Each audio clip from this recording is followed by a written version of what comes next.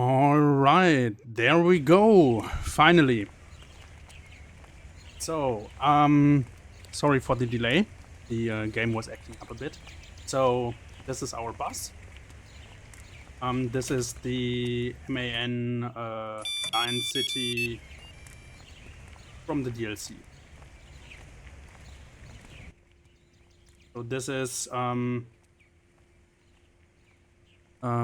the map is Krummenab 2019. Already set everything up, so let's get us going. All right. So we're just driving a nice line map, nice tour, and then once we are done on here, I thought we could maybe drive a tour on the iFort modded map. Maybe after that we can do something if there's still time left.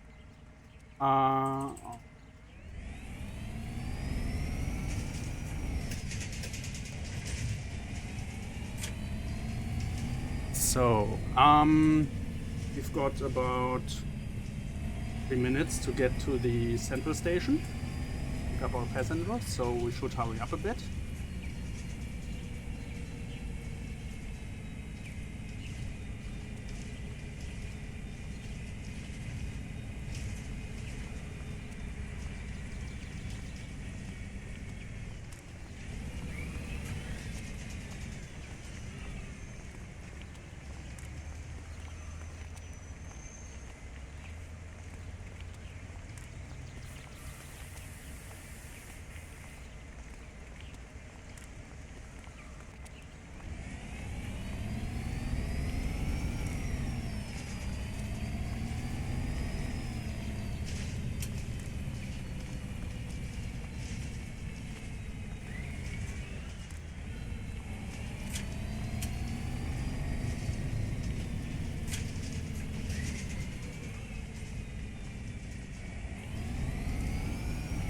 Alright, so we need to go to the stop all the way at the front, which of course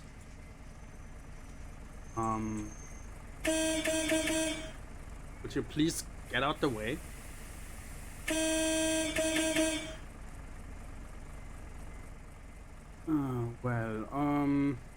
Wait, that's I-51, is that? Wait, that's our bus. Why is that? Why did the AI generate one? Or why did the game generate an AI bus?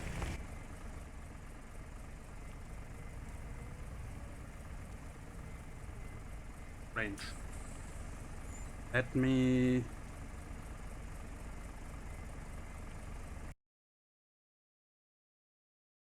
quickly... Timetable. Hauptbahnhof Reiserdorf. Correct. Now the AI bus should... the next opportunity leave? Like, drive off, I hope. I guess we're gonna wait until this bus started, so it frees the way.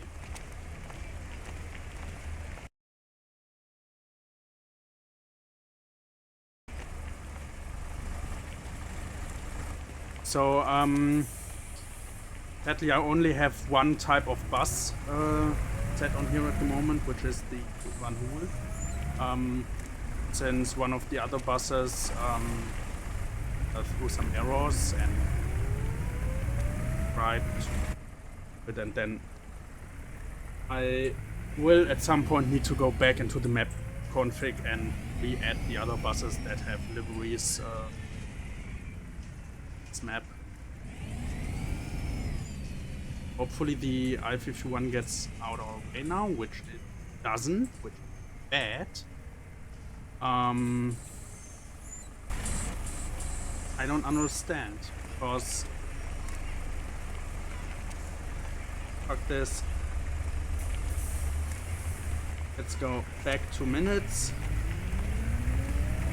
And we enable the timetable again. Let's check that. Oh,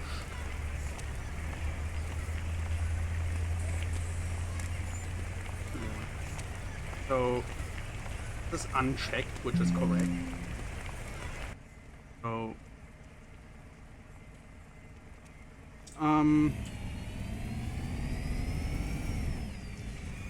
addition, and let's set up. So out should be 1. Düsseldorf.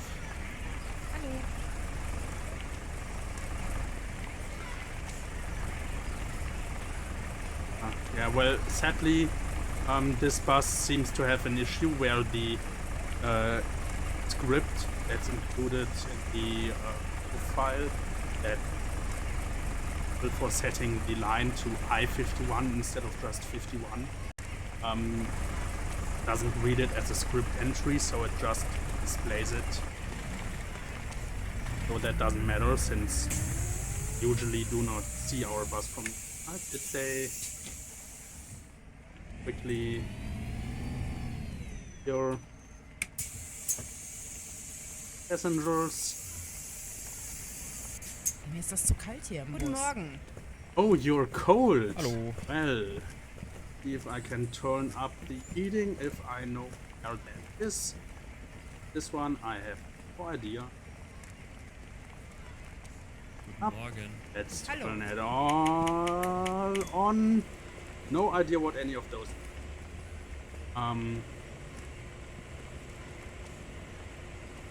So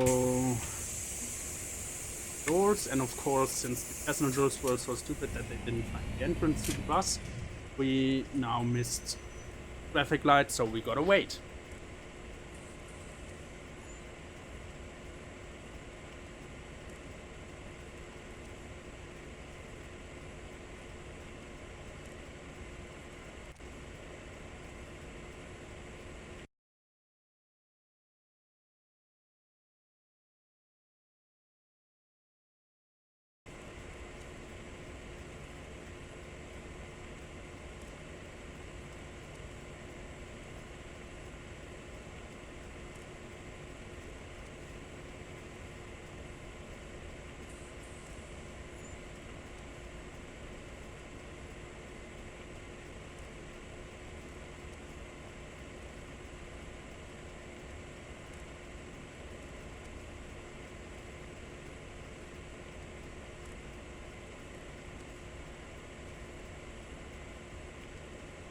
Oh, finally.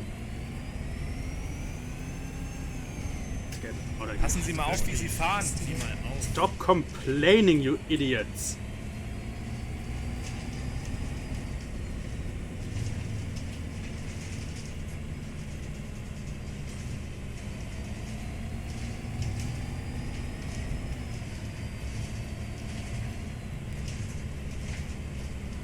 Oh, we're already delayed by 1 minute because of these stupid passengers, and then when I try to get punctual again, they start complaining, because of course.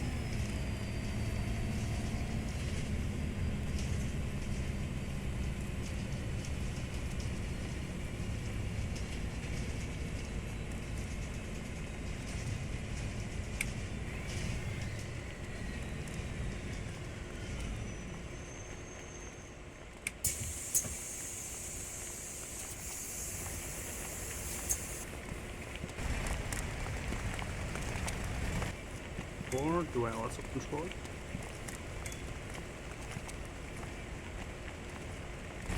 The back door.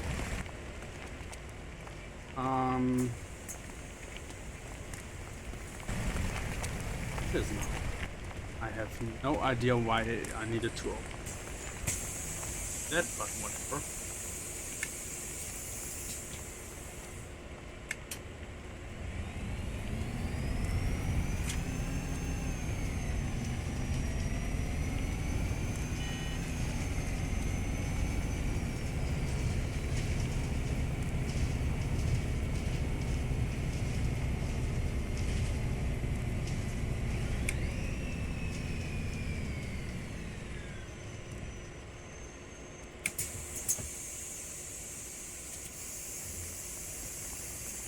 Ich grüße Sie.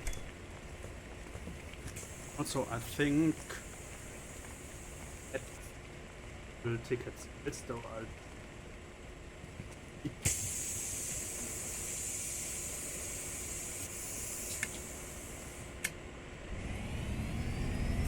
Because I'm not sure with some buses when I did advanced ticket sales. I had the issue that if I accidentally selected the wrong ticket, I couldn't revert it, and then passenger was just stuck standing me and asking me to print the ticket, but I couldn't since I'd selected the wrong one. So yeah.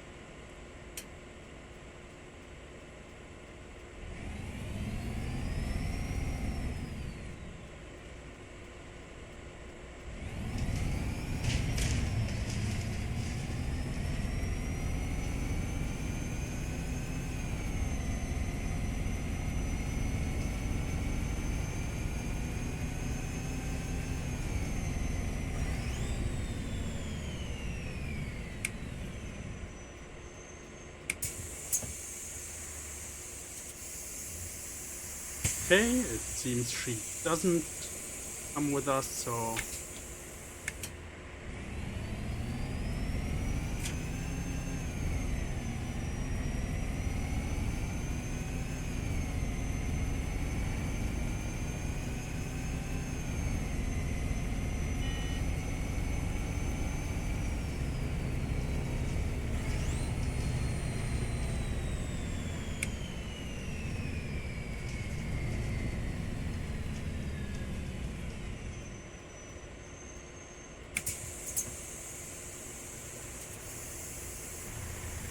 it seems it opens the rear door fine now.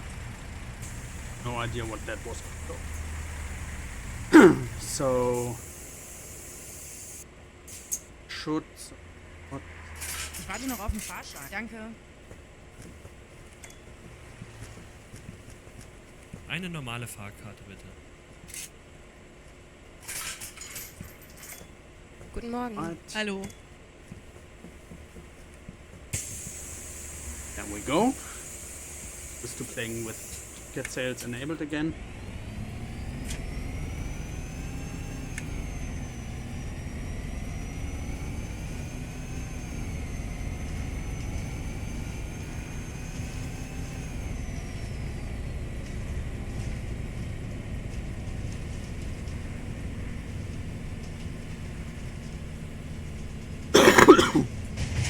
Passen Sie mal auf, wie Sie fahren. Passen Sie mal auf. Das ist ja unglaublich.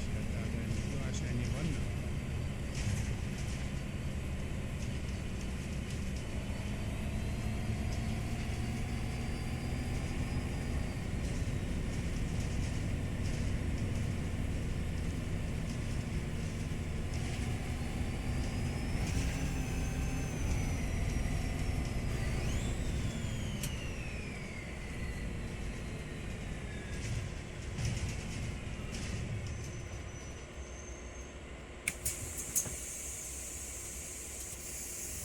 Right, hurry up, we're already delayed.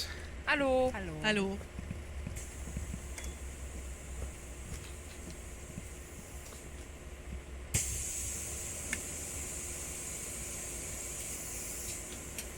And let's go.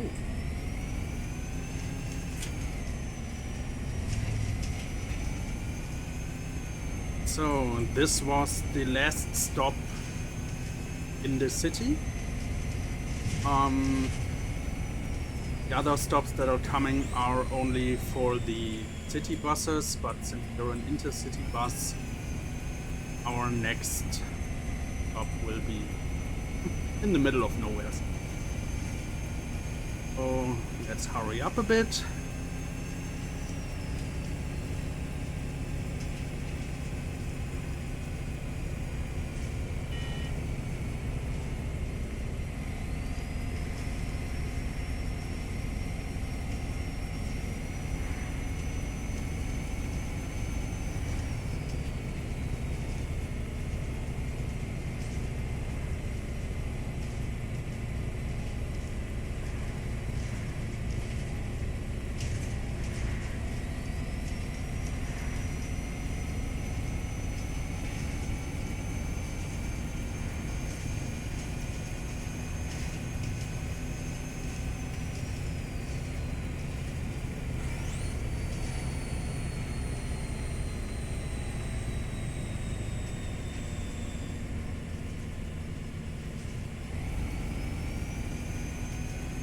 We can manage that. We can manage that. Ah, fuck it.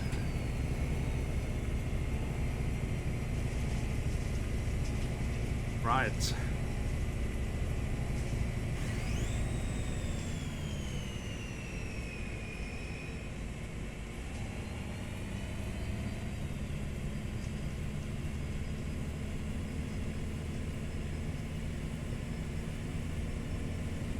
Boah, fällt der Scheiße. Stop complaining. Or I'll throw you out at the next station.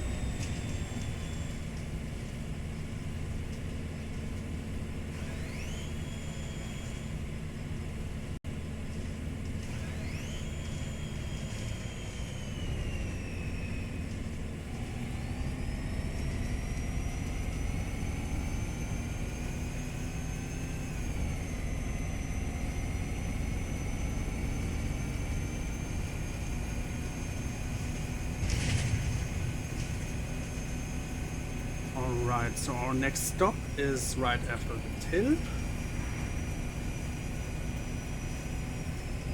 And that up there is one of the other intercity buses, which partly travels along our tour, but it diverts at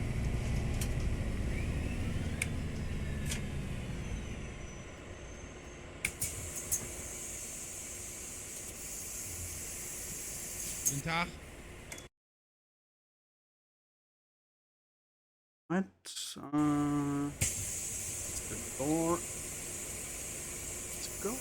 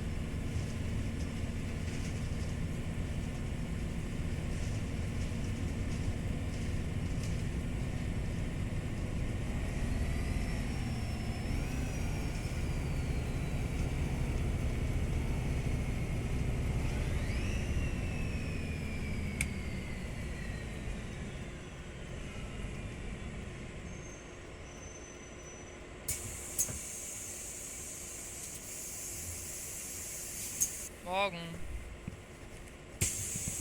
Einmal für eine kurze Strecke, bitte. Of course.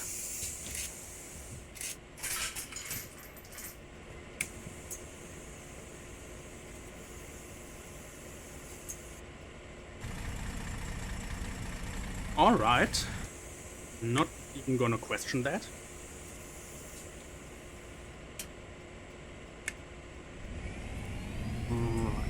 Hurry up before a train comes and makes us wait here for like 7 minutes or something.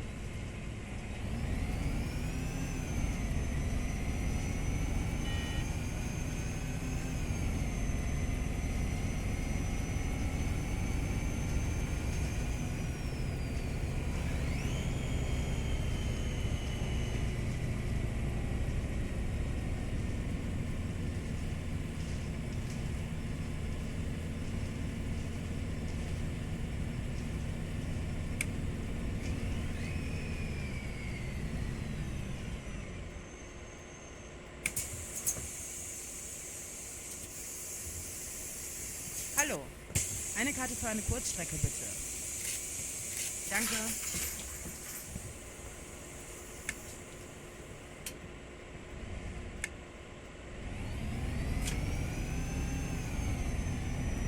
All right.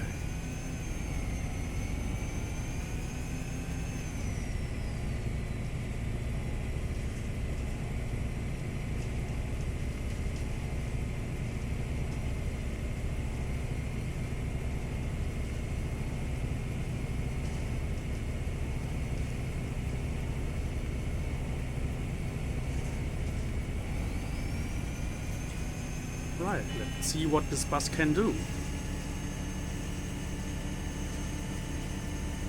Boah, Also fällt der wirklich, Scheiße. passen Sie mal auf. Oh, oh, oh. We saved it.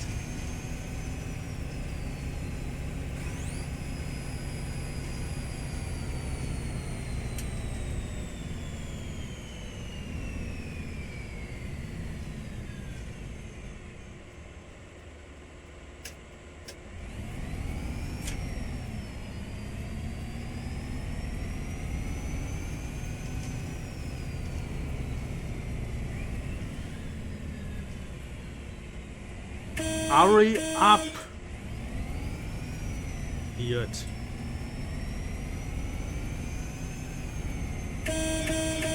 Let's go! I don't have all day, I've got places to be.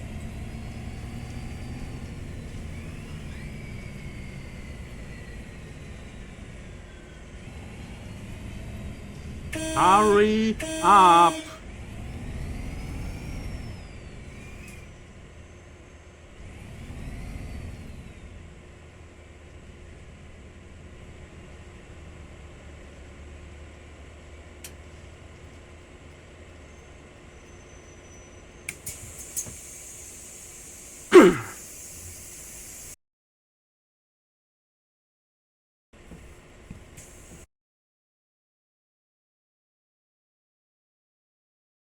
Anyways.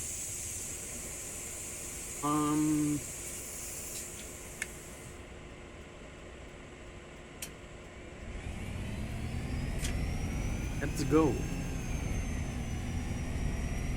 Up for that lost time. So, oh well, roughly on time. So.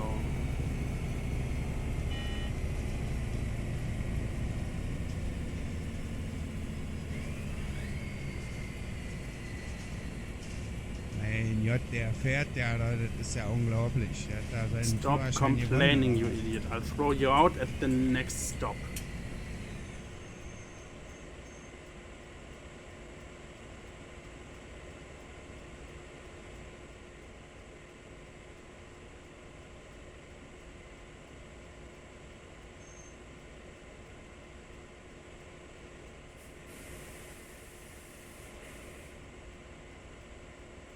Hurry up.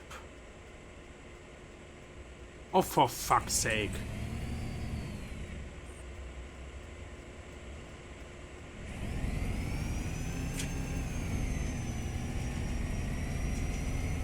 Alright. So, next stop should be... I don't know what it's called, I just remember where the are, so...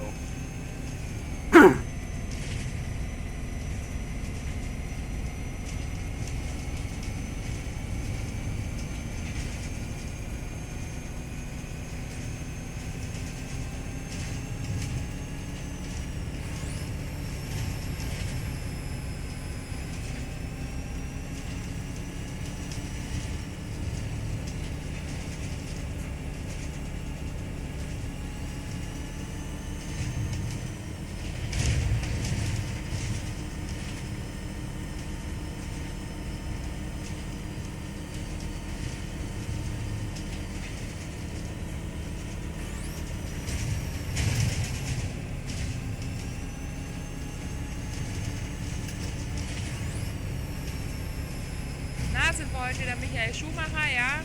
Yes, we are. Now shut up. Erst Also, ist ja bitte, Fahrschule ist ja nichts bitte, dagegen, Schlecht, ne? schauen wir mal. Gibt's ja nicht. Können Sie mal ein bisschen ruhiger fahren?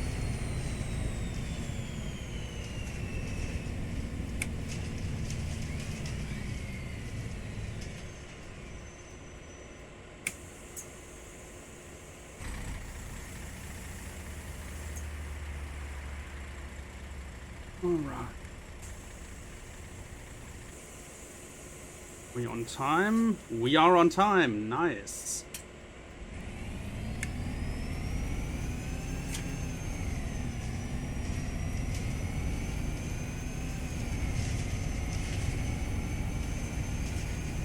Erste Geht's Stunde noch? Fahrschule ist Fahren ja Sie mal nichts anständig, dagegen, sonst ne? beschweren. This curve is 60, so I'm going 60. Don't complain, you idiots.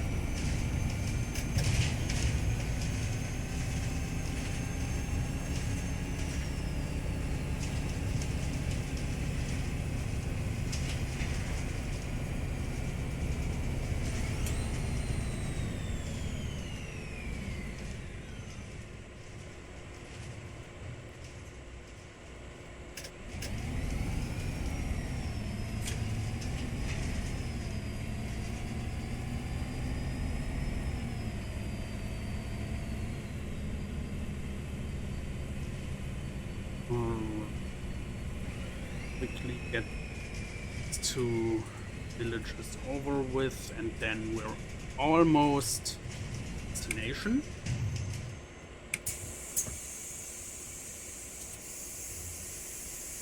Hallo.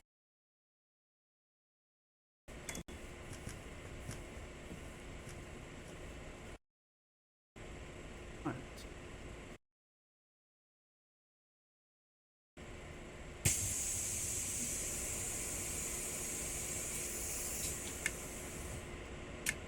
So once we reach Reiserdorf, I think I will take a break.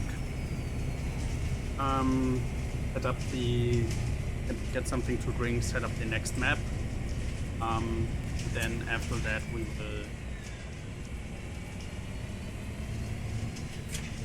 will see if there's time left to do something else. I don't know how long I'm going to stream. Basically, if I'm too tired, then I'll stop. Good measure.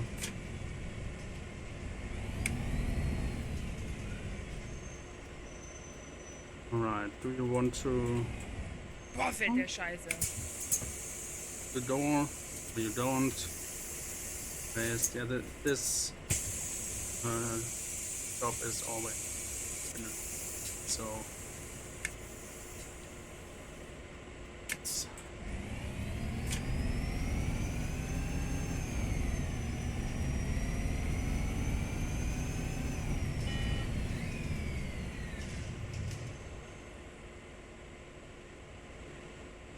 I hate the visibility.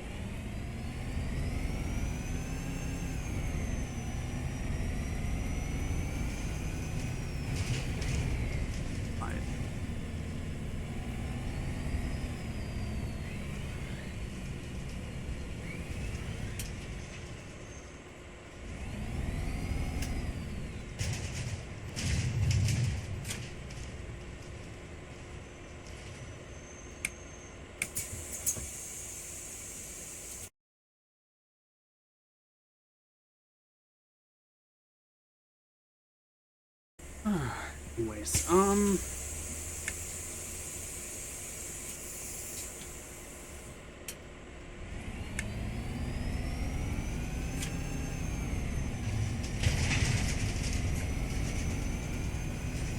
should only be like more stops below terminus, so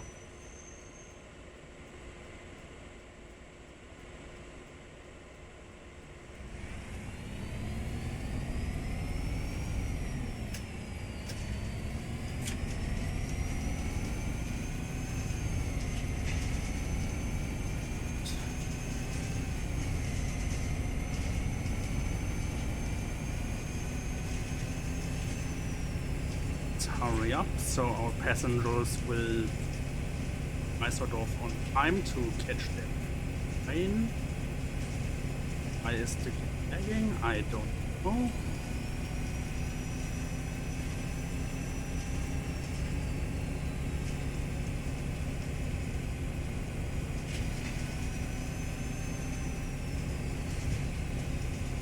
What the fuck is this?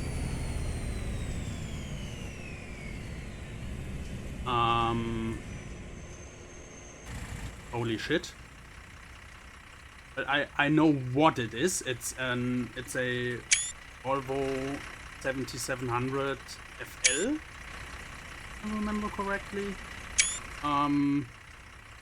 It's just that, why is it again? Yeah, it's just that usually they're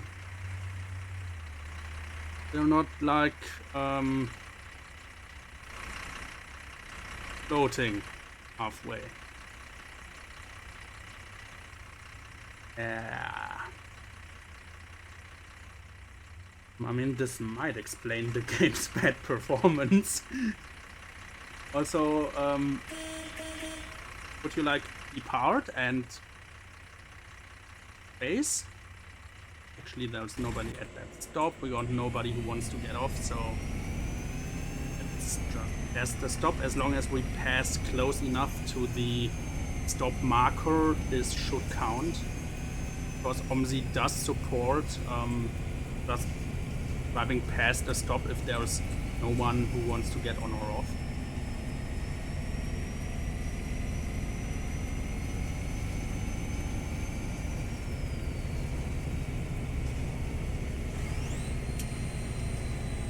Right, so if we were to continue this road, we would reach the Czech border.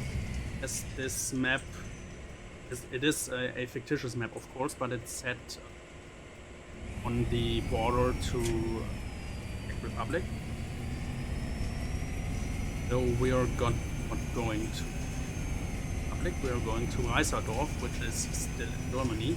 Although the train that halts there, I think it doesn't actually like directly go over to the other part of the map, as the tracks aren't connected as far as I know. But like I think it's like supposed to be intended that way, that train or water. Yes. I mean it's only logical because the direction the tracks go leads towards the borders. Hello Sharadise, welcome. Here to see me witness breaking the traffic rules because I don't have a driver's license, yet I'm driving buses.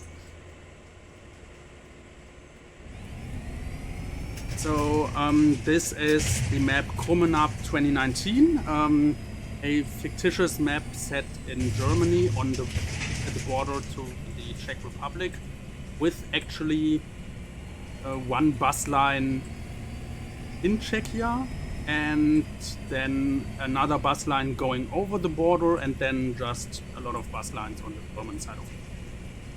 So this is the train our passengers need to reach. We're on time, so they actually reached the train, which is good.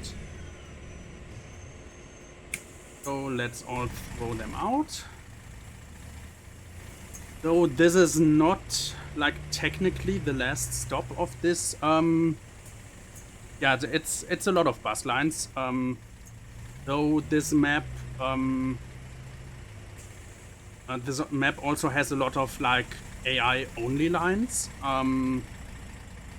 So yeah, it has a lot of lines and also a lot of quite long bus lines. So I've been, how long have I been streaming for? Say that anywhere here. I don't know. So like I think that's not what I wanted to do. I think this tour that I'm driving here is like 40 minutes or something. Anyway, so I can go.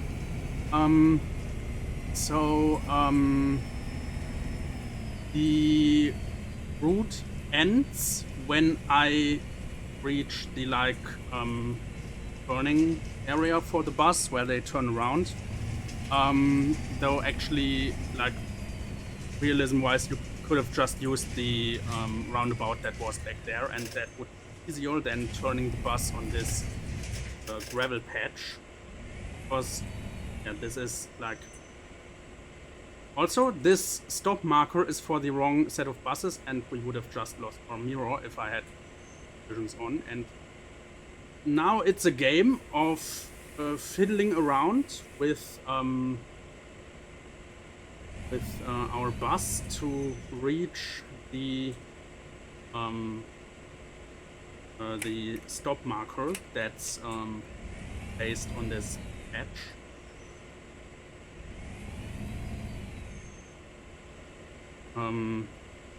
So that the game ends, that the game finishes our route. It was what, like to don't actually know anymore. And I've not driven this map in a long time. So just count with it a bit. Should be. I mean, I know that the marker is placed somewhere on level patch. Yeah. Okay, we just damaged that sign again.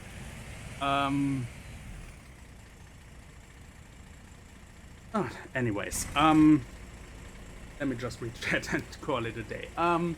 Alright, so this is not a payware map, it's actually freeware. It's been in the works for like several years. It came about from the old Freifurt map, and it like went through the hands of several map builders. Because the original builder ceased to continue the project, then someone took over. All the original Freifurt content was removed, although there are still a lot of Freifurt references on the map. Yeah, anyways, this map, it uses a whole lot of custom objects, even the like base texture of the ground. This is not the regular texture that OMSI uses, this is the custom one. So yeah, this is like one of the best looking OMSI maps ever. Yes, that was a BR628. I was watching video, but S plus the plot of Terminator. Oh my god. Anyways, well, since I, for some reason, cannot get this to trigger to finish the timetable, we will just do it like this. Why didn't we get the... Oh, for fuck's sake, I think it might have not triggered at the first stop correctly. So, or... Wait, no. We had like, we were on time, so it must have counted the stops. This game is weird. Alright, anyways, so let me quickly this.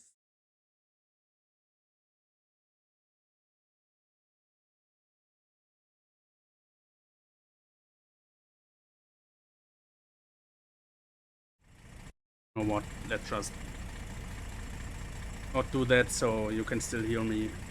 Anyways, let me just set up the next game real quick. So I thought we could actually, let me restart the game because I'm already glitching out again. Yeah, my OMSI installation is sometimes quite glitchy. I'm already lucky that it doesn't self-destruct. Also, you missed like quite something earlier because there was a bus with like loading rear for whatever reason. So anyways, I have quite a lot of content installed, like almost 60 gigabytes. So the game takes a long time to start. The game is buggy sometimes. Yeah, so thank you, Sheradice. It's powered by Wallpaper, which was like the best $5 I ever invested on Steam. They have like really a lot to offer. So next map is gonna be Freifurt Modded, which is actually Paradise in the first stream that I participated in, where I watched the Train Simulator. When I mentioned the OMSI map where they put where like the focus on gameplay kind of destroyed the realism. This is it. So this map basically looks like shit. There's in some places barely any scenery, like there's a stretch of highway with just no scenery at all. And basically this map was, this is of course based upon the original Freifurt. And after that was discontinued, a lot of people took up the map, built their own versions of it.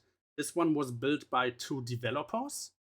So there's a lot going on with like custom like traffic light patterns and stuff.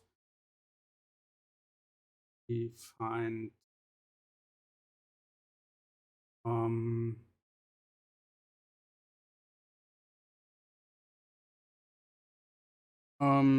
so basically this map is like packed full with like weird stuff, like gameplay wise, which is cool, it's fun, but it's also like really unrealistic. I wanted to go.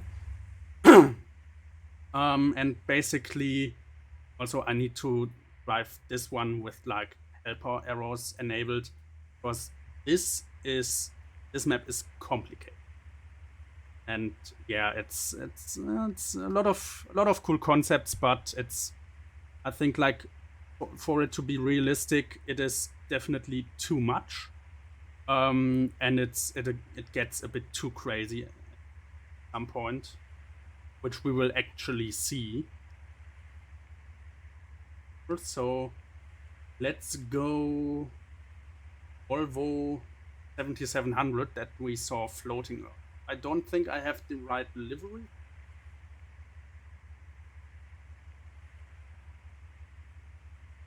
Version. It's a really nice bus to drive.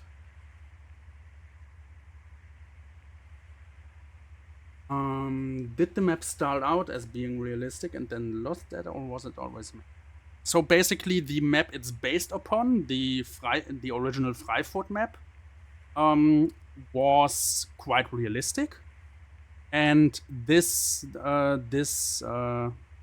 map took that as a base and expanded upon it, but it got really unrealistic because they added a bunch of really crazy stuff, which of course to play it is kind of fun, but definitely not.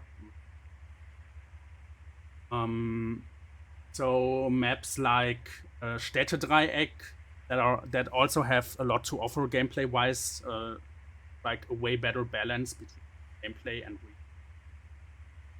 so that's I think the better approach. Though this map isn't bad because of it. It just would be better if it was more real. From my point of view, of course, it always depends on what the player actually values. So let's go with. Let's just go with DB Rheinland-Bus because I don't have anything more fitting. And actually, DB Rheinland-Bus drives on a lot of local bus lines as subcontractors, so it's not even that unrealistic.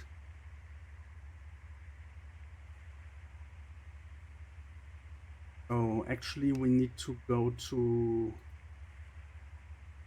So the bus spawns here. So this line or this route that we're driving is the longest route that the map has to offer.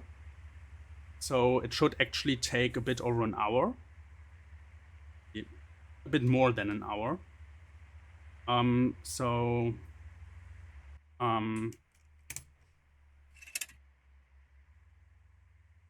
Correctly.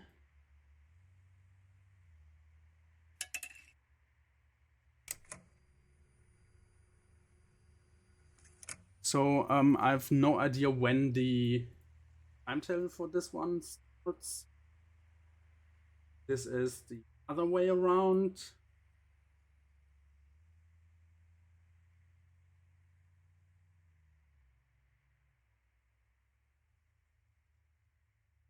Yep, this is correct, though it's an hour and 15 minutes, so we'll just ahead the time in a moment.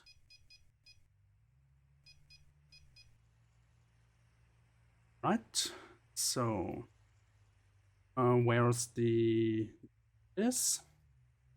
So we're due to depart here at 13:45. So this line actually, or this part of the line actually starts at here at the depot, and then we drive to the first station. Up. Okay, real quick. I need the manual to know the line code because this map is way too complicated for that. So would be, yep, this one. So this is the manual. And we are looking for the line number 9 here. So we are going from Nebelau to Akron University. This is actually Route 01. I'll read chat in a bit.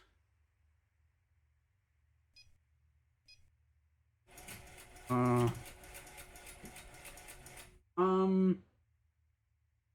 remember watching a video of someone testing out one of the buses from the Van Hool generation. Yeah, that's I haven't seen the video, but the oh, for fuck's sake, I just reset. I will still re-enter it.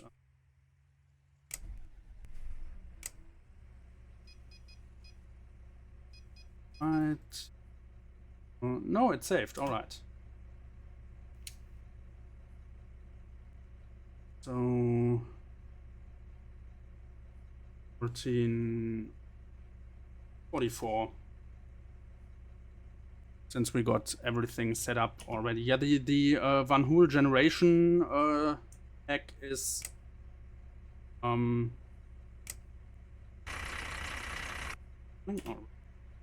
so it's a nice DLC, though of course it being a free DLC,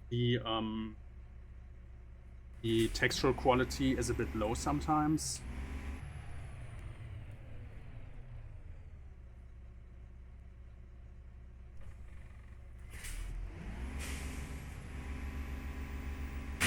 Why doesn't this... Yeah, I know that we are due to depart.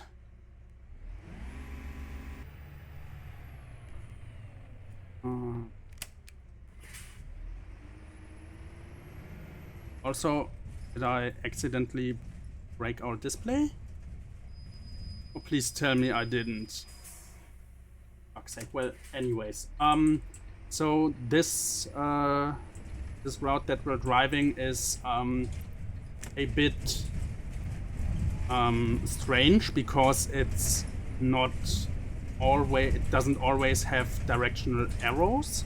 So we are on Route 69, but we actually need to follow the arrows for Route 62 right now, because yeah, they just didn't bother to place arrows for that, and it's actually the directional arrows on this map are a big mess.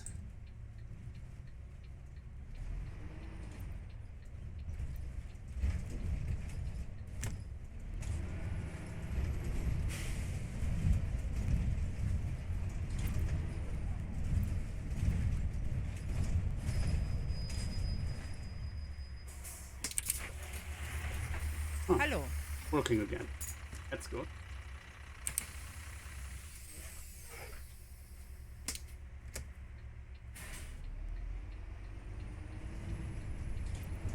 Alright, and this bus should also automatically skip forward the in-bus announcements.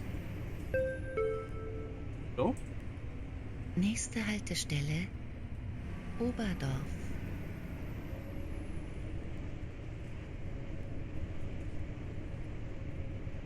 Which we are actually one ahead. Register?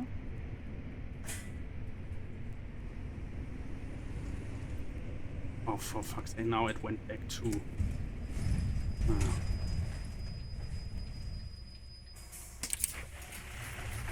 Hallo. Anyways, Have you heard of the work-in-progress map Thüringer Wald? No, I didn't. Most realistic looking OMSI.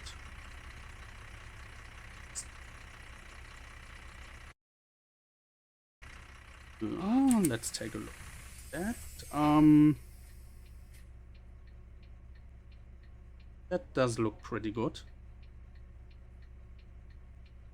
It seems to be using some of the Up assets as well. I recognize some of the text. Yeah, looking good.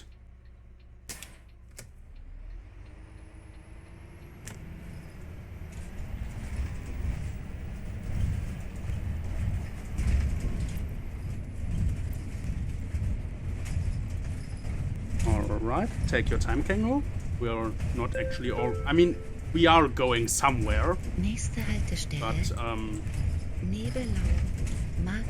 with how long this route takes to drive, don't need to hurry that much. So this part of the map right here is still from the original Freifoot map.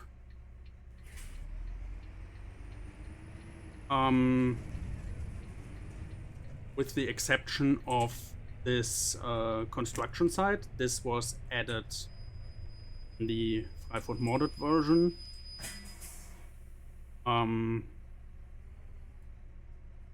Yeah, so you can already see, like, scenery-wise, this is not as good as Up, which is one due to the fact that the base of this, the original Freifoot V4, which was used for this, is like really old. I think that one was a map from 2013 something. Yeah, also to the fact that this map was built by two developers who are good at creating like custom scripts for traffic light control and stuff, and they have a really creative mind when it comes to designing interesting routes to drive, but they've got no sense for aesthetics.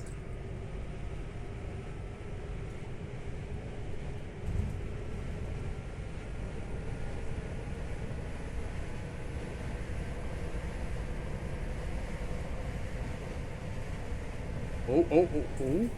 Let's not crash our bus.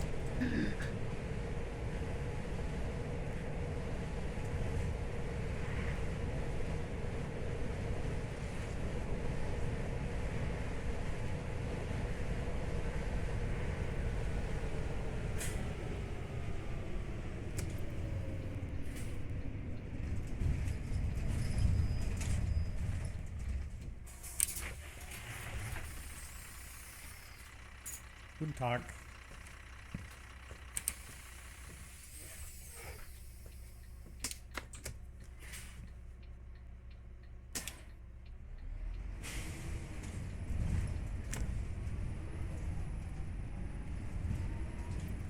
Alright, so this construction site is also not native to the map.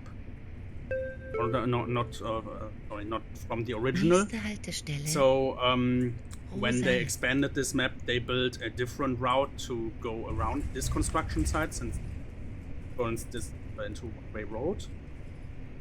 And that part of the map also shows a difference in level of detail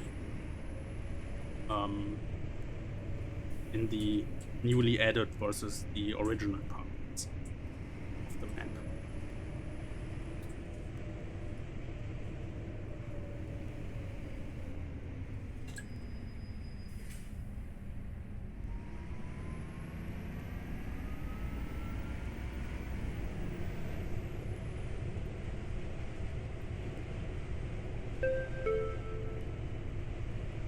Nächste Haltestelle. Längenfeld.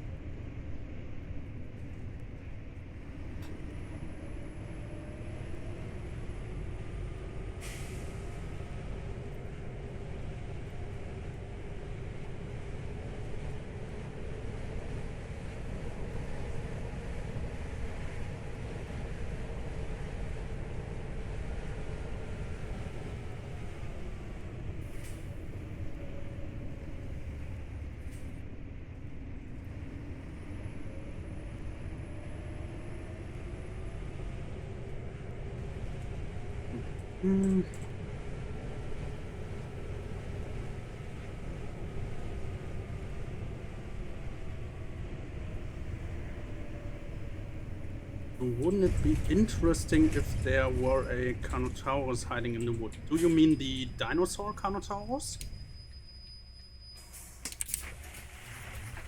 Hallo.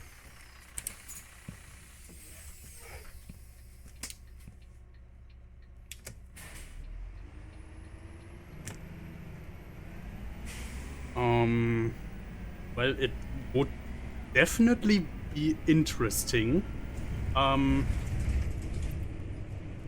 Yeah, probably it would also be like, Nächste Haltestelle, I mean, depends if it's just Waldschwimmbad. like a statue that someone put up there. Sie wechseln danach in ein anderes Tarifgebiet. Bitte prüfen Sie die Gültigkeit Ihres Fahrausweises. Next stop, Waldschwimmbad. After the stop, you will enter a new fare zone. Please check the validity of your ticket. Well, at least I don't want to translate that one since it's in German and English. Yeah, so it would definitely depend if it's like just a statue someone put up or like a real dinosaur that somehow appeared there. Because that would make me drive off pretty quickly and violate every traffic law there is, because from years of playing Ark, I know that Carnotaurs are not that fun to deal with.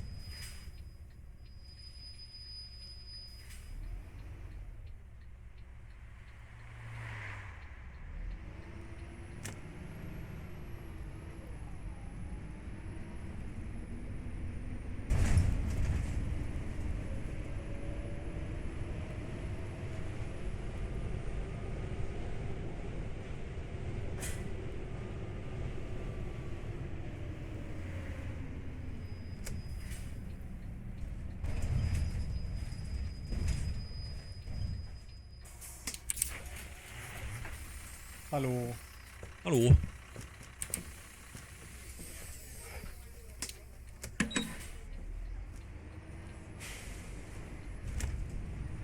Alright, so welcome back, Kango.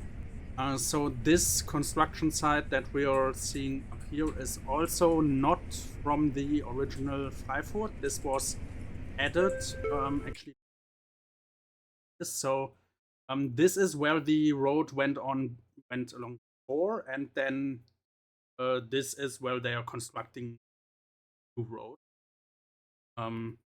So this is how it was in the original Freiburg V4 from 2014, and what it's becoming in, I think, 2018 is when this map was released and when it should be set, like, time-wise. So I'm not entirely sure on that.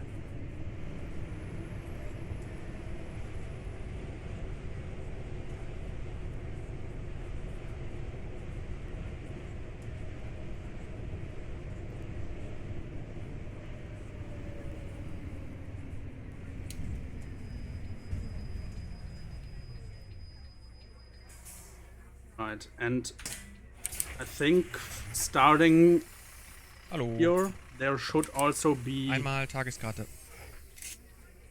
Danke. there should also be directional arrows for our bus now, so for our time. Since they were missing on the part before, though at least that part I still know by heart, since I spent, like, I don't know, definitely several hundred hours on several iterations of Nächste Freiburg map. Haltestelle, Markgraf. A few years back, I modeled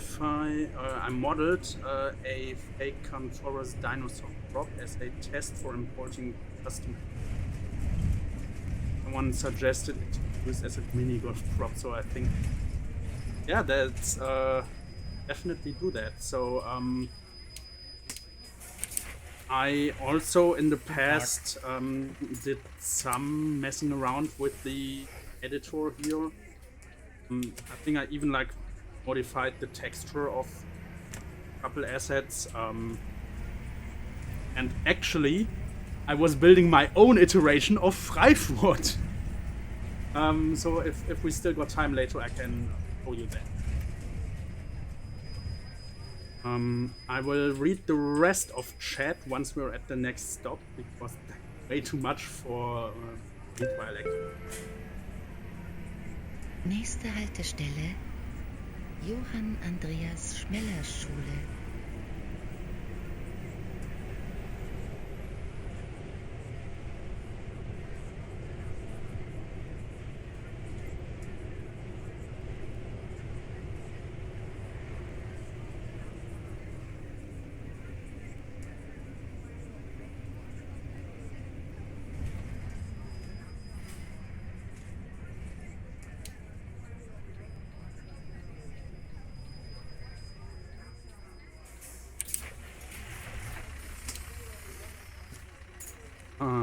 But I did hide the model in a forest on my own fictional UK map. Dinosaur documentary released earlier this year called Dinosaur with Stevie Pye.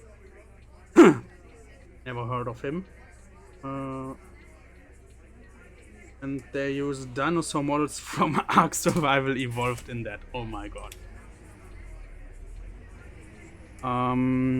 Yes, including Stegosaurus model with 6 tall spikes instead of the 4 actually.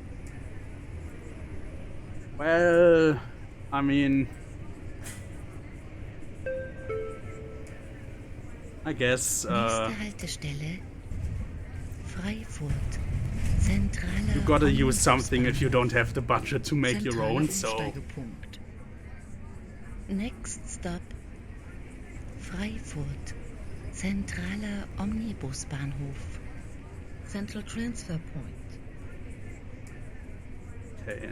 The map is getting pretty laggy here, so anyway, so this is like the central bus station of this map, and I really hate what they did to it, because they turned it into like just a bunch of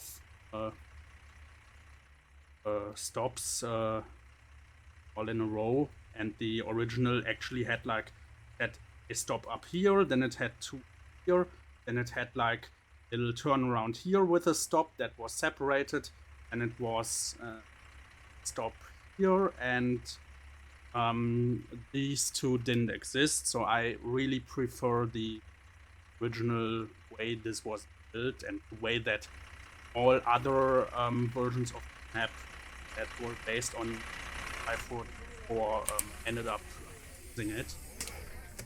And also I think this is a bit too large, since this has like 1, 2, 3, 4, 5, 6, 7, 8, 9, like 10 stops. 10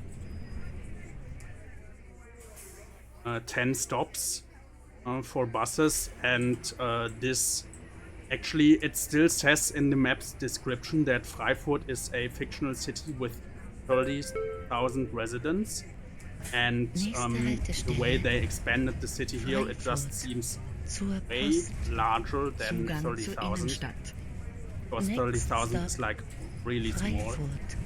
Zur Post. Um, City Center. but yeah.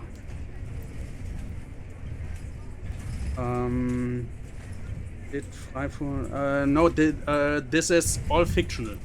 There is no city of Freifurt in real life. Like, there's not even a city with the same name. Freifurt just doesn't exist. You have Freiburg, but you do not have Freifurt.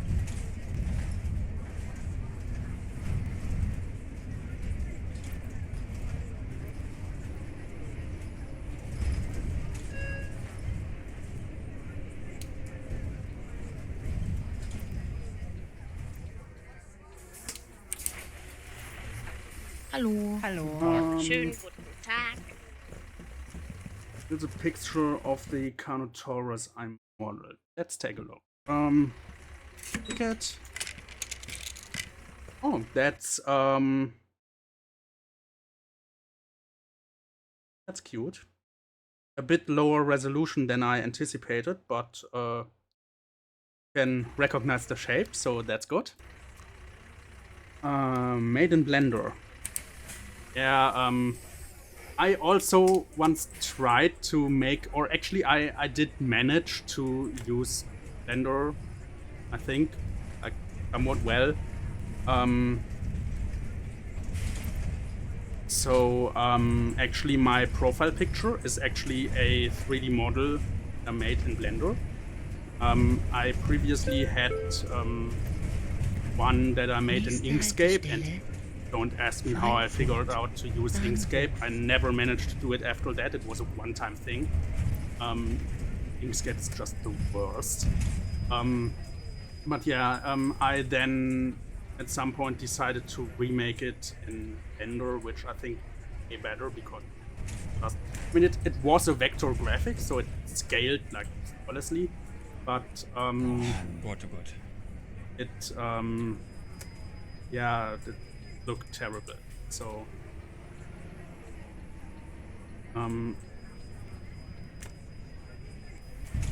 let me quickly stay here. So let me quickly do which one we stopped at.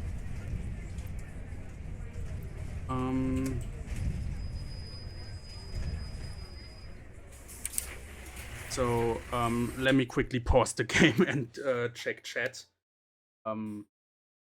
because it's getting way too much. That docu fails miserably in literally every way I can imagine a docu failing in. Not an execute. Well, I might watch it if I got time today, and because it sounds like it could be fun to like see how they mess everything up. Here is it in OMSI 2. Let's see. Oh, nice. I still think it could use like a bit higher resolution textures, though model itself even includes a night map. Eyes glow at night. That's nice. I wonder if Freifoot is related to Maya. Freifoot written F-R-E-Y-F-U. No idea if it's related to the article.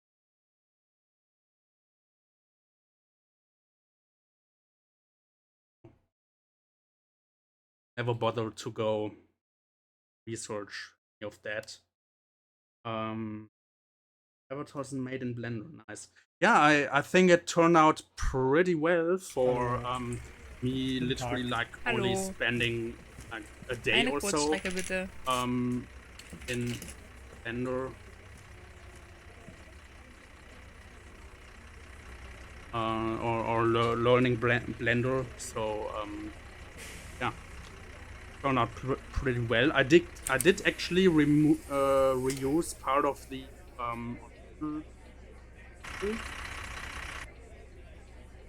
oh wait,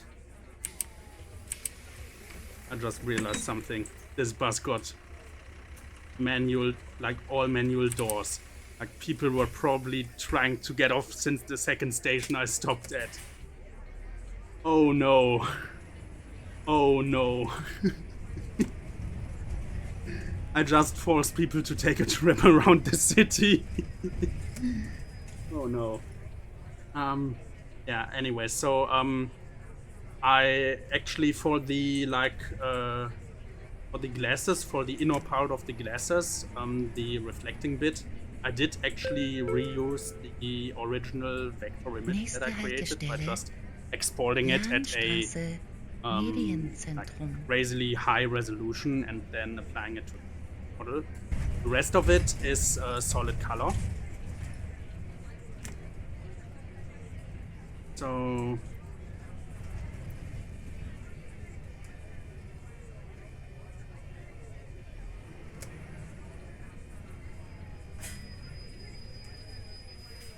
right, so these parts of the map are all some which are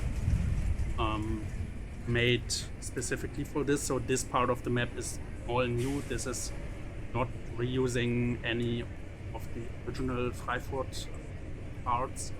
They're all in the other direction. Though this map creates some crosslinks that didn't exist before. So now drive from one part of the map to another that both previously existed, but connection that didn't exist.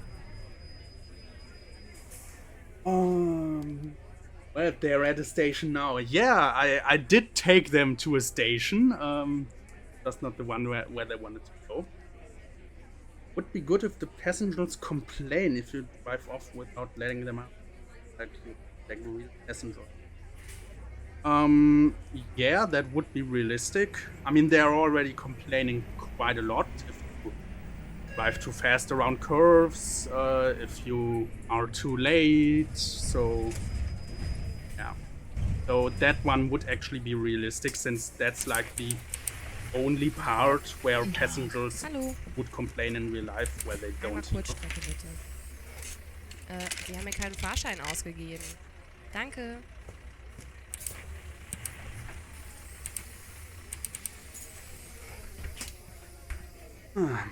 Das gibt's doch nicht! Die Tür kaputt oder was?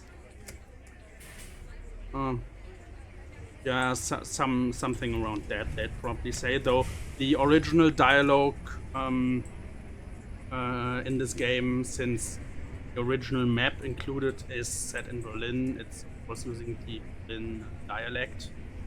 Or the general, the way they speak in Nächste Berlin. Haltestelle, Freifurt. Some of the other maps contain location-specific dialogue, like the Hamburg maps. They got their own dialogue for the passengers, make it actually sound like they're from Hamburg.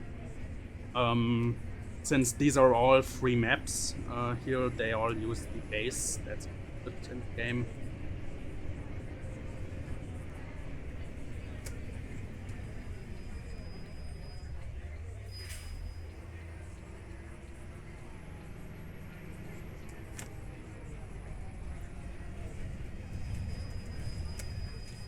Right, so this is somewhat strange because we actually shouldn't stop here on this part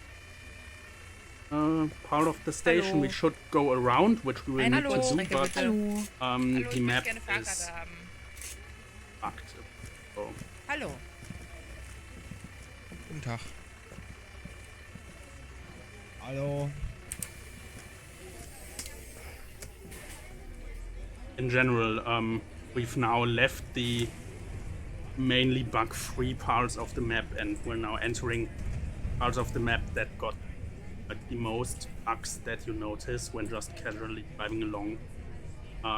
It's gonna get real funny on the highway because this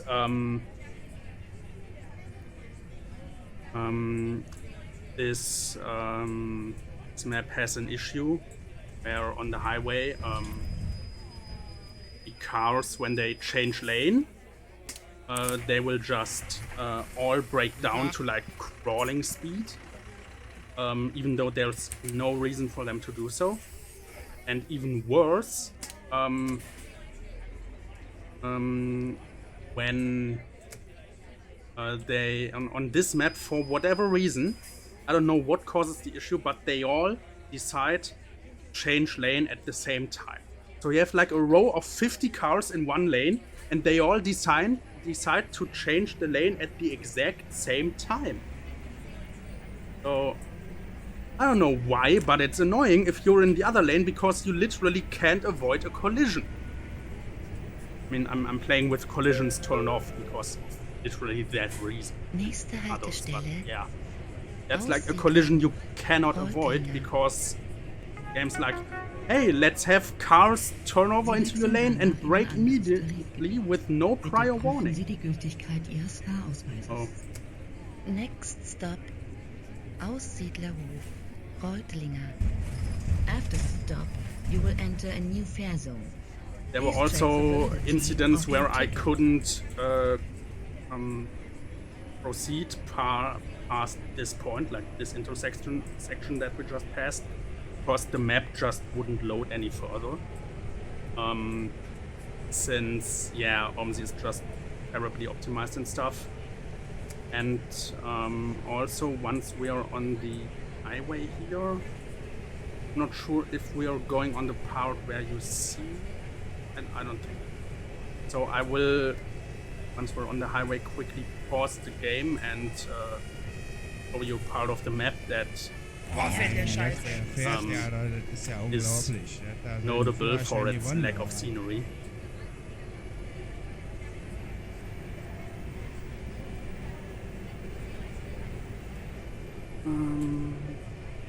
Yeah, I play with collisions off as well. Some maps include objects with broken sliders. Yeah, that as well. So let me pause the game here.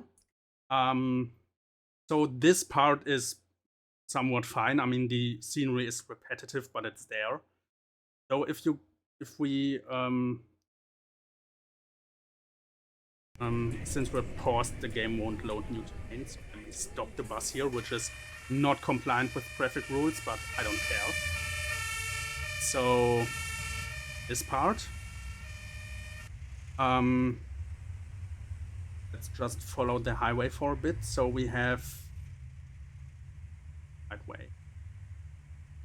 So it's all just real basic scenery until going the right direction. Yes. So this part.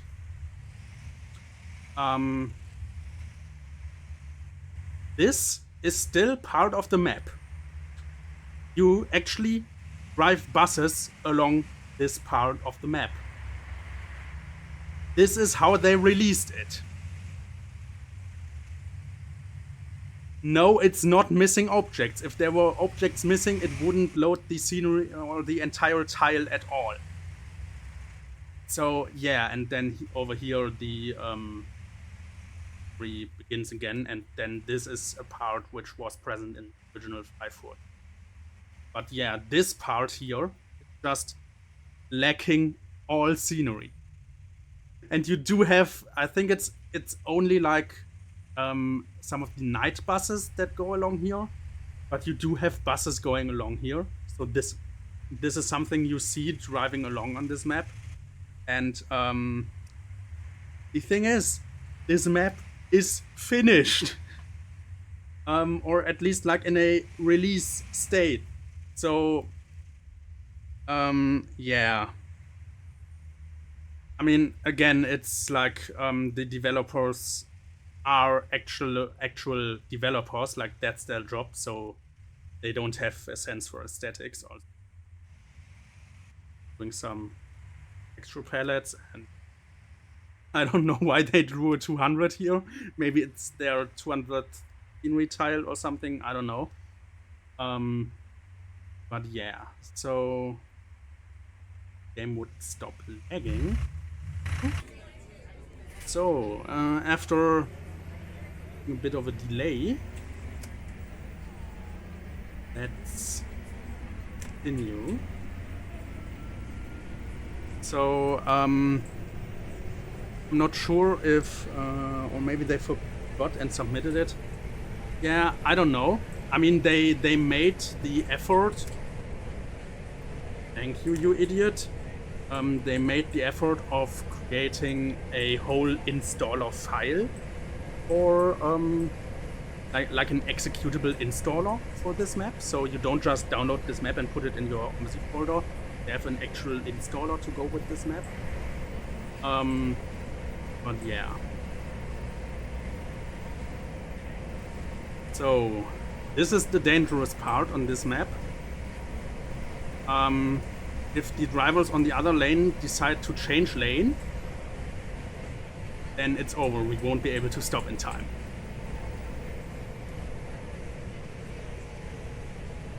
Also, we gotta the lanes ourselves.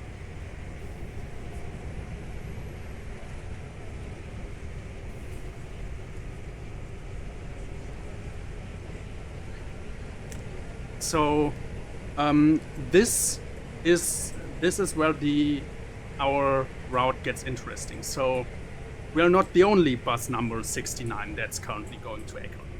There's a second one, which we probably won't see because we are delayed. Because the Route 69 is actually going to 2 locations from Echo.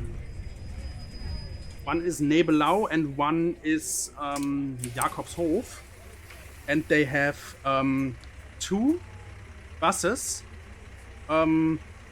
starting at each terminus that then drive their route. They meet here, and starting at this stop, they have the exact same departure times. So since we are late, we won't see the other one. And I think some of the buses that are going here are a bit broken. So they might be invisible with only like their interior Nächste Haltestelle, rendering. Staudinger Weg. Yeah, it's a bit glitchy. I could take out the broken buses from the config file, which is why currently my Kumanap installation only has the Banhul bus running as AI buses. Hurry up!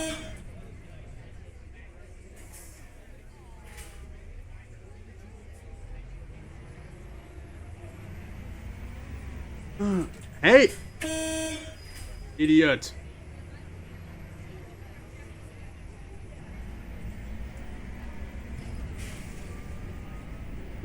Anyways, let me try to read chat while not trying to crash into the construction barriers.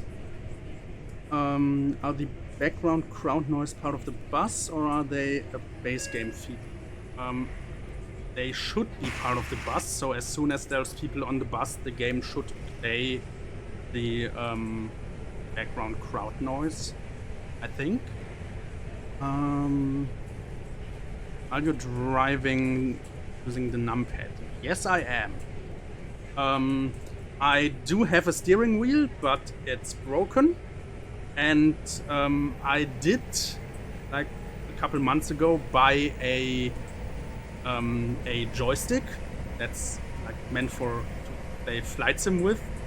To try it out with Omzi just for the fun of it. And well, buses are not planes. So it's not a good idea. Yeah, I tried my best to configure it and it works, but it's terrible. So yeah, I guess I wasted $20 on that. So if I ever decide to get into flight sim, I guess I got a joystick ready. Right, gotta continue as much as I can on the faster lane before I switch over, because this is the city of Ekron.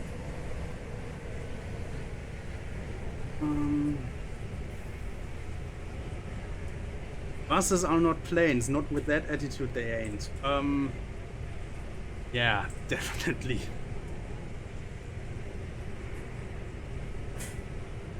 Have you tried driving with the mouse? I have, and I didn't like it. I much prefer the numpad controls. It was weird to get used to it, since all other driving games I ever played were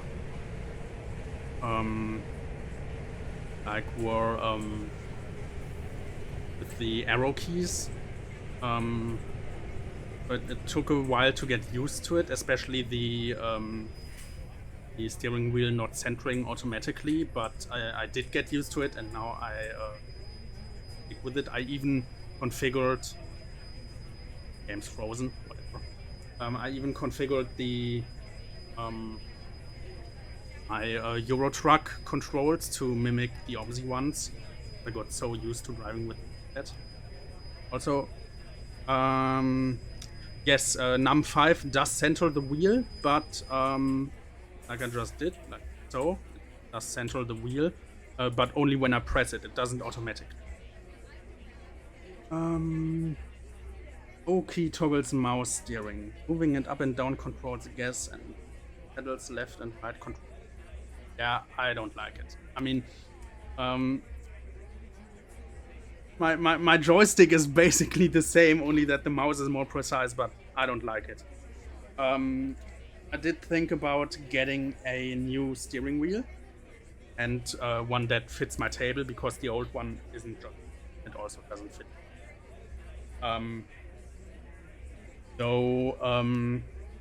That's like really expensive, and I don't currently have the money because I'm saving too much.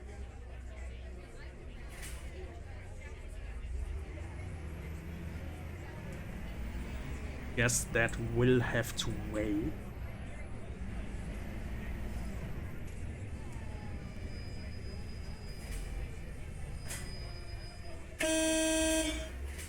Idiot. Anyway, so this is the city of Acorn, and this is basically where the map will go haywire. And yeah, Hallo. Guten Tag. Guten Tag, hallo. um, Eine Tageskarte bitte. where realism just gets thrown out. Oh, why do I have to give these people 2 tickets? Danke. I don't know. I did used to play with ticket sales off, so I thought I'd turn it on for the stream to make it more interesting. The thing is, now in Germany with the new Deutschland ticket, with just like a flat rate subscription for the entire country, for buses, trams, local trains, whatever, everything that isn't long distance. Nächste And Haltestelle. with that now in place for like $50, very few people still buy tickets.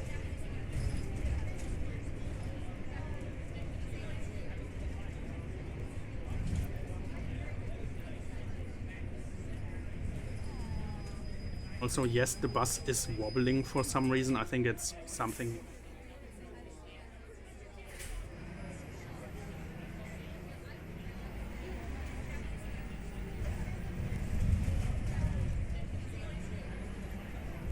So here we are now driving on one dedicated road with the trams, which actually is still realistic. Hallo. So you have installations just like this at, in, for example, the city of Oberhausen. Though the way this will turn out. Yeah. Anyways, you will see. Was that a McDonald's on the left? I think it was supposed to be one. So either the model was like cut off or something, or they only used half the M for like licensing reasons, because they didn't get the license, of course.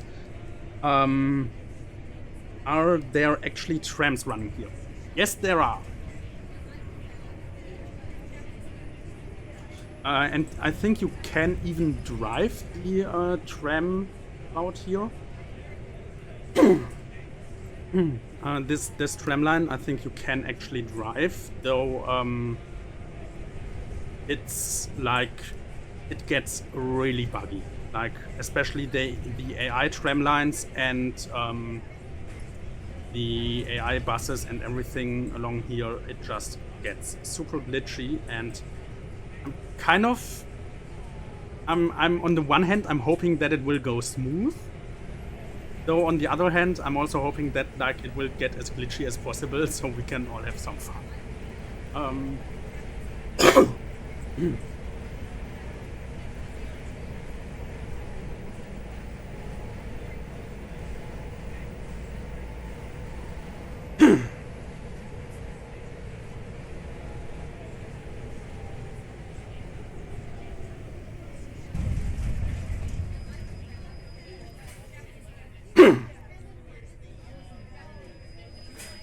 Nice timing with the tram. Yes, indeed, that was really good timing. Hallo. I didn't know Hallo. if we would Hallo. see one because there aren't that many traveling on this line, but it did work out really well. So this is the part where we are going to throw realism out the window. So this is the part where our bus turns into a subway. Nächste Haltestelle Eckern, Rolandstraße. Oh, do trams in Germany also use the H signs? They do in some parts. It depends on the operator. They can use H signs. They can paint like a line on the ground to indicate where they should stop. They can use neither of that and just drivers figure it out. Yeah, they might even use it for buses in some locations. Yeah, so anyway, so our bus just turned into a subway. And yeah, basically out the door with realism. Hallo. Let's just go haywire and do something crazy like this. I mean, it's still fun, but yeah. It is still Straßenbahn-Haltestelle in it. Yeah, well, you of course also have the like H signs to indicate the stops. Haltestelle means stop. But yeah, those H signs that Paradise is referring to are the Halt markers that are originally used on trains and that some trams and even buses also need. Oberer Markt.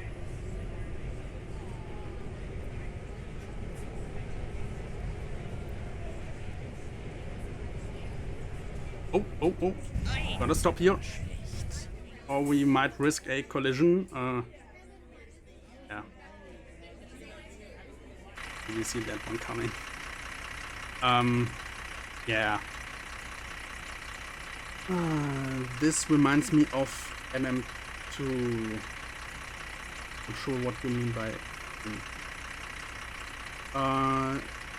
that on the London map you could drive down into the underground and go on the tracks as well.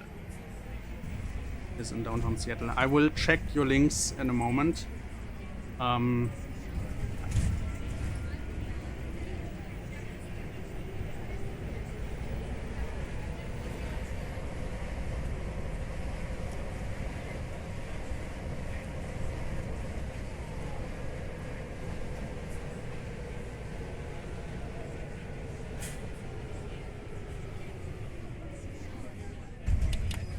Oh God. Alright. Midtown Map. Hallo. Hallo. Guten Tag. Kango's link. The first one. Okay, well, yeah, that does look like it. So I wonder how far they actually go with buses down there in the tunnels. Like, it to me, or I guess that they use like a straight line, I guess. This one. Entschuldigen Sie, ich wollte gerne eine Fahrkarte haben. Hallo? Entschuldigen Sie bitte. Danke. Guten Tag. Guten Eine Tag. Tageskarte bitte. Hallo? Dankeschön. It seems they all want 2 tickets Hallo. or something. Hallo. Einmal kurz, Strecke Schüler bitte.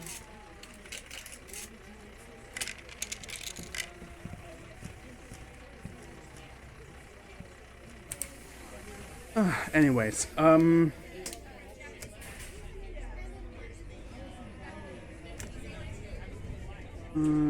yeah, having an underground railway, which is really efficient way of getting people around quickly, and then slowing it down by putting buses in it does not seem like a great idea, although it is an interesting concept.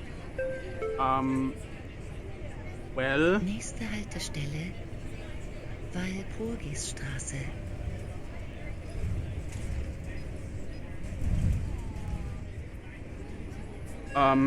it is, yeah, it's kind of, I mean, since buses and trams are like not that far apart acceleration wise. It is fine, I'd say. Although this one like goes to lengths that are way beyond realism with like the way we will travel the tunnels in a yeah. Anyways, oh, you're not supposed to go down there. It's a racing game that just gives you the option. Ah, I see. Now, if this were a guided busway, things may be different. I guess. I mean, we do have a guided busway, not far from where I live in the city of Essen. It's following the along the highway, so it goes in the like central stuff. The lanes are wider apart, and then in the central between the two directions, there's the guided busway. I haven't been on one of the buses that go there because I don't live in Essen. I don't have any business in that city, so yeah. Anyways,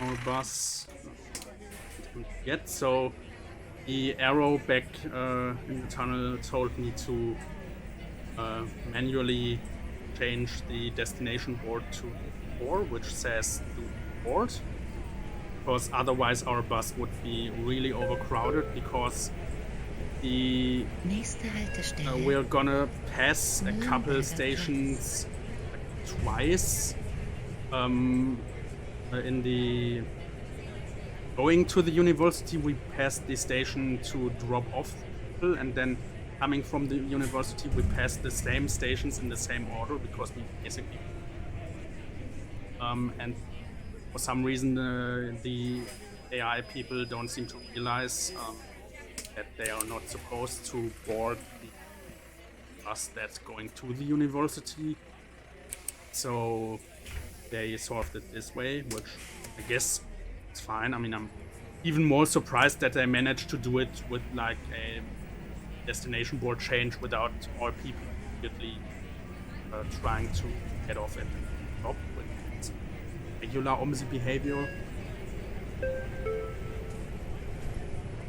Nächste Haltestelle, Münchner And Platz. yeah, this is honestly, this is just ridiculous, having to having like these timed stops.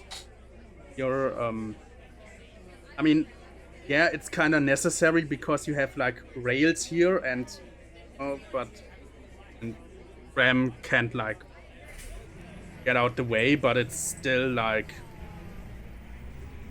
I don't like this. Are these tunnels tall enough to accommodate double-deckers? I think it's gonna get real close. So honestly, I wouldn't try it out parallel. I'm not sure. I think I might have tried it at some point, though too long ago to remember if it fit or not, but yeah.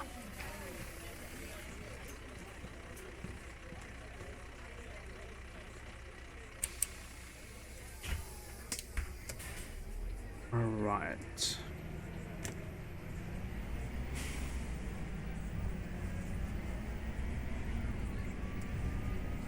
So we're now traveling a bit above ground.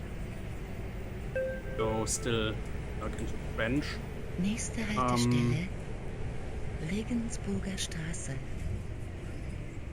Like 4 signale for your bus that go on the timeline. I mean, it would definitely make it a bit easier.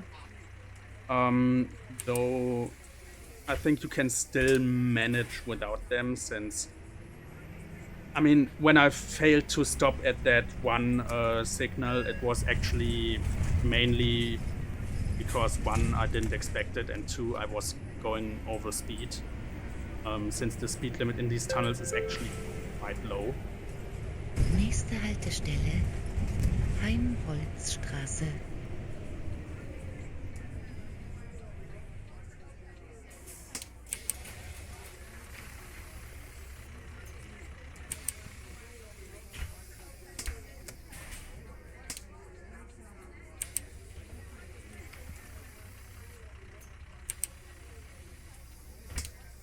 Almost didn't let those two out. So I think it's just one more stop. Wait, and then one. 2 stops and then it's the terminus. Nächste Haltestelle, Hans-Dieter Hüschweg. So this part of the map is really strange. I mean, right now it is working somewhat fine, which I'm actually surprised by. I did in these tunnels already encounter errors like trams going in the wrong direction, so I just had a tram in my lane coming in like against my direction. Then there are some buses where the articulation just breaks and the entire back of the bus is just doing loopings. So, yeah.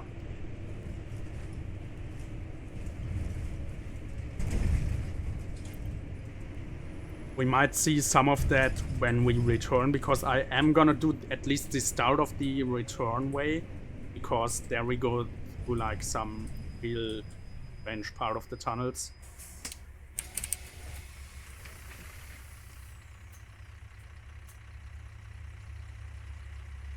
I did see a video of the guided trolley busways in Essen earlier this. They are not trolley buses. They are still like regular diesel buses. They do not use trolley wires.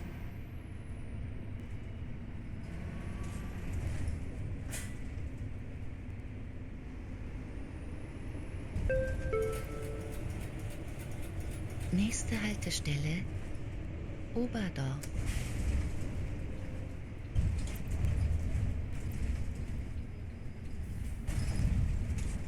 There's the other bus that missed when we were supposed to meet at that one station. Alright, there we go. So we were late. Maybe they changed it since then. I don't know from when is that video.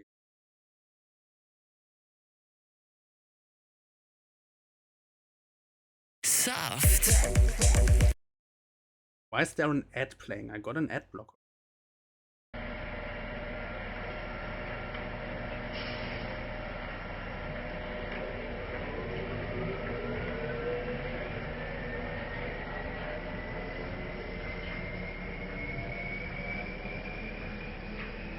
Yeah, that has to be older because I don't know if they still go through the. Seems that they're going through the subway tunnel. Yes. I don't know. They have since put an actual, or like they have since. I know that they have a subway going to Berliner Platz. I don't know if the station has like multiple layers or something. Though actually, fun fact: some of the tram cars or subway cars in Essen got both. So some of their subway cars are actually old DLR cars from London. So when they discarded the first generation DLR cars, they were sold to Essen and they used them as subway cars. Alright, so I think the bus has already automatically selected the next. Okay, no, it only has incremented the.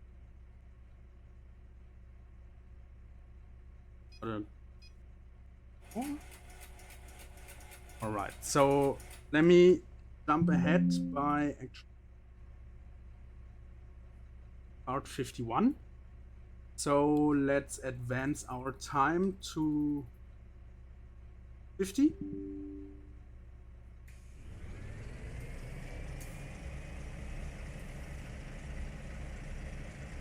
Seems that people want bus. Einmal Schüler bitte. Tag. Hallo. Ah, Entschuldigen Sie. Danke. Einen normalen Fahrschein bitte. Dankeschön. Hallo.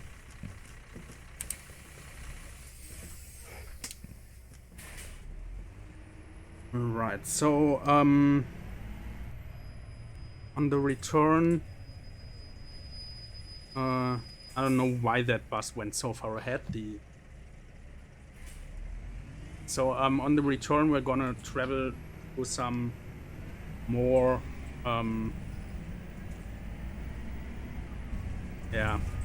strange part of the tunnel. Actually, I'm really surprised that the other bus there isn't glitching out. Because, like, when I'm not streaming, that happens every single time. Yeah, and so right now we're just basically traveling through the circle again. Yeah.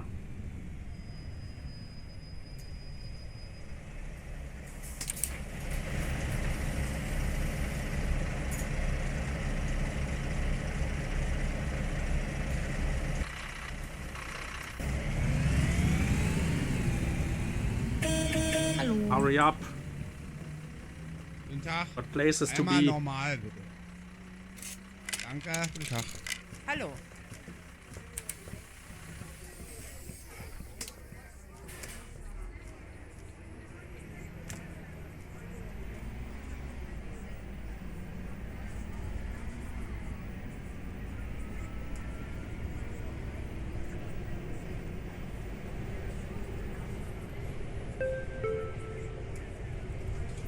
Nächste Haltestelle, Münchner Platz.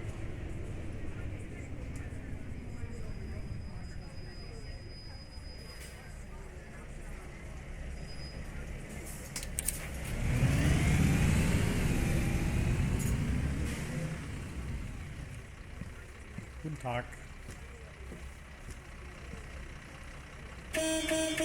Hurry up, old man. Guten Tag.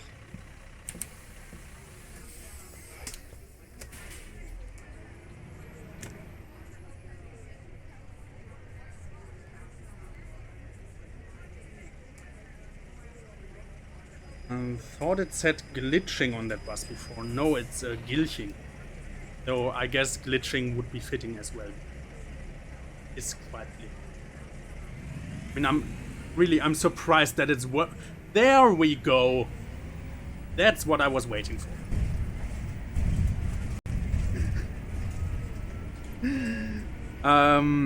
Yeah, so I'm surprised that it stopped. Because usually once that starts, the buses do that all the time. I've even had it happen to my own bus before. Yeah. Hallo.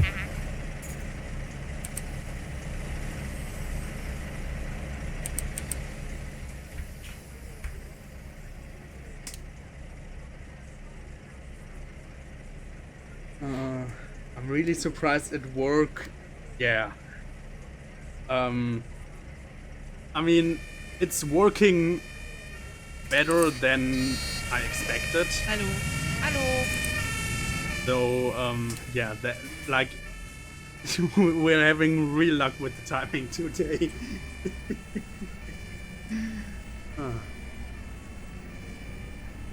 So, yeah,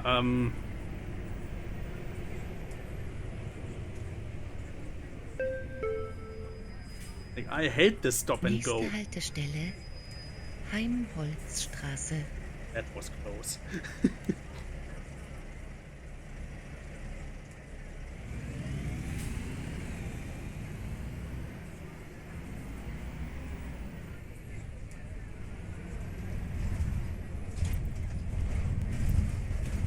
What the fuck is he doing there? Should I even ask? Hallo. Oh, you clipped it. Great. Yeah, the glitching only occurs with the articulated buses. Hallo. I have no idea Einmal why it normal. even occurs. Danke. So, yeah, it's also only this map that's affected. So, yeah, for some reason, others aren't. And even the same buses on other maps aren't affected. I can only guess that it has something to do with the tram tracks, since that's the only part Nächste of the map Haltestelle. where it's happening when there are tram Hans-Dieter tracks. Fischweg.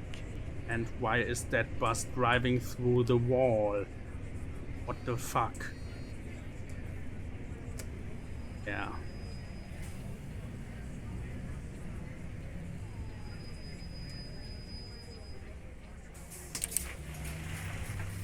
Hallo. Guten Tag. Anyways, Einmal normal, bitte. Hallo. Danke. yay! BitUI works Ich hätte again. gerne einen normalen Was it Fahrschein. broken before? I don't know. I've never actually Danke. used the Twitch feed. Oh. Einmal Kurzstrecke Schüler bitte. Können Sie mir dann auch nochmal einen Fahrschein? Danke. Hallo. Ein Fahrschein bitte. Oh, for fuck's sake! Dankeschön. I hate when they like all want a ticket at the same time.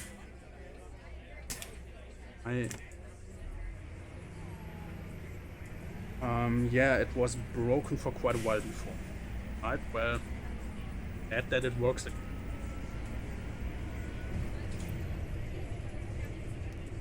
Nope, it's still broken. Just managed to click Nächste Haltestelle. through the brokenness with Alt. Tischenstraße. I guess. Please don't. Yeah, I have been using Opera GX for several years now, and I'm really happy with it. I'm not sure if that even would be available on macOS.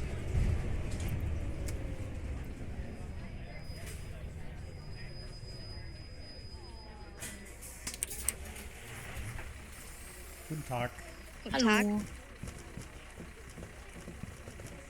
Hallo.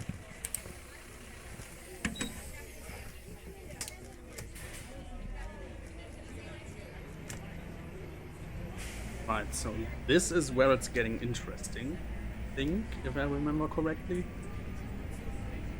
So since we are now on the other side of where we want to go, we Nächste gotta Haltestelle. switch over somehow. Nürnberger Platz. And this is gonna be like, this is actually not easy to drive, this part. And also since I have collisions disabled, I never know if I like somehow hit the tunnel wall and find out.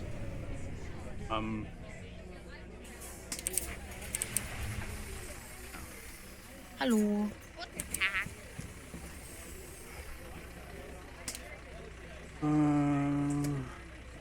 Yeah, the clipping UI does work when you clip it from the what after ended, but right. Well, I'm a bit surprised that Twitch isn't fixing this, since like live streams are like their business, and like clips are, at least for some streamers, an important part of Nächste that. So, Haltestelle. anyways, Reichenbachstraße. yeah, the live playback is completing. That's stupid.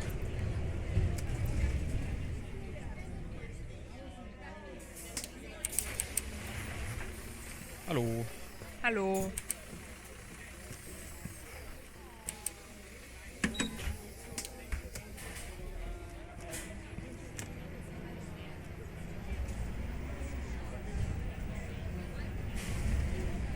Right, so I think this should be where it's the hard and also pretty crazy part is coming up, I think. Nächste Haltestelle. Walpurgisstraße. Also the announcement is out of sync.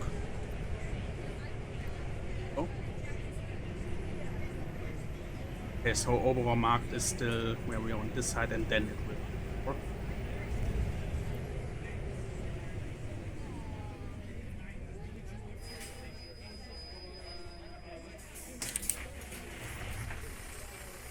Crazy part. Will we have an underground looping?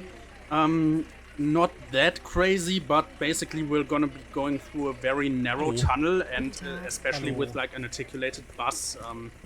Einmal normal, bitte. It's honestly like IRL. I would be super scared to drive a bus to there. So yeah. Also, hurry up there.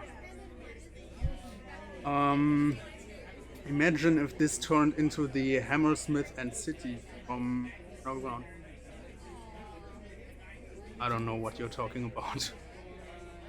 Oh, I like those skylights. Yeah. So, I mean, it's just like, it's fake. Just place a few buildings around here, and this part here is like not even or a floor or something. It's all smokes and mirrors. Also, will you hurry up?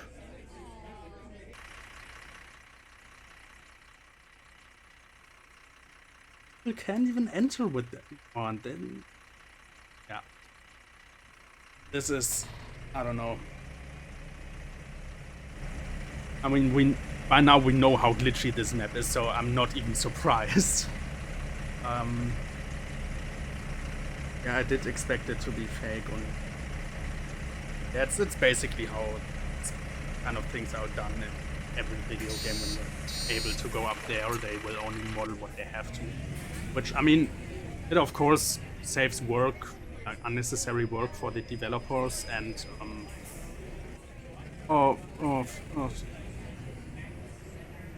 yeah. Once we've left the tunnel, we're gonna end this because I'm not driving all the way back. So this is like the crazy part where the tunnel gets real narrow. Nächste Haltestelle. Eckern. I have no idea how you're meant to drive how you're meant to drive an articulated bus through this without like touching the walls. I don't even think this would be possible IRL, and I certainly wouldn't do it even if I was a bus driver. So yeah, and then from here on out it's basically just the entire way came in reverse. With one thing that I'm gonna show. So let me just actually let me stop the bus right here. Doesn't matter anyways. So the exit of the tunnel is here. Then you have the like separated it all the way until roundabout, and then when you go back here, okay, it's not glitchy now. So what usually happens when you're coming back is that up here, this slope, will be spawning like 1,000 cars all in one point. And then, since they are all like departing one after another from that giant pile, you will have like a 15-minute traffic jam here, and you will make like 15 minutes of delay. So since we've now seen basically everything interesting here, plus most of the bugs, we didn't have a tram on the wrong track and like colliding with us, like full frontal collision style, which I don't know. I think we could consider a good thing. Yeah. Let's end it here.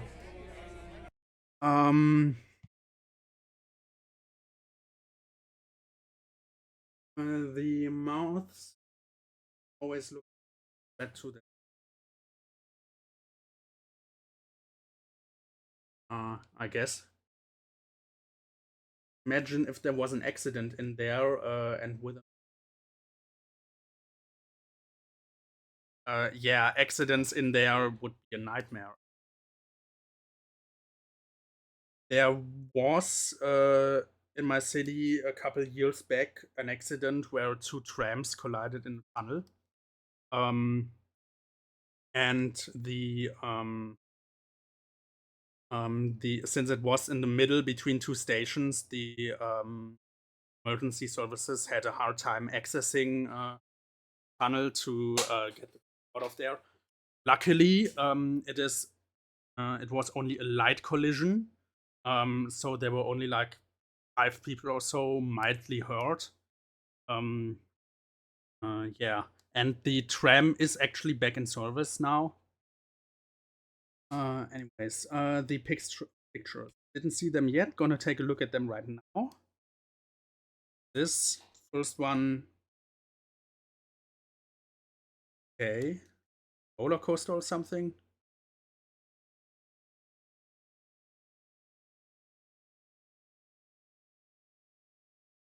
Okay, that looks super weird.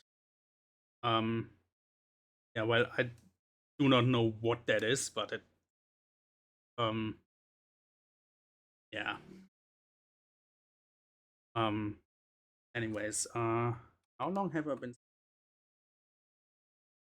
For 2 hours now.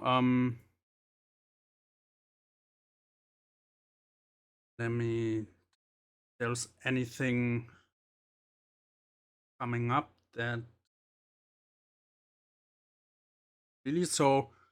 Oh no, since I'm still not tired yet, I guess we can play another game.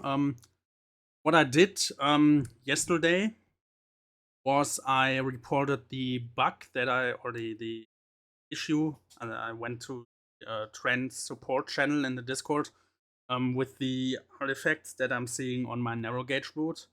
And I guess until I've heard from the support, it would be stupid to continue because there is still the possibility that I gotta revert to an older backup. So I would already lose like quite a bit of progress.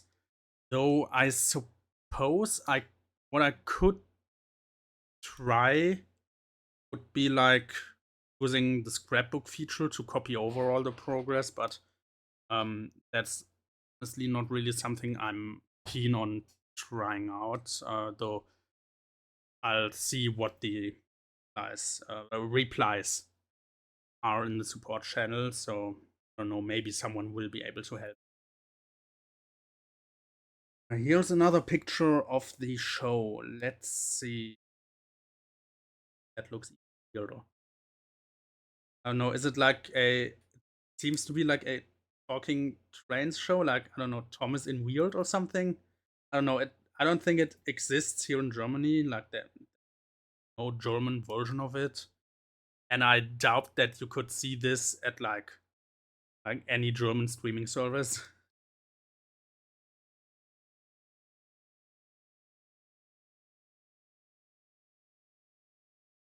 Yeah. All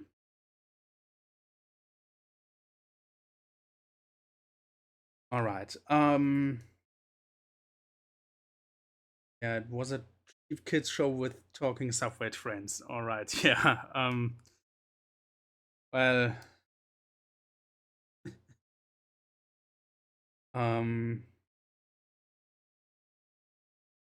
Anyways.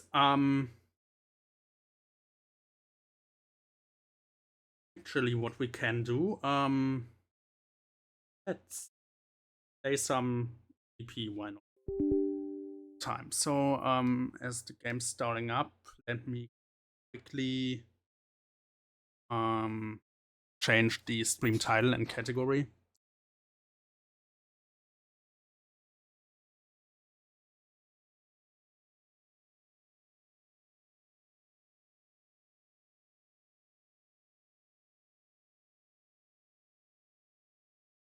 Let's see.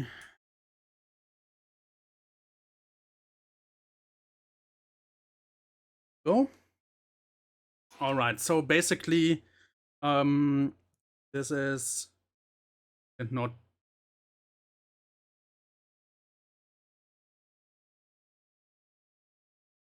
there. Apply.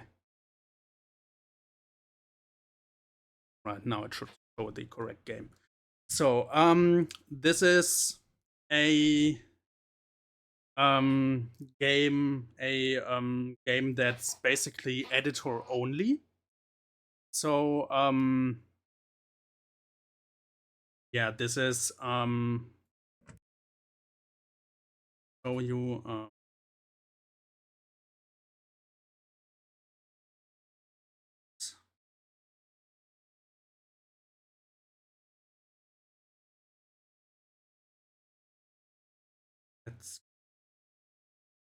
let's go with. So this is basically a model railroad simulation with focus mainly on the editor. So yeah, this is basically just building. You can manually drive stuff around, but it's not the focus of the game. They do have a dedicated driving game, but that one's let's just say never caught up. This looked like it's running in the OMSI engine. Well, I mean, they're both DirectX 9 games. Though both games run on custom engines. The developers are in no way associated with other. Yeah. Also, this game. Let's wait with the. Wait, Sheridas, are you back already? I mean, looking at the roads, trees, and houses. I mean, yeah, since it's DirectX 9, you're basically restricted to the same level of detail, like boxes with the texture applied to them. Yeah, reminds me a bit of Lotus. At base ground texture. Yeah, this is actually in no way affiliated with games. But yeah. So you are Sheridan. That's good. So this game got history, and basically there's a reason I quit it. Because Trains is better in. So, anyways, this is a small little scene that I built. Just to be was meant to be like viewed from this angle, something. Just a little scene. I did build larger stuff, so let's actually start with my first serious game. This one. I started this in EEP 9, and then eventually finished it in E11. This is the finished state. I mean, scenery-wise, honestly, I never really finished it, but I basically didn't know what I was doing. So, yeah,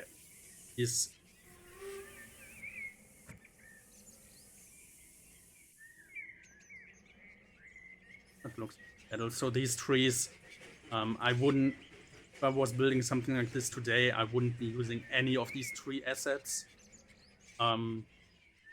I would also, I mean, the bush assets are fine, I guess, though as much either.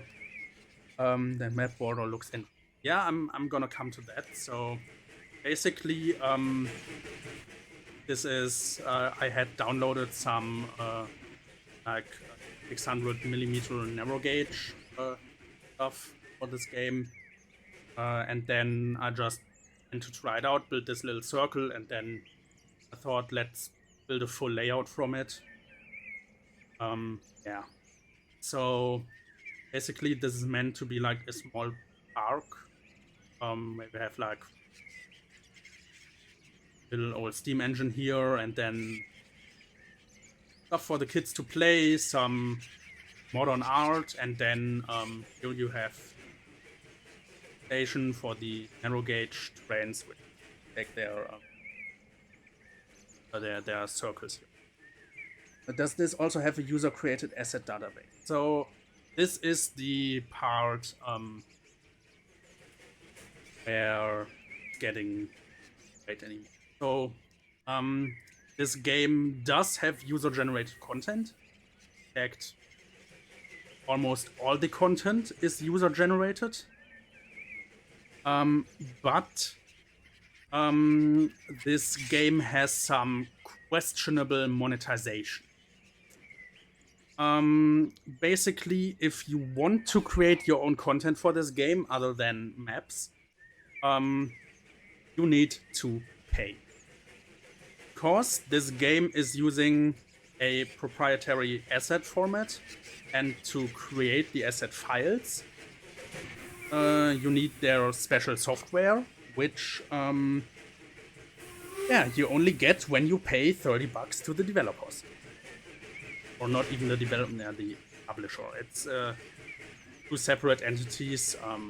Publisher fully owns the developer, but yeah.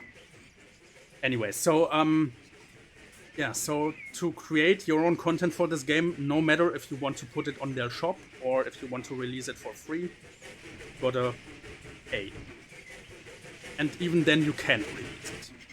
Because when you pay $30 for the home node structure to create your own assets, you can create those assets, but they will only work in EEP versions that are licensed to your name.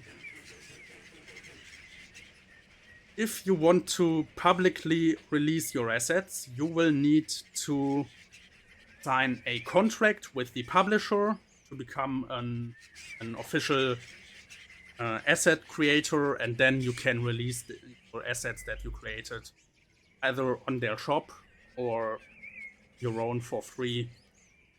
So that's a monetization strategy which I quite dislike. Sadly, this game, it was for many years all that I played, since I didn't play Trains in quite a while, because I was actually quite disappointed with how Trains in the Era turned out. But yeah, so this game, I mean, it does have its quirks. And I agree with you, Kango. This does look like a nice layout, even though, like, considering that it was the first one I built, I could create something way better now in like 2 hours, but I spent a lot of time into this, and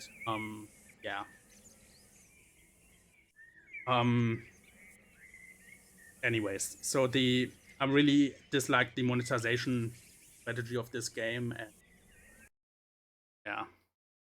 it's really not something that I like to endorse, which is part of the reason why I game. I haven't touched this for like building in like half a year or something.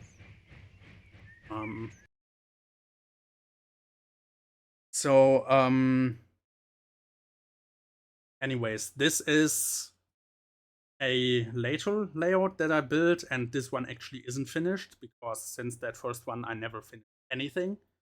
So this one is using some updated track, and yeah, there are some bits in the track. This one uses some, I don't know what these road assets are. I certainly won't anymore nowadays.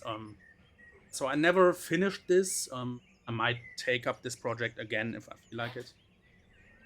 I like the big bus turnaround with the road splines too. Yeah, I mean, nowadays I would use road splines that are not as like, go back to that, that are not as distinctly visible. So it would look like one solid plane instead of a bunch of splines slammed together. Actually, I don't even know, does this? Alright, so this bus is actually traveling on one of the splines. There's also like, I don't know. I mean, it's basically, I was still pretty young. I finished this in like 2016 or so, or 2017. So, or I think I started it in 2016 and finished it in like, actually it was like 2018 or something. I don't remember the dates, but this is quite old. Yeah, the bus does go underground. Also, this to show off some other part of the game. So there's invisible stuff underground. These are circuits, and these are used to control the layouts functions. So basically, in this game, you don't just build, you also automate. So basically, to control this switch here, this switch here, and this level crossing, and also to control the departure, the train, I'm using control circuits.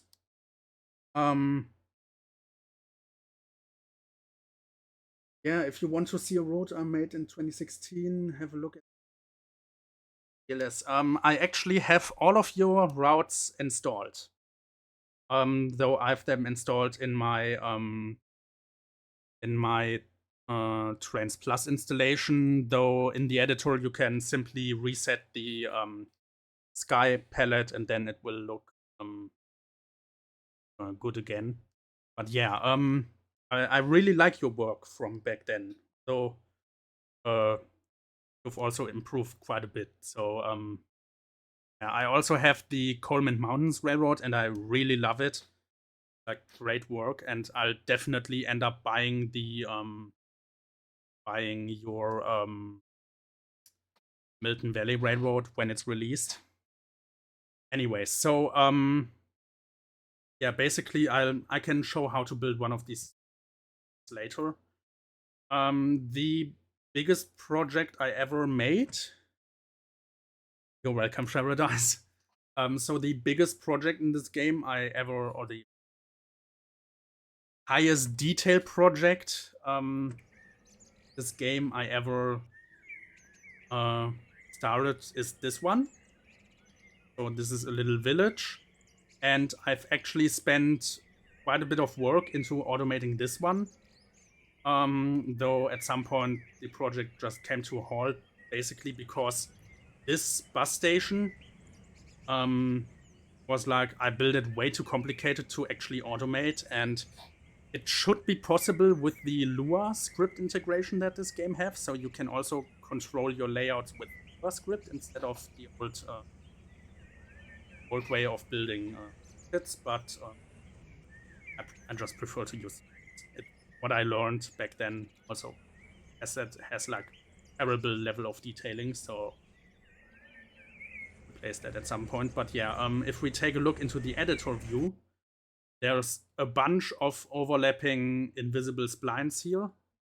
Also, these splines are off-centered because these are bidirectional splines, so the vehicles will be offset from the though actually let's have some. So the bad thing is, it's been so long since I touched this that I forgot which button does what. Which is not good. Kango, I will come to the maximum map size in a moment, because that's another part of this game which I do not like. So, was this button? Hope. Let's see. Could be doing something. I hope. I don't know. I know what the reset button does, or should do. Yes, it's working. All right. It's working.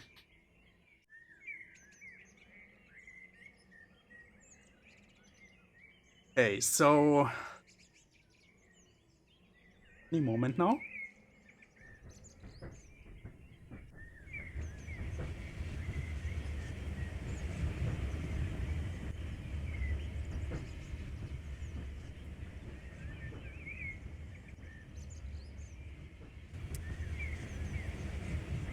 I love this sequence.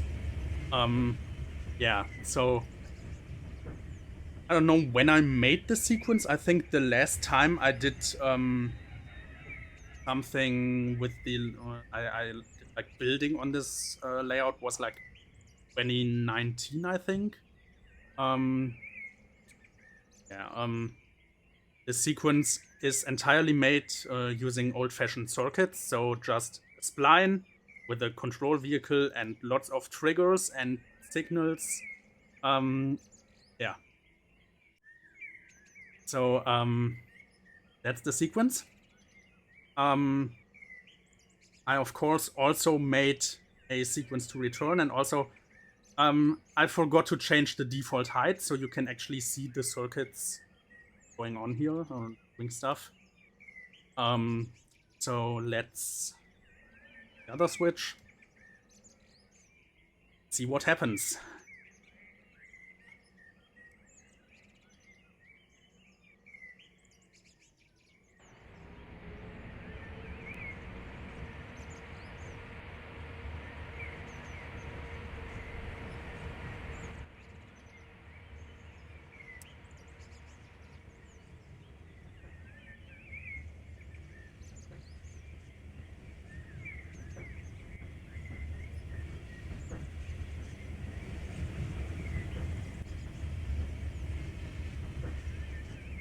Right. So, yeah, basically, I spent like several years working on this. Not every day, of course. I also didn't have that much building skills back then, and today I would. Yeah. So I really like this little scene. So I manually placed a fire asset in that grill. Yeah, you don't see the little like loop that spawns the effect is hidden in there. But yeah. Burning the sausages. Yeah, so and then I of course was planning to like fill this entire thing with content or scenery. But yeah, at some point I just lost motivation, basically stop. And also because the train that was supposed to go on this line, so this back here is just a placeholder. I was planning to put a ER628 in here, though the model isn't released yet, and it was like teased back in 2016, and then teased some more in 2018, and it hasn't released to this day. So there are older models. Basically, let's get into some history. This game, like this game series, is about as old, might even be like a year older than trains. And basically in EEP version 7, they upgraded to a new graphics engine to support more complicated and higher resolution 3D models, to support 3D splines, and all that stuff. And basically, with that also came a new asset format. Now we come back to their horrible monetization strategies. They do have a tool to convert your old assets to the new game. Though that tool, of course, costs money. And basically, the only models of the ER628 are available for EP version up to 6.1. And if I want to use them in modern versions, which would be a terrible idea because they're basically cardboard boxes with like windows painted onto them, I would need to 1, pay for the model, and 2, pay for the frickin' conversion tool, which I'm not gonna do. Yeah. So like monetization wise, this game is actually horrible, and I think the like prices are way too high because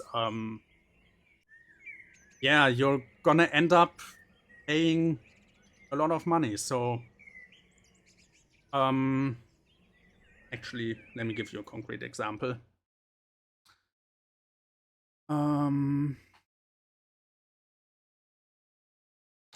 Let's visit their shop. So, if you want to buy a bus, articulated bus, $12 on sale for $11 for a single bus. Or you can get a freight car for $10. Or can get, which it is a high quality model, but it's way too expensive. This BR218 for $15. I mean, it is like a really high quality model. Like, this looks really good, but this is definitely not worth $15. And I mean, they are all user generated. So this one was made by Alexander Geist. And of course, he gets some cut of it, but it's like less than 50%. And I definitely do not want to support this monetization strategy anymore. So even though the game is fun and I still like the game for what it can do and for all the stuff I've created in it, this monetization is like horrible. Suppose they looked at the real model railway market and said, hey, we can use the same prices.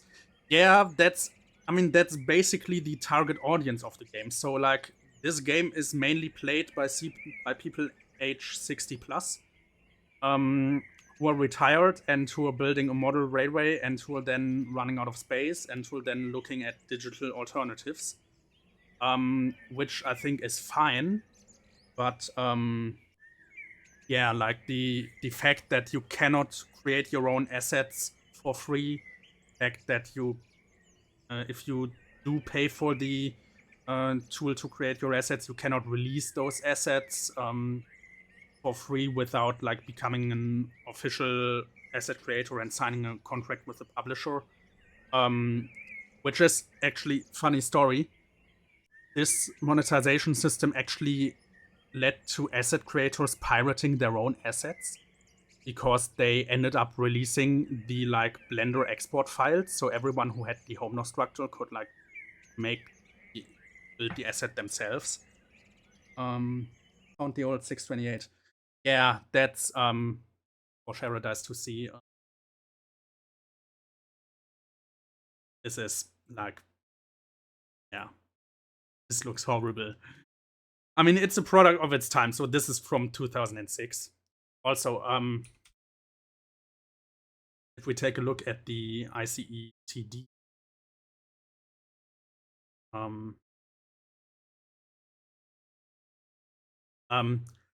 this one includes a dining car, which the original didn't. They just made up a dining car to include with it, which I find hilarious.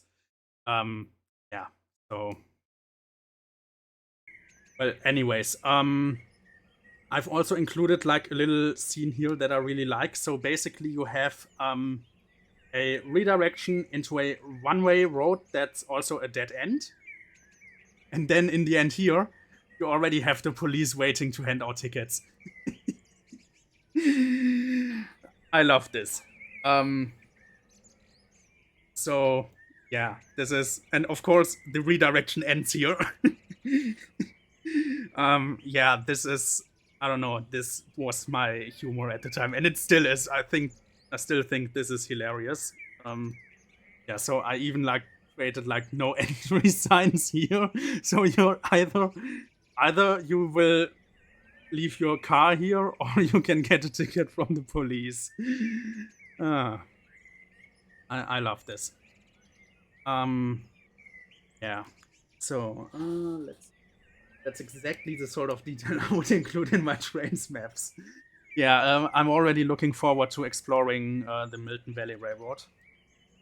gonna see all the secrets it has to offer, because I didn't see all the streams. Also, I'll be right back.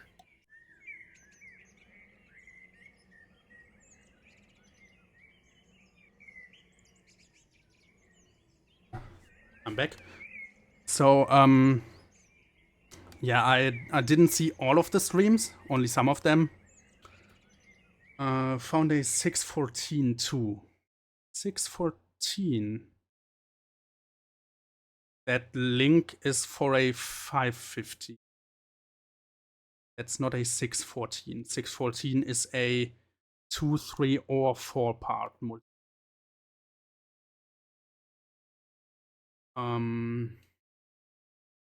Word of police traps, but this is ridiculous. Yeah, it kind of is, and of course the police wouldn't like be able to hand out the tickets immediately because you haven't done anything illegal until you pass this sign.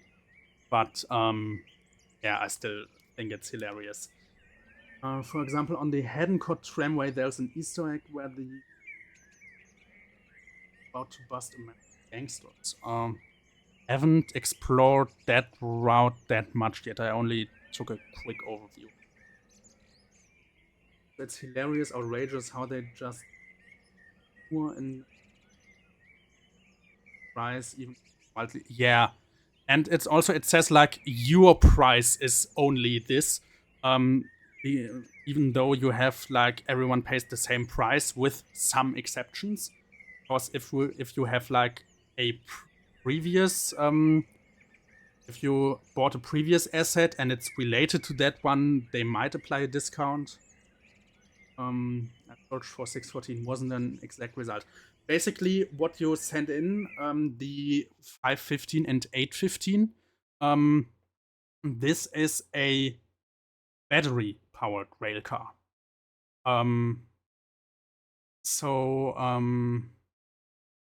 I think this is a powered rail. Would be. Yeah, ETA, this is a battery-powered one. So basically, you can tell that from the front number here and here.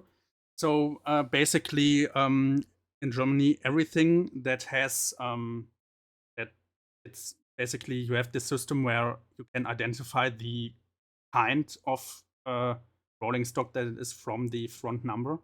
So if it doesn't have that number at all, so it's like a 44, a 99, an 01, that's a steam engine. 100 is electric locomotives, 200 is diesel locomotives, 300 is small locomotives, which are different because of the requirements to drive them, because you don't need to be a fully trained train driver to drive those. Then you have 400, which is for electric multiple units and rail cars. You have 500, which is battery-powered multiple units and rail cars. You have 600, which is combustion-powered multiple units and rail cars, so diesel power, hydrogen power, all of that. You then have 700, which is any sort of non-standard equipment. So everything that's like obscure, strange stuff. Most maintenance cars fall under that category. Yeah. Then you have 800, which are non-powered cars for electric or battery-powered multiple units and rail cars. And then you have 900, which are non-powered cars of combustion-powered multiple units and rail cars. So basically, the for the 628, the car that's numbered 628 is the powered car, and the car that's numbered 928 is the unpowered car. And for the 629, where both cars are powered, that's both. And of course, both cars are numbered 629. So remember this this station building here. I've only put this in after I built the station. So this station building is I've actually got for free since it was included. It was given out for free in an asset pack for everyone who pre-ordered EEP 12.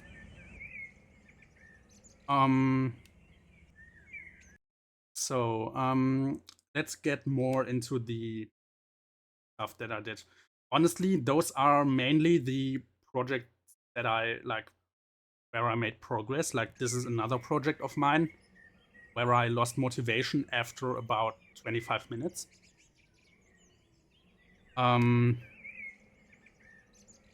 That station building, does it say Dernbach or can you change the text? It says Dernbach because changing text on assets is a feature that was only introduced with E15. And with that, they also introduced the category of text changing assets in the shop, and they now charge a premium for that functionality. These assets, by the way, these are like to create modern art and stuff. I've already produced them on my 600mm narrow gauge layout. These were created because I requested them. So asset creator Renee Adams made those for me and released them for free. So props to him. So how does the surveyor work in this? All right, let's actually go through the process of creating a small layout. So we create a new one, and now we come to the issue of grid resolution. So where trains has fixed grid resolutions, 10 meter, 5 meter, and now with the HD grid 0.125 meters, this game got variable grid resolution. So we entered the size of our layout in kilometers, so 0.5 kilometers times 0.5 kilometers, and then the grid density in grid points per kilometer. So 200 would be 100 would be the train's 10-meter grid, 200 would be the 5-meter grid, and I once did the calculation with the HD grid, that would be 833 point something. So let's try to enter that. This one here is to select the pattern for the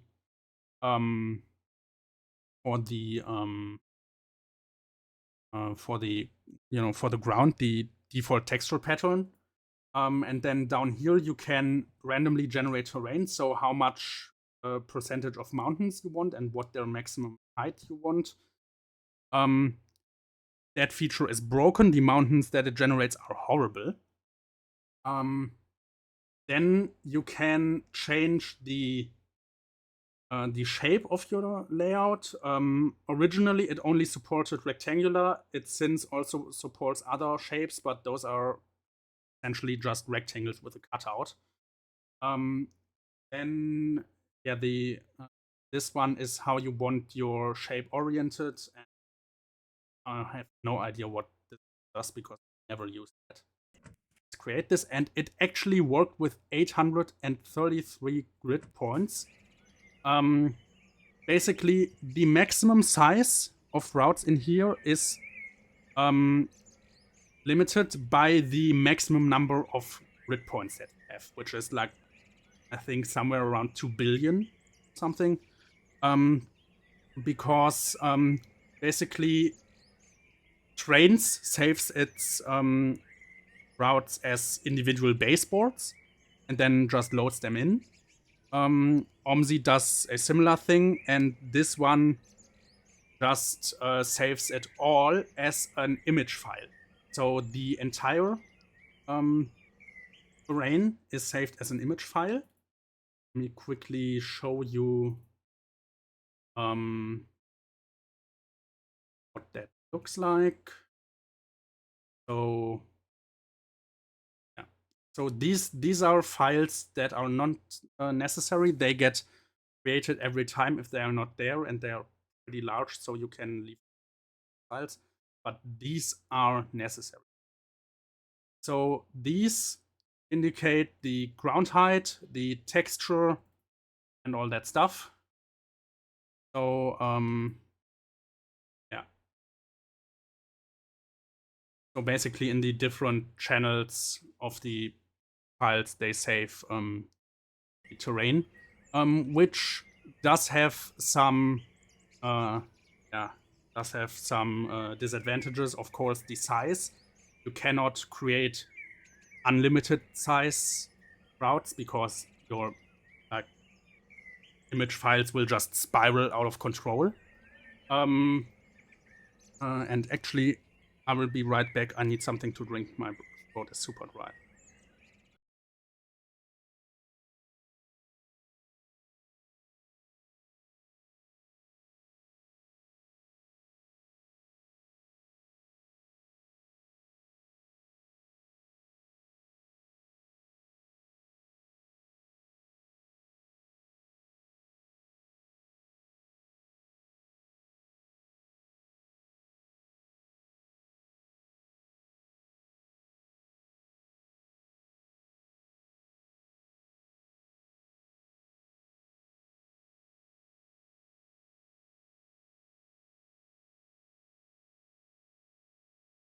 All right, I'm back. So, where was I? Yeah, disadvantages. So, you're size limited, and then you only have absolute texturing. So, show you. If I wanted to texture this,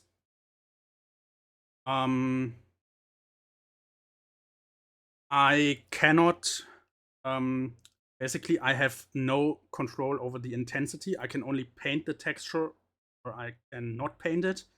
I do have an intensity slider here, which does the natural texture shading that this game has. So it will just randomly darken the texture depending on the intensity. And in the old versions, this was like set incredibly high by default, and you couldn't do anything to change it. They've since added the option to change it because with like didn't want this dark shadows in it. Yeah. So this game does actually support color changing your texture. So you can make it green. This does look actually better than I expected. But yeah, it's all absolute. You basically the only smoothing you will have will be between the grid nodes.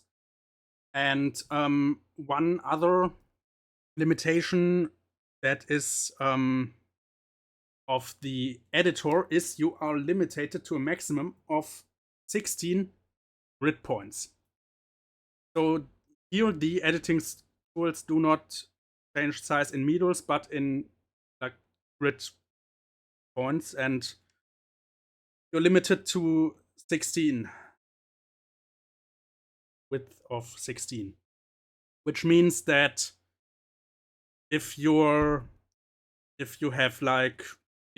use third-party programs to create a layout that has more than the maximum allowed grid nodes, then you would have like a super tiny brush because you cannot increase the size. Though actually, I have tried, you can with Cheat Engine, you can manipulate this to go higher, but your performance will be horrible.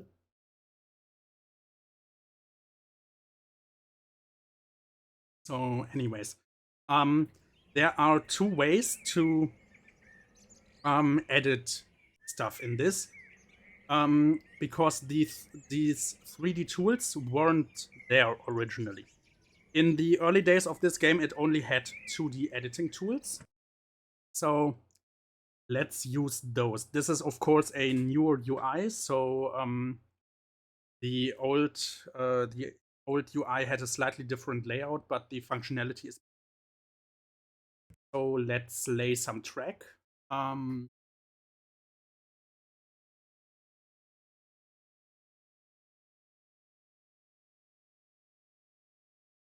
Very good to have my glasses right now. So I could really work with my headphones.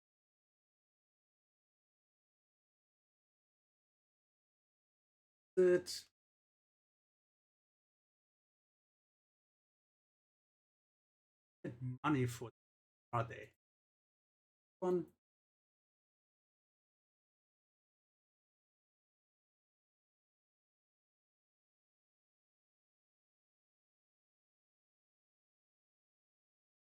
We chat in a moment.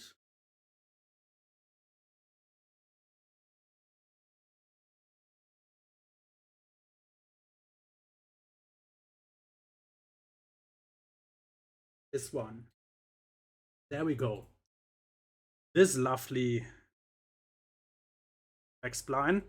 I've paid like $1 or so for this. And yeah, so this track does look super large because I'm used way less of a grid density. So actually, for my own sake, let me recreate this. That is covering the UI a bit. I will take care of that in a moment.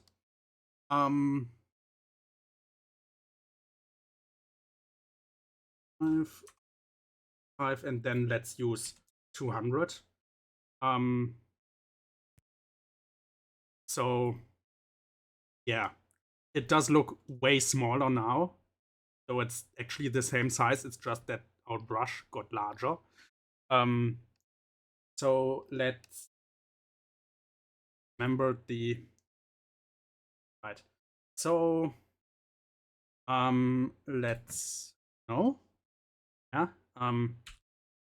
Sorry. It worked different in the past. You have new buttons for this. So this. And then let's make a curve. So we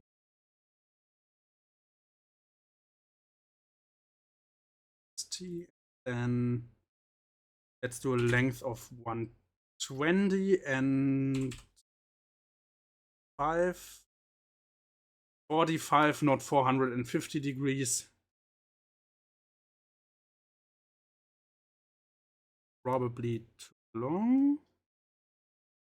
Work. Fuck's sake, I keep pressing the wrong button. No, that works. Right. No, that doesn't work. Let's do 120 and 90 then.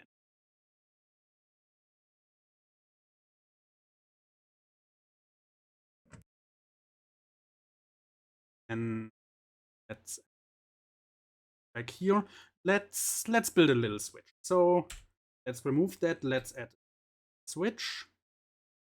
Change that to 30 meters. Then add a 90-meter section and another 60. So we are here. We can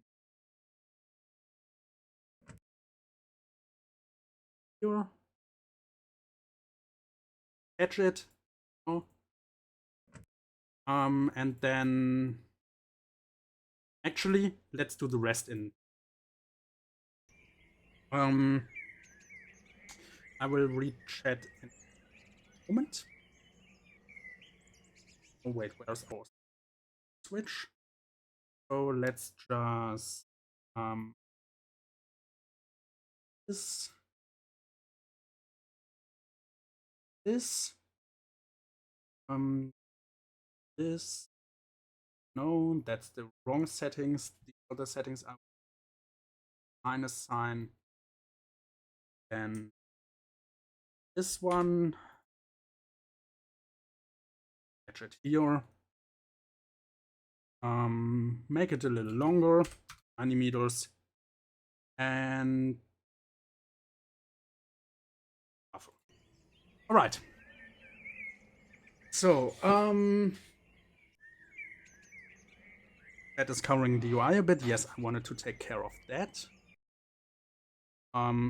Let's put that in another corner. Does that still... It works. Right, so this is the UI in its full glory. The old one, at least. So the 2D editor UI. Yeah. Most work, especially scenery work, you do in 3D because, of course, you want to see you moving the objects. I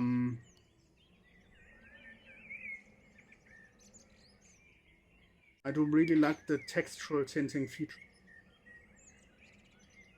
Something Layer 2.0 supports as well right now. It's a feature they added with HD terrain, so it only works on HD terrain, and there you do have there you have a separate tinting, so a color tint layer, an effect layer that you can paint on, so the coloring is disconnected from the grid resolution, from the terrain resolution, and you can change that around in your effect layer with the minimum supported resolution being 2.5 meters and it going as high as like 80 meters. Also, I did follow you between your streams too. Yeah, I noticed that, and I also I have since installed a follow alert. Let me quickly do a test run of that so you can all see it, because it's quite unlikely that anyone's gonna follow me soon.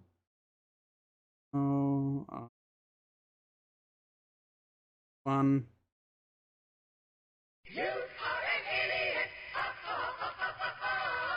Yeah. So. Oh, thank you, Sheradice, for the follow. All right. So, since you have seen how you lay track, let's follow Sheradice's request and do catenary. So before that, I will finish reading that. I think I may have looked at this game back in time, but went very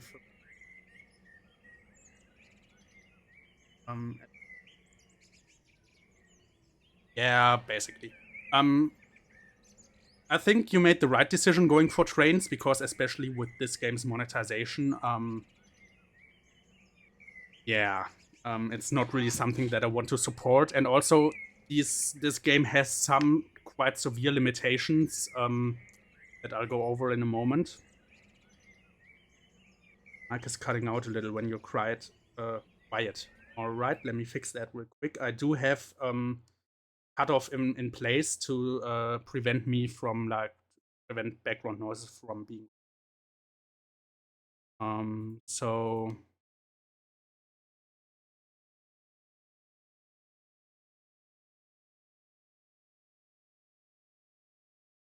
All right, should be better now.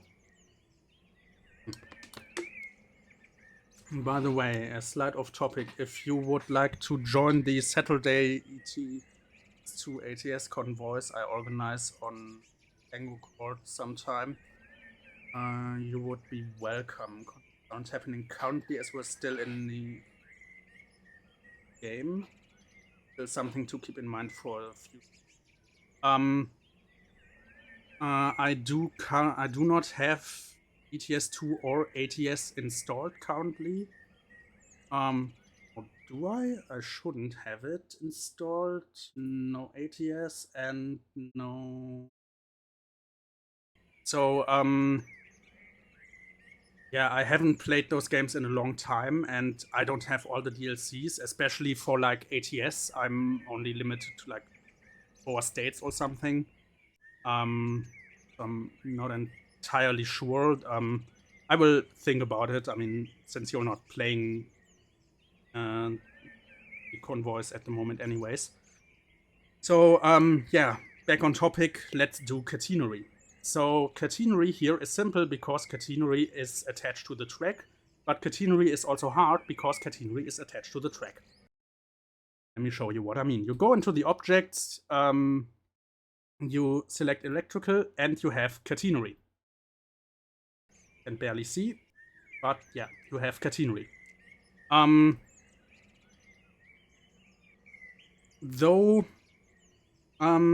What then happens, especially in curves, this actually looks fairly well for this. Though what happens if you, especially when you have switches, with like small like track sections. So let me remove these and let me fill these in with autocomplete. Because with EEP 16 they added the feature of cubic track.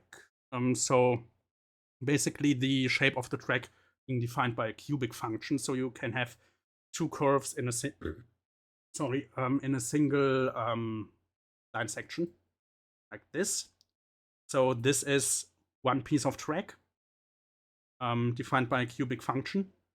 And when I enable catenary on this, it should also, it does look somewhat fine, though these are like a bit close together and it only gets worse from here. So if you have like an incredibly short section of track, so let me quick wrong tab one. Let me place this one. Let me set it to like an arc of 5 meters. Like, yeah, 5 meters, and then an angle of like 18 degrees. So you might have short sections like this, especially in older layouts when the autocomplete feature wasn't that sophisticated yet.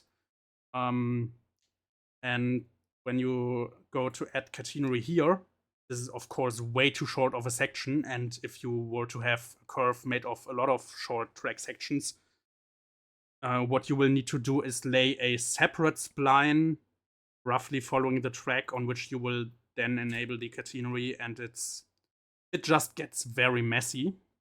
Let me disable this here.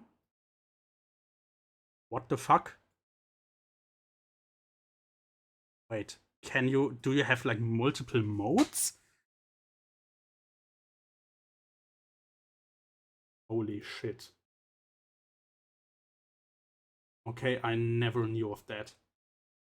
I mean, it still doesn't solve the issue when you have short track sections, but that is an actually good feature. No worries, they did update a fair bit of the base game Germany in recent updates. Lately, Kiel, Travemünde, Hamburg, and Rostock. Yeah, I know that they were like doing updates. I haven't followed them that closely. Anyway, so let me quickly use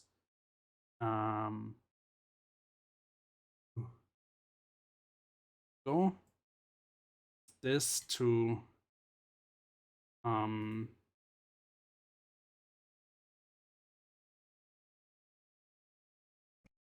add catenary to the entire ring except this little siding.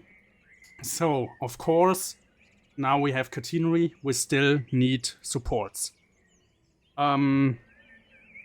So supports are something that I only ever learned, that I only ever saw like one tutorial on which explained it, and I don't think there are any more tutorials to do this automatically. So what I think many people are doing, they go into the object selection. They select a catenary support, something that would be realistic here. This one. And then they manually align it with the track, which of course is an awful lot of work. And yeah, it changes from the angle you look at it. Another 30 euros for the category supports pack. Yeah, there are packs of catenary supports that they're not that expensive like for a single pack, but you could spend 30 euros on catenary supports of various time frames and sizes and shapes, and some for trams, some for trains. Yeah. Basically, what you do is you how does this work? Select, go into here. I'm a bit rusty. Here, there you go. You go into the object mode. You select your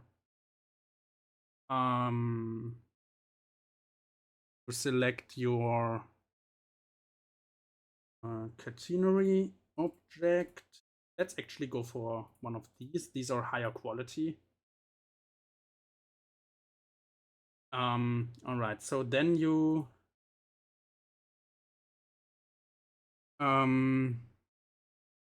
you need set objects only in points and relative winkle to the line direction. Then you activate this. Then you okay, that's not it. So then you press left shift, click on the spline, and then you place it down, and then I probably just placed too many. Also, why did it not delete this? Yeah, placed way too many. So I need to reduce this to 2. I think in the version I learned this, this did like automatically adjust.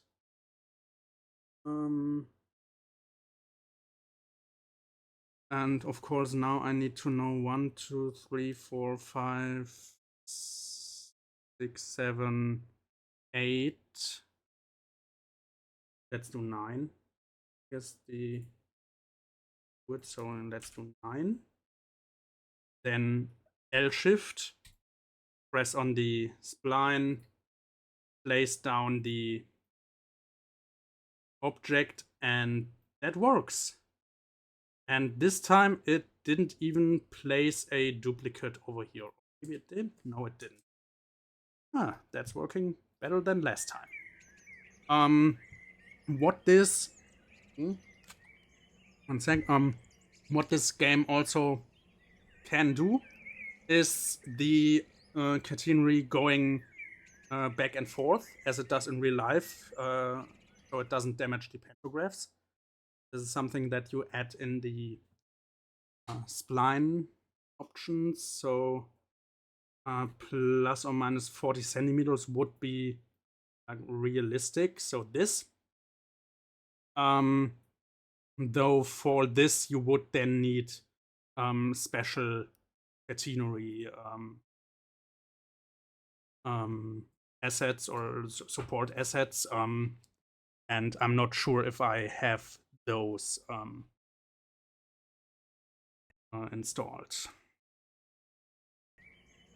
Or I'm not sure if I have any for those, because I only have what's included within the base game, which is not that much, because basically the routes or the layouts that are included by default have been like basically the same for years, and you only get like a small handful of new assets every time, and the rest is like game features that barely anyone uses. Yeah. If you have many small sections, then select them with the box select and then put catenary on the newly. Does that look good? I can tell you it won't, because the newly discovered mode only like eliminates or it changes the amount of points placed on a singular spline. So you have one long spline with a lot of points. This would then be turned into a straight line. So you will still have the points for the supports at the end of each spline. So if you have a lot of small spline sections, that won't solve the issue. Does the game come with at least one catenary support object? Yeah, it comes with several actually. So all of those that I have installed are either included or freeware. I never bought catenary supports because catenary is not something that I care about a lot. Because, I mean, it's just poles that hold up a wire. Like, I mean, some people are like super into it that when they create real life routes that, oh, on this track they use concrete poles, and on this track they use steel poles, and then on this other track they use a totally different steel pole. I don't care. Alright, let's quickly continue this.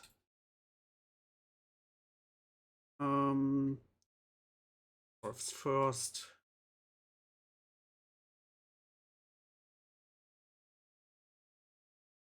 Then do these, so let's change this to 2.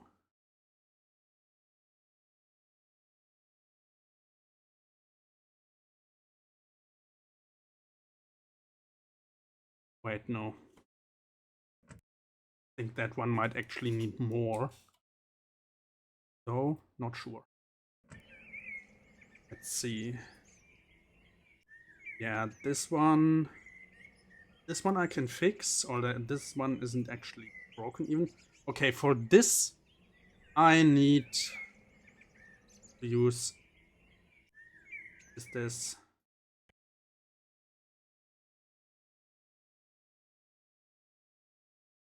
I think I might have used wrong support here.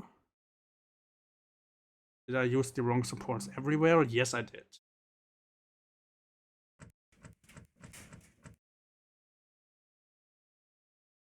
Yeah, so they say plus 40, minus 40, or 0, 0. Right. So let's try that again. Base 2.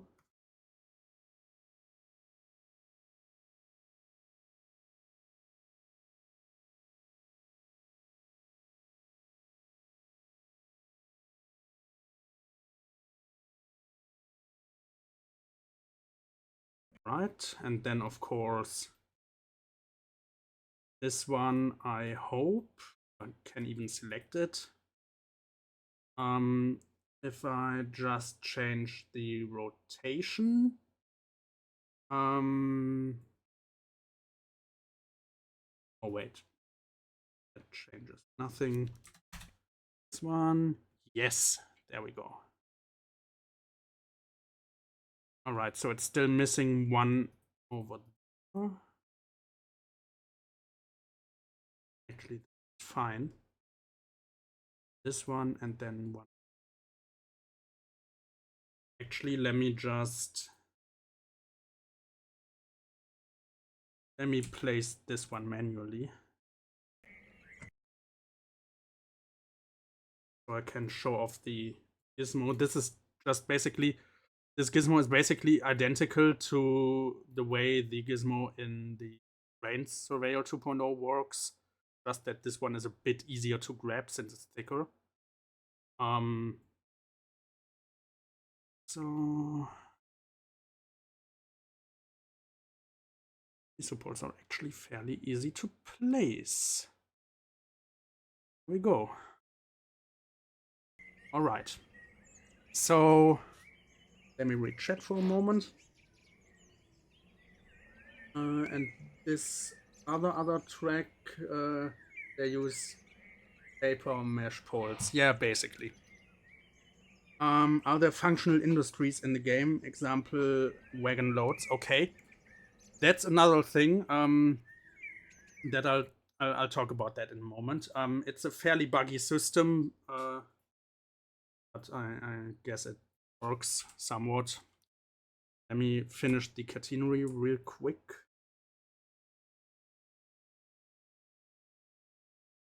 Yeah. So this is of course only something that you can do with like single supports.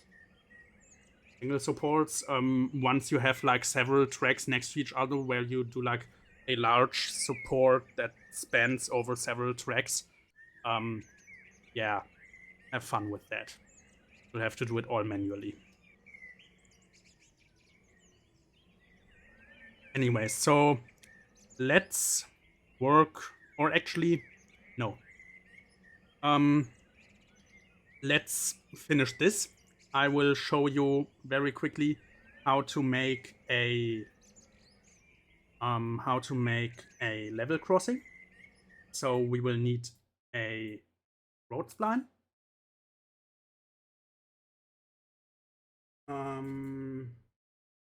Let's go for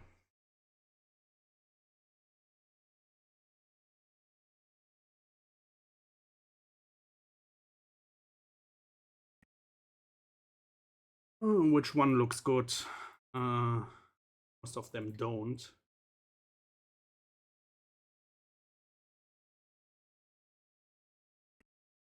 Does this one? Oh heck no, I hate this one.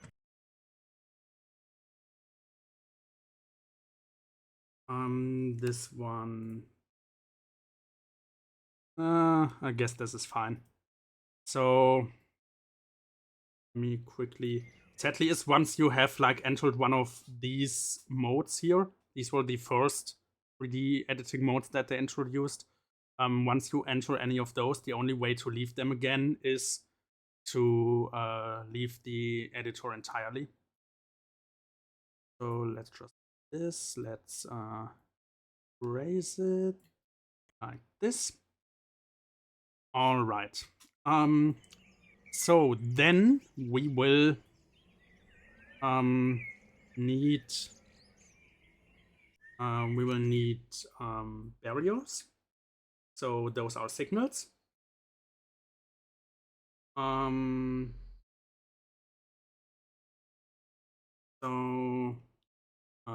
no.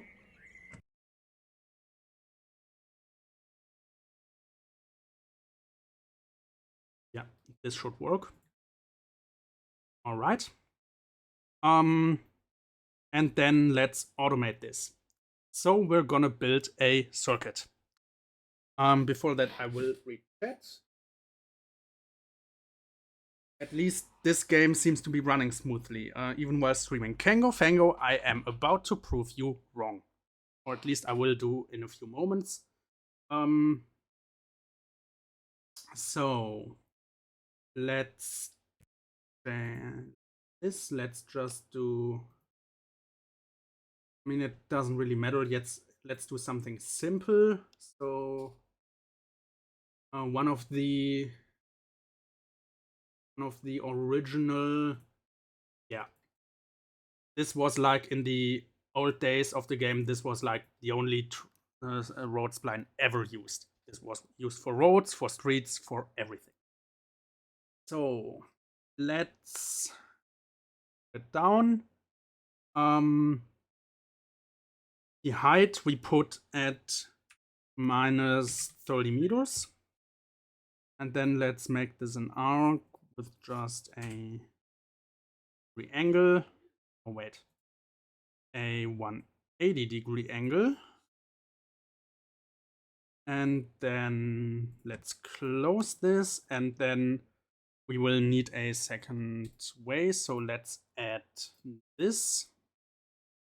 Then add another road spline there. Then do this. Turn this into an arc with 180 degrees.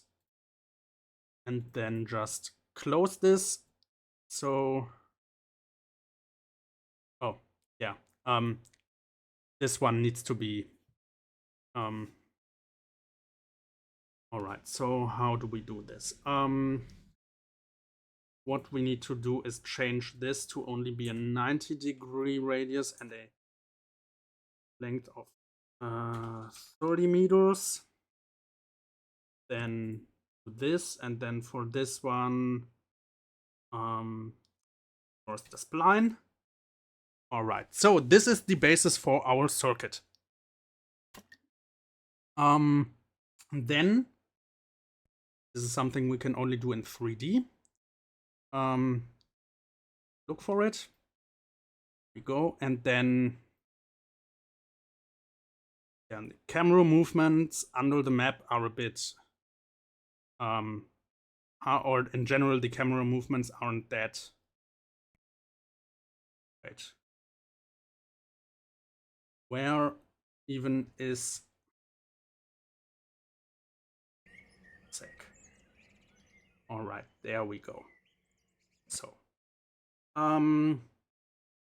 we will need no,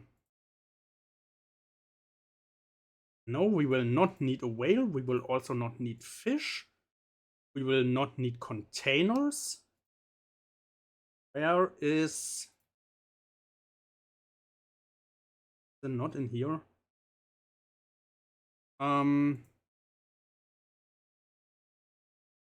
Here, there we go.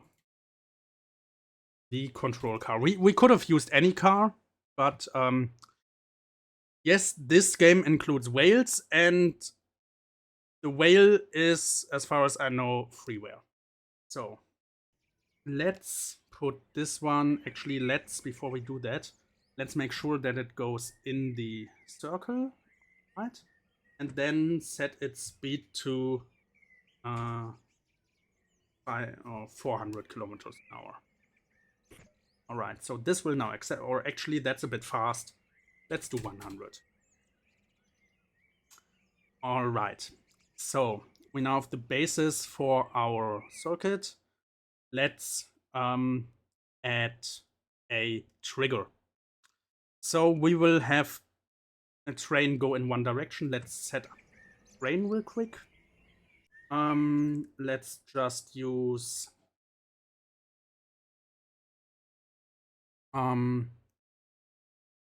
let's use a 212.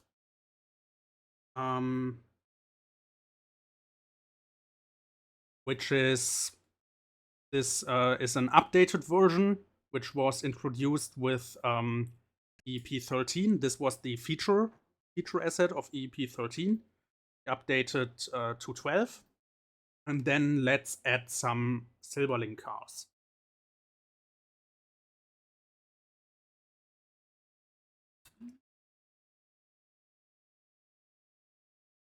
There we go.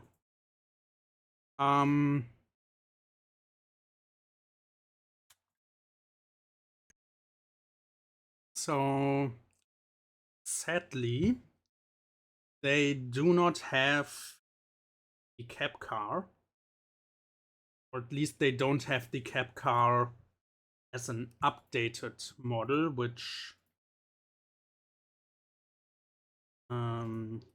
I really dislike. So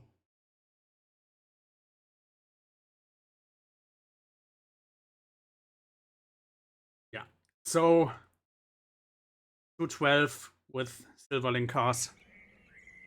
And yes, actually, this one, even though it looks like a shunter and it was actually built for mixed traffic, so shunting, light freight, and light passenger, this loco is cab car compatible in real life.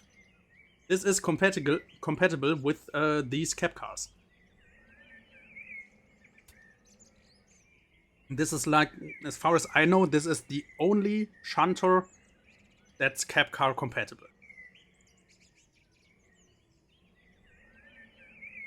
Alright, so we now have our train. Let's not start it for the moment. So we will need, in distance to the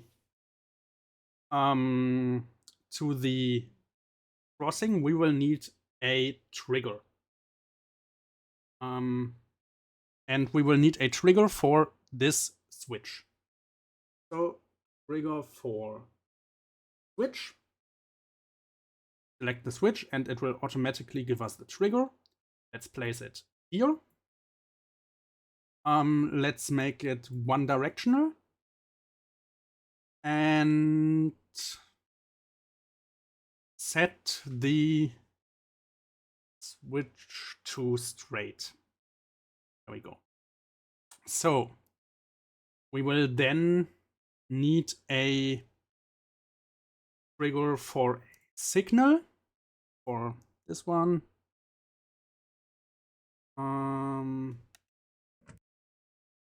Go. And let's also make that one directional and set it to close. All right.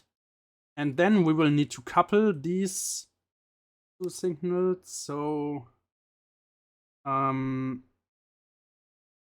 with ID 0002. And if this one is open, then open the other one. And if this one is closed, then close the other one. Go. All right. And then basically we only need another trigger for this one, which we will put here. And then open it.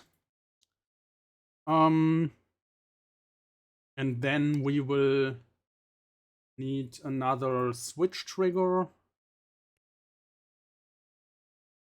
About here. One directional trigger at the end of the train and set it to the inner circle. And that should be it. That should be the circuit completed. So let's set this one to go 60 kilometers an hour. And we can follow it. Or we can check if the circuit works, which I hope it does, because I have not built any circuits in like 2 or 3 years. And it doesn't work. I will admit I'm confused by the underground road circuit with an invisible car that's connected to the crossing. Yeah, basically, you know, this is the old way of doing it. You could leave those out entirely and only use Lua script. And now I gotta troubleshoot what the issue is. It might be that the direction is... Actually, just to avoid any issue, I think it might be that they changed the directions at some point. So... oh, you can grab trains and drag them. I remember this. Yeah, alright. So there are no bidirectional triggers. Let's hope it works now, because I think with some update they reversed how the direction is displayed.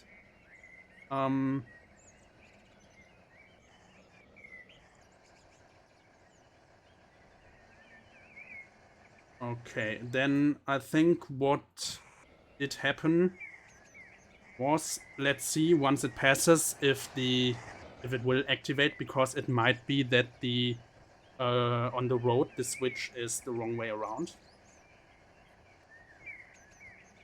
Yeah, it is. Alright, so there we go. These two trigger the wrong way around. This one goes this. There we go. Then now it should open again, and then it should work correctly. So let's just have the train go another round. And then of course you could do stuff like you could add a platform here and then add like a little thingy that makes the train stop, for which you wouldn't even need to build a circuit. Although if you want to do stuff like open and close the doors and stuff, then it is advised to build a circuit of some point. But yeah, our crossing works, and that's good.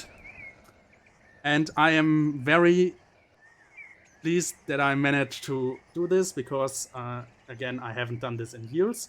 And what I definitely will not do is that I will build like a 2-track level crossing, because that one is way more complicated, because you will need to, keep track of like 2 tracks, and you won't want one train to open the barriers after it passed if there's a train on the opposite track, approaching, and you don't want the switch to get confused. But yeah, this is how you build a simple circuit to control a level crossing.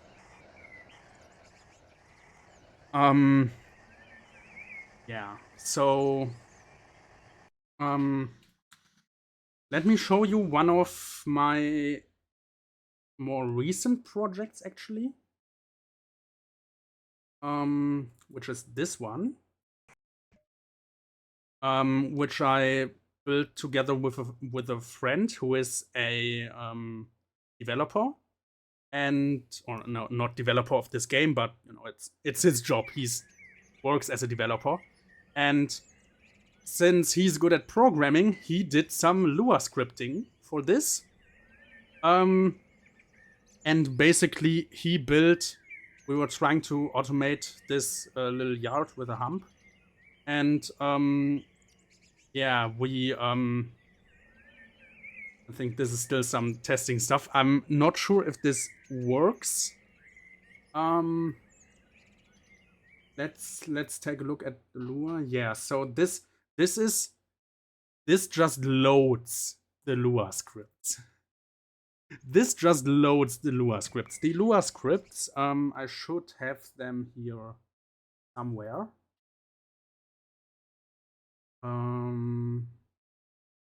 Somewhere in here. Do I have them?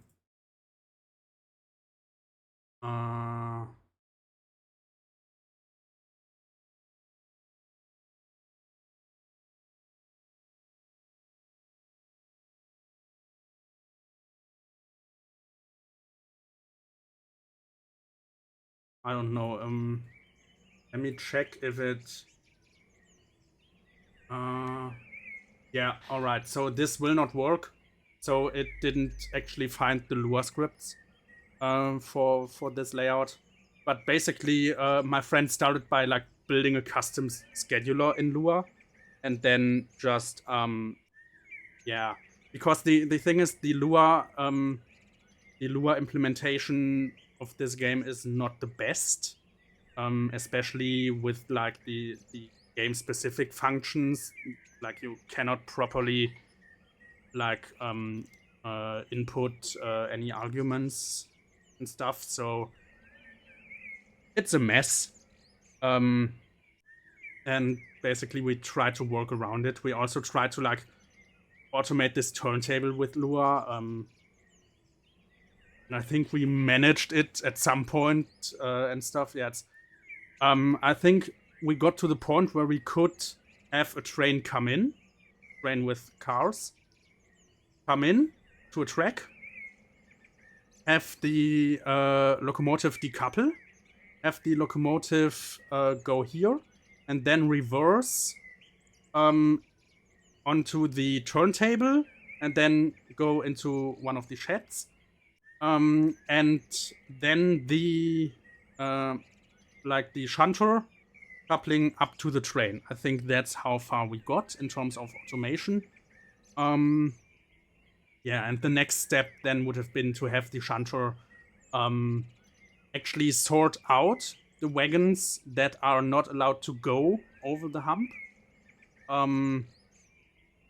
because they are not built for it. They got cargo that's sensitive or stuff, and then it would push the rest of the cars over the hump, and then they would automatically be sorted. But we never got that far, sadly. and then yeah, they would be shunted out of these tracks over onto this track, and then pushed back into here, and then a loco would come and couple up to them, and then start in either that direction or this direction. And of course, actually, does this no longer? I did automate this high-speed track here with Lua, so you have a bunch of trains down here, which will now no longer work. So we have one circuit here and one circuit there. They are just for the... I know that that one over there is just for randomly changing the direction, so that some trains will go that direction, some will go that. These circuits here, I think, need the Lua script to function. So I think one of these would trigger the Lua script that's responsible for managing this. So yeah. Sadly, that won't work. Also, we got like almost every ICE in here. Got the ICE 1 over here. Then we got a dual ICE 2. ICE 3. ICE 4. ICE T. We don't have a TD because I would need to pay like $3 for the asset and then $30 to convert it into the modern EEP version. We got the new ICE 3. Yeah, anything missing? Well, ICEL when it actually goes into service at the end of next year. And then anything else? Well, ICE 3 Neo, but it basically looks like the new ICE 3 just with some thicker insulation on the door. Yeah, so anyways, so I wanted to show you cargo. Let's actually go into the tutorials. So these were included with, or actually no, let's not go into the tutorials. Let's use a demo. Let's use, could be something older.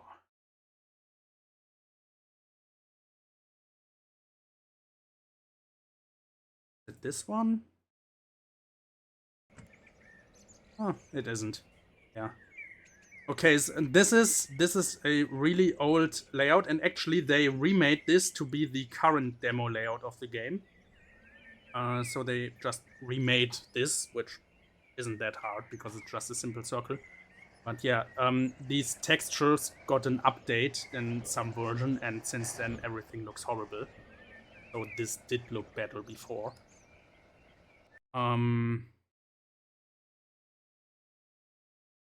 I know that it isn't this, and it's not this. And it's none of these, and it's not these two. Actually, it might be this one. Oh, we already got missing assets. And it's not it. Yeah, to experience this, you would need to like load it up in the appropriate version. I like that this game has the Doppler effect. Yeah. Oh, did I just save? Oh, whatever. Not like this matters anyway. Might still be from EEP6. Be this one. No, it is not, though. Yeah, camera angle, change the camera angle. There we go. So this one is an old layout built by Andreas Großkopf, and he's like an expert in like using this game's editor. He's like really good at it. So yeah. Icarus 55. Yeah, this is using an old Icarus bus. Was it over here? Yeah, there we go. This can even drive.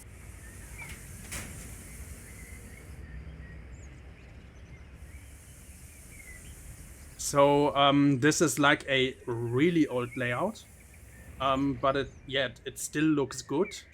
And the surprising thing is that when this was built, I'm pretty sure that 3D terrain editing wasn't a thing yet. So this would have been built entirely using the 2D terrain editor, which is a pain to use because you need to draw 2D shapes of the 3D terrain that you want. Yeah. Also, I think like activating this bus also activates should also activate the general automation. Yeah. So of trains going about. I think the camera change isn't either not working or hasn't triggered yet. Anyways, I wanted to show you the game's good system.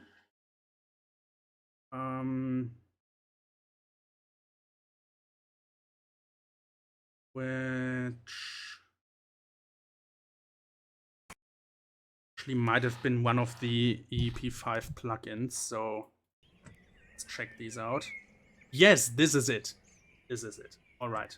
Going to full screen. This one got camera automation, which should be active, I hope. Yeah, it is. So let's just follow the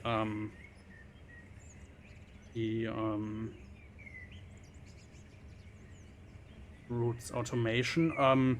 Again, the textures, the ground textures aren't accurate because they were updated at some point. So before the ground texture did actually like, fit the track. And yeah, basically this layout got goods. It uses the goods system, which is basically, so you don't have industries that produce something, but what you do have are goods that actually use physics simulation, which means that they usually don't work, like work with only issues, especially in the newer versions, but this should work fine. So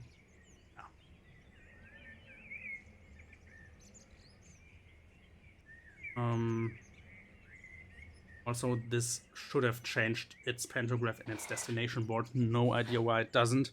I can only guess that due to assets being updated, the names don't match anymore, so it tried to change an axle on an asset. These are all axles, and it changed an axle on a train that didn't exist.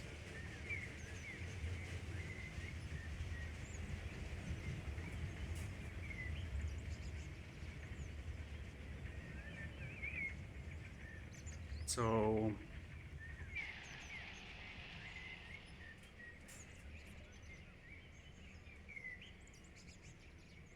Demon's Gates. Yeah, I'm not sure if that model has, if it's just the game simulating its wheels blocking, or if it's, yeah, okay, it just doesn't have animated wheels. Some engines do have animated wheels. This one apparently doesn't. Although I do remember it being animated. Or it might just be my mind playing tricks with me, so Yeah, also here we should be one of the interior cameras, which doesn't work. Okay, so this should now be displaying a graphic of the engine's interior, which apparently isn't included in the newer versions anymore. Maybe the script just bugged. That shouldn't be the case.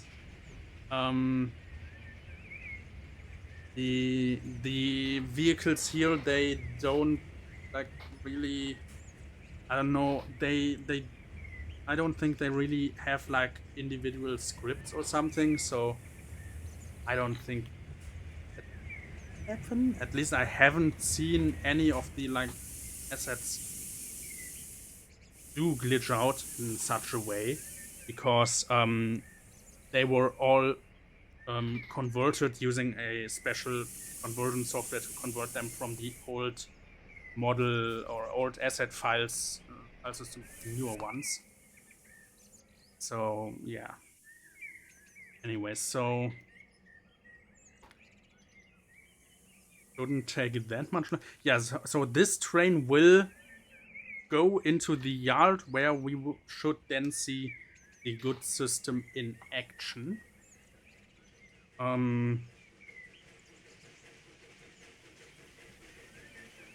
Hope.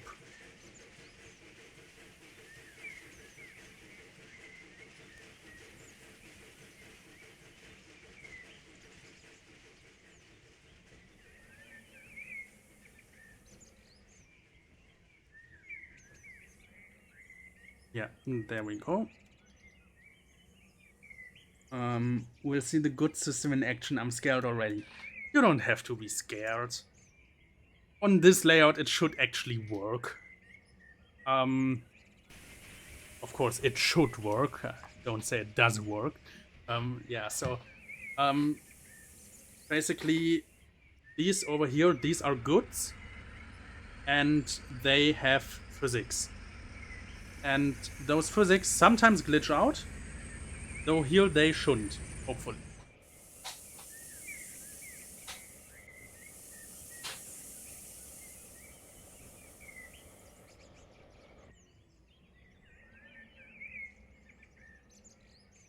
Right, so they are being shunted under that crane now.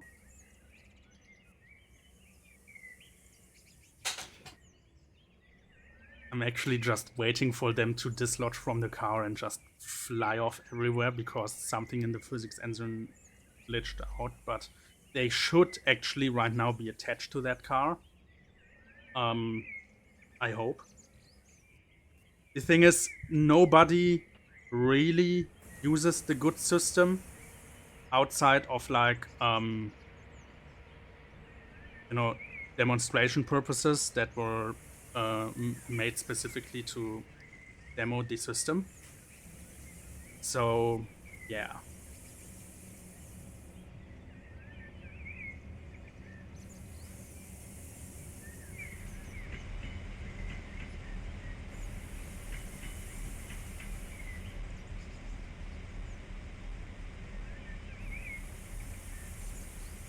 Do the passengers also have physics? No, they don't. In fact, at the time when the goods system was made, passengers were only static objects. There are now animated passengers, but the system is just horrible. I can show off a layout where they use those. Nobody uses the animated passengers or any of the animated animals. They all look horrible.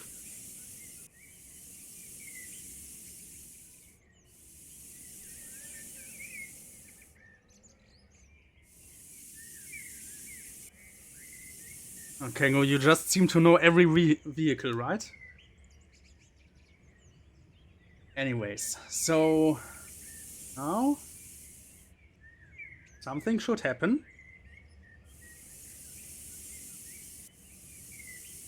Something should happen. There we go. I was about to scream in my monitor, do something, you stupid crane. Alright, so it's moving back and forth. good thing that's already working.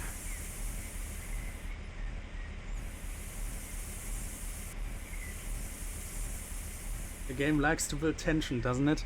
Yeah, I mean, this was meant as like a demo. And now that one...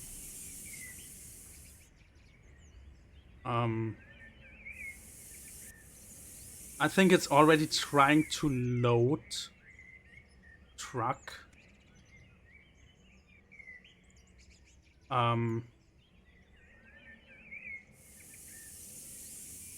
Yeah.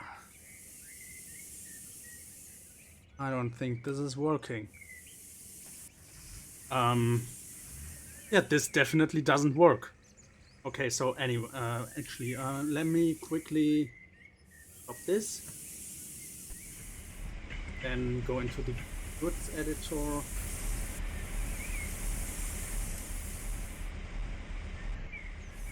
I have no idea how this even works.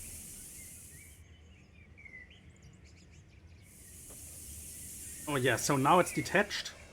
Alright. But I don't know how I can move these. But yeah, these goods have physics and they were meant to... so that you could like load goods from one car onto another. They don't really collide with other objects, so... yeah.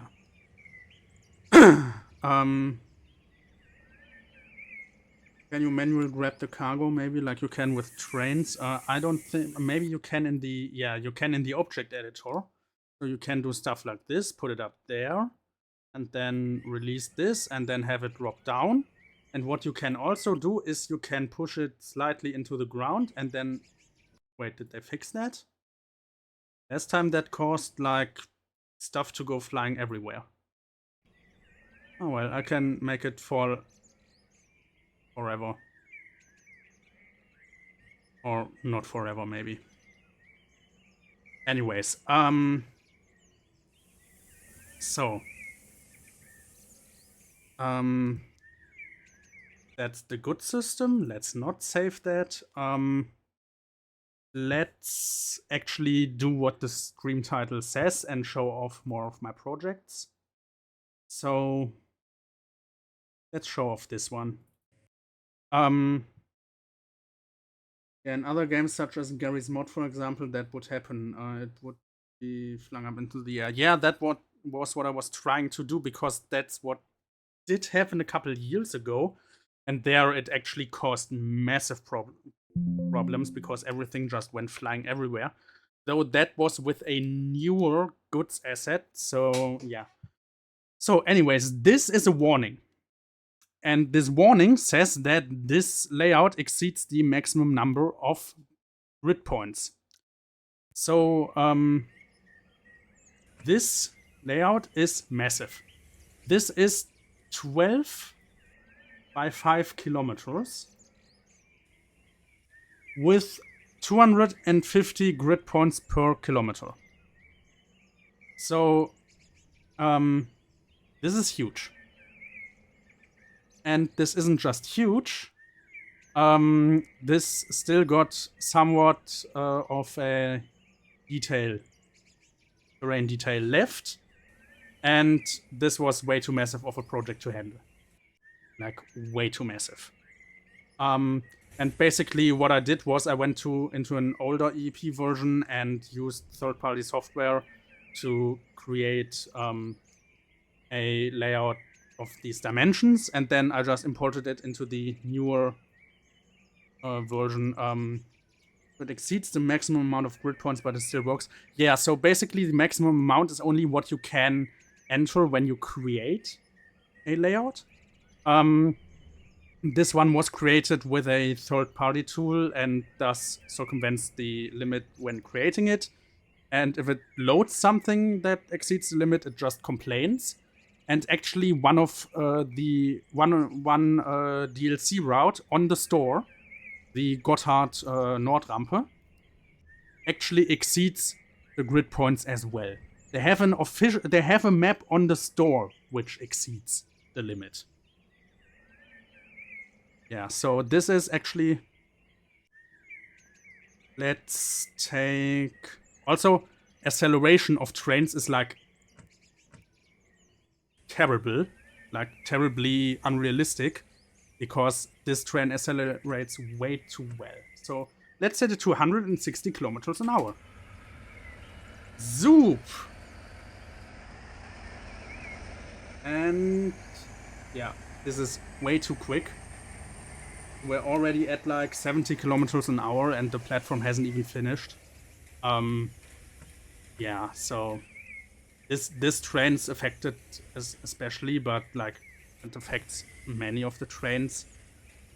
Oh, Kango, what you found there is the Gotthard Nordrampe for EEP Train Simulator Mission. That isn't EEP, that is a spin-off game, EEP Train Simulator Mission, which is supposed to feature driving of trains. So it doesn't have an editor, but you can drive trains. I might show that off later if we still got time, though I don't want to rob Sheridan's time from streaming himself. But basically, EEP Train Simulator Mission is like the most terrible train driving game ever. Like, that game's so terrible. I don't even know a good comparison for it, because there's no other game that is so terrible. That game sucks. Honestly, that game's so terribly unrealistic. Like, when you zoom out too much from your train, you just drop out of the air and get dislodged from your train and have it drive away without you. And in general, they have like voice dialogue lines that are terrible. And the entire game is terrible. I mean, it's fun to laugh about because it's so goddamn bad, but yeah, it's after playing that you need therapy. Yeah, it's unbelievably bad. Anyways, while we're waiting for Sheridan, let's actually, since we have this train here, let's take it for a ride. Actually, though,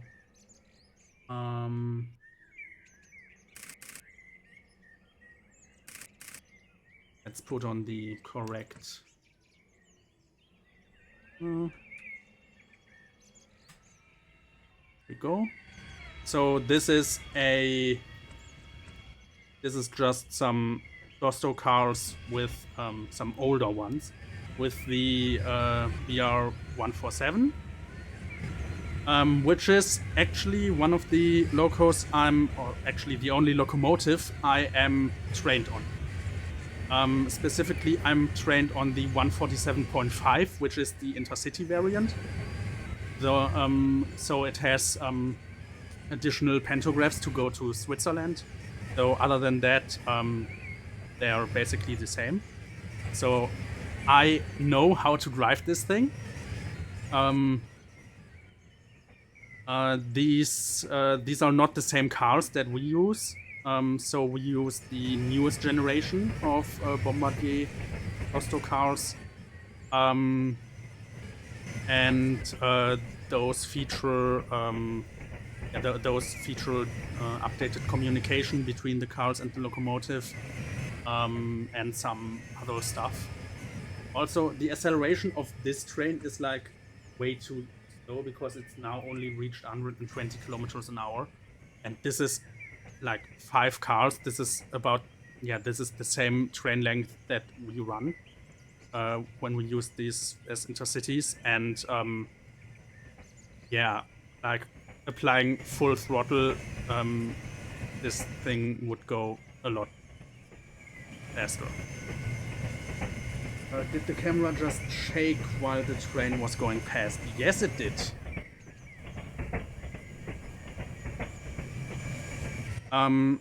Any foliage that would be near the track would also like have wind shake it around. Right, let's go down to 60.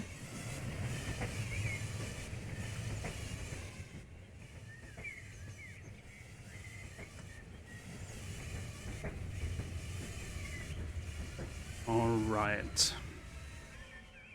Oh, no, no, no. Minus 60. Minus 60. Not 60.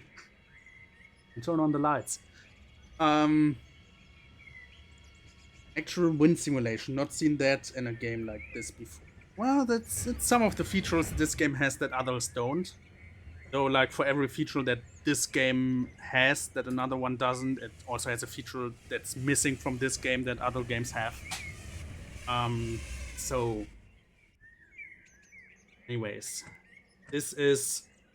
So this map is called Pissingen. For you, Sheradice, this map actually exceeds the maximum grid points that are allowed during layout creation. So I just used a third-party tool to create a layout that exceeds the limit. The game will just complain. Hello, GamerToby304.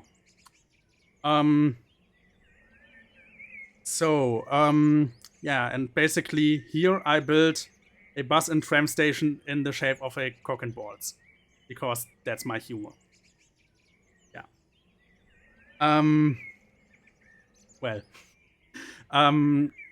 it was a pain to place these lines here manually. Like a real pain, especially since I have all of these locked, because otherwise they would have tried to connect to each other since they're so close together. Never ever do something like this manually. Like, I don't know, build like a pedestrian path and then like fill it in with grass or something.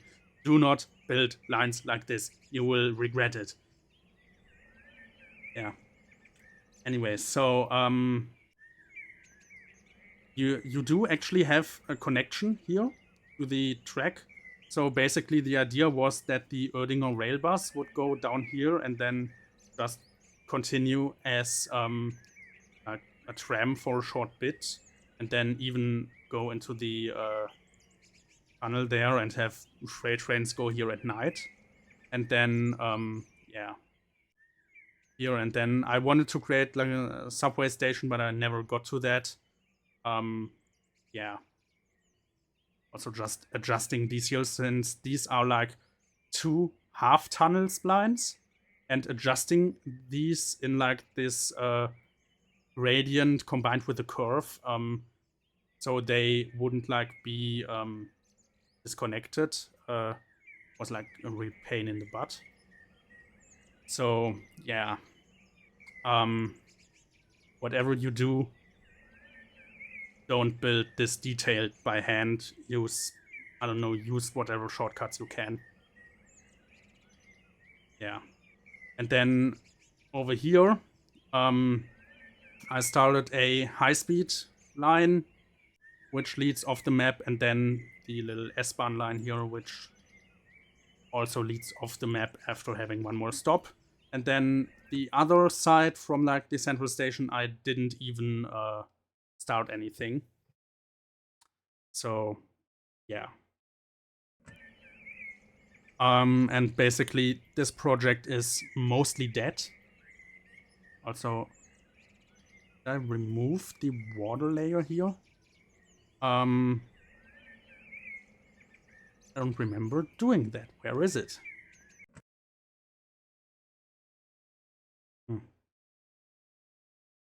Seems to have vanished. This.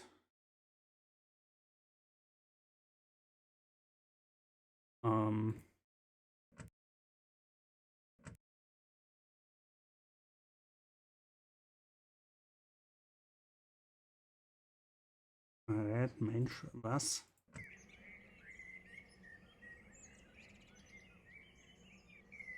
I don't remember placing those assets. Wait, let me quickly...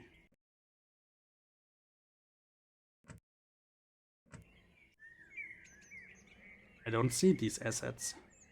Oh, there we go. Guess I still had those around after placing the bridge here, so... Anyways, quickly save that change. Even though it doesn't really matter since I'm not continuing this project. Yeah, anyways, so, Kango, you said something about the game's performance. And I said I would prove you wrong. This map is called Buntingen. I'm assuming you're making backups of your files. Of course, Paradise, I'm making tons of backups of my files. I have so many backups lying around that I don't even know where any of them are because they don't exist. So, yeah.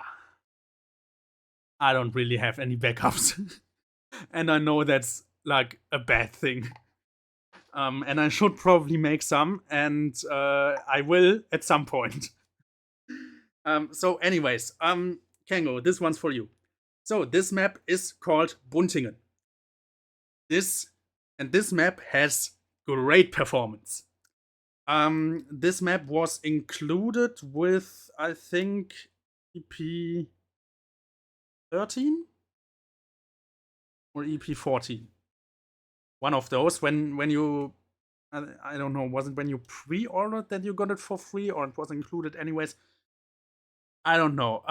But yeah, Kango, I'm about to prove you wrong with your great performance. You can already see at the loading time that this is not good. And I might add that I'm playing this off an SSD. When I still had this game installed on an HDD, this was terrible. It would take like almost 10 minutes to load this map.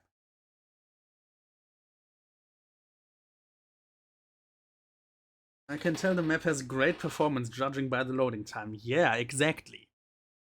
So...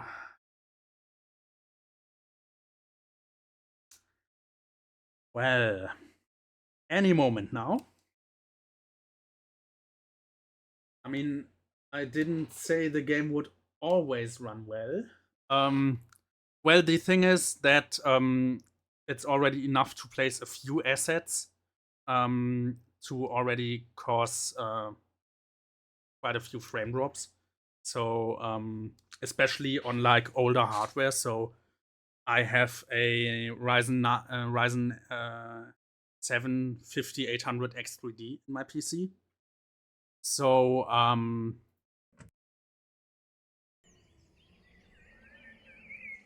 yeah.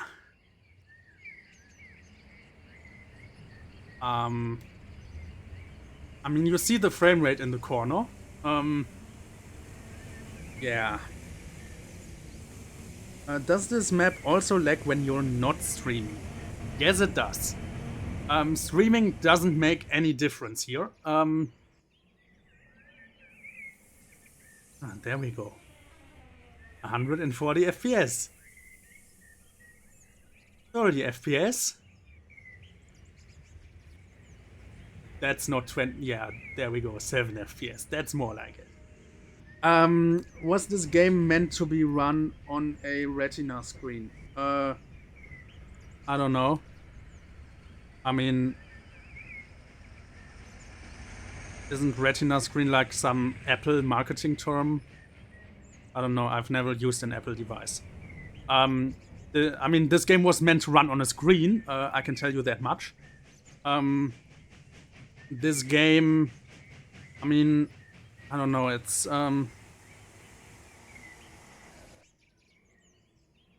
you should expect a game with this, like with this kind of graphics to run well, at least on such a powerful PC. Because also, like, graphics-wise, nothing has changed from, like, 2010. A Retina screen just means that the pixels are 1/4 the size of a normal screen. Oh, you mean, like, pixel density-wise. Well, I mean, that way everything becomes a Retina screen by just, you know, making the screen small enough. But yeah, I mean, since this is a Windows-only game, it was, and considering how old the game is, I think what the developers optimize for and what most people run is 1080p 60 FPS. This one is ultra wide 1440p 165 hertz that the monitor can do. Though the thing is, resolution doesn't change anything. When I still had my 1080p monitor, it was as bad as it is now, because the limit isn't the GPU. Like, my GPU is chilling right now. It only needs to render 12 FPS. And even my CPU isn't busy. It's just that the game is terribly optimized. And I also have the suspicion that, like, there's a buggy asset on this map, because, like, this map isn't that detailed. Like, you have a lot of trees, but those don't cost performance. And then you have, I don't know, you have someone constructing the ugliest staircase ever by some non-square barrel assets that are like 20 years old and were already ugly 20 years ago and haven't gotten any more pretty now. So, yeah. I mean, there's a lot of cool stuff on this map. Like, this one, for example, this is like a car factory. So, this does look pretty good. These are actually supports for the meant for the maglev. So these were meant to be used with the maglev trains and tracks. So they were just reused. This game offers or has support for scaling, so you can let me demonstrate this with this tree. You can scale the tree in all the dimensions that you want, which is quite good for using assets for like things that they weren't supposed to be used for. Yeah, so that's actually one feature that I'm missing from trains. Other than that, I think trains is clearly better than this. Oh, I thought they had collided, but yeah, this is just someone coupling two TGVs together for whatever reason. Yeah, so you also have some awesome track work over here. Some really awesome track work. Like, I could do better than this in 30 seconds. But yeah. I mean, this is like a... Yeah, don't save. I know, don't save. Although, I mean, honestly, I don't care. Like, oh.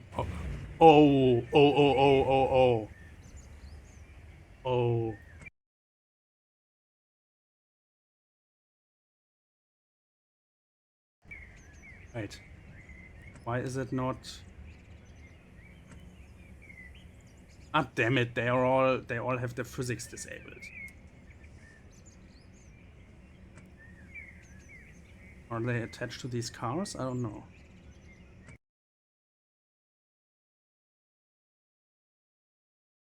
Or are they like just a static asset version?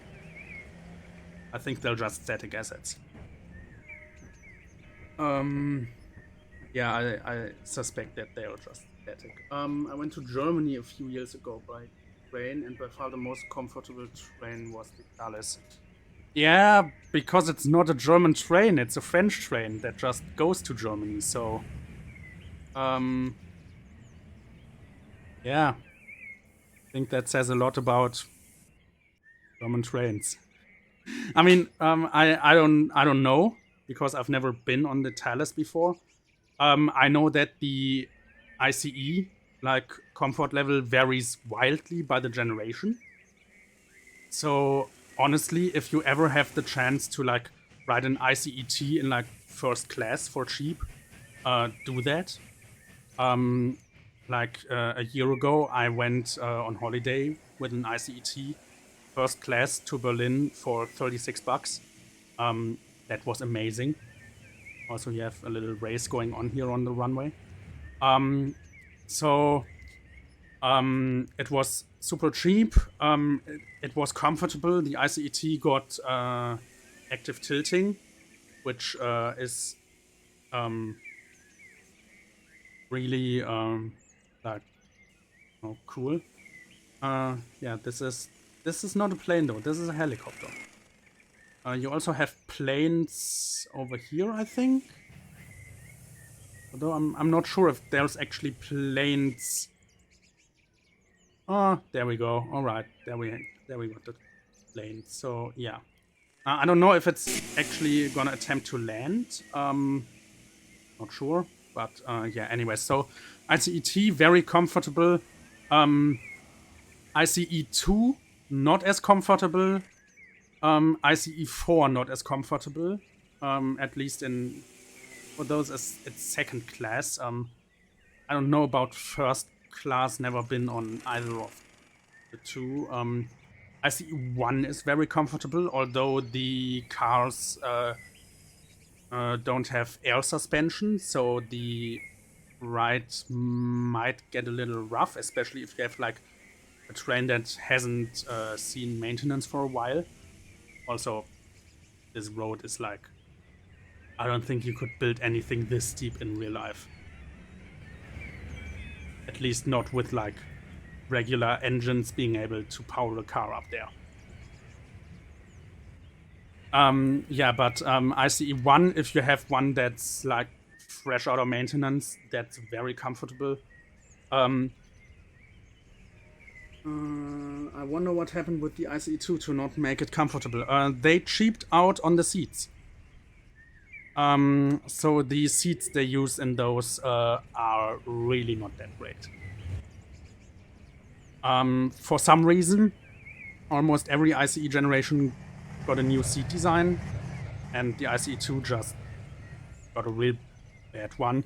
As did the ICE4, because that one, like the seats, they don't even tilt. You have no way of adjusting the seats other than sliding the rear support around a bit, but yeah, you can't really tilt it. So that's yeah, really not good for something that's branded an ICE, although like when they planned the ICE4, when they ordered the cars or the multiple units, the trains, they were actually planning to use them as intercity trains. And basically when they then got the Dosto intercities, which were originally meant as regional trains, that's when they made the ICE4 or the ICX as the project was known, and they made that an ICE. I took an ICE2 and 3, both second class, and the ICE3 was more comfortable. Yeah, ICE3 is like really comfortable. Although you do also feel that the trains are getting old now. Like they're getting 25 years old next year. Especially when on one of the high-speed tracks where they can go 300 kilometers an hour. For comparison, I also took a new ICE3, so the BR407, and they are much newer and they're also much smoother.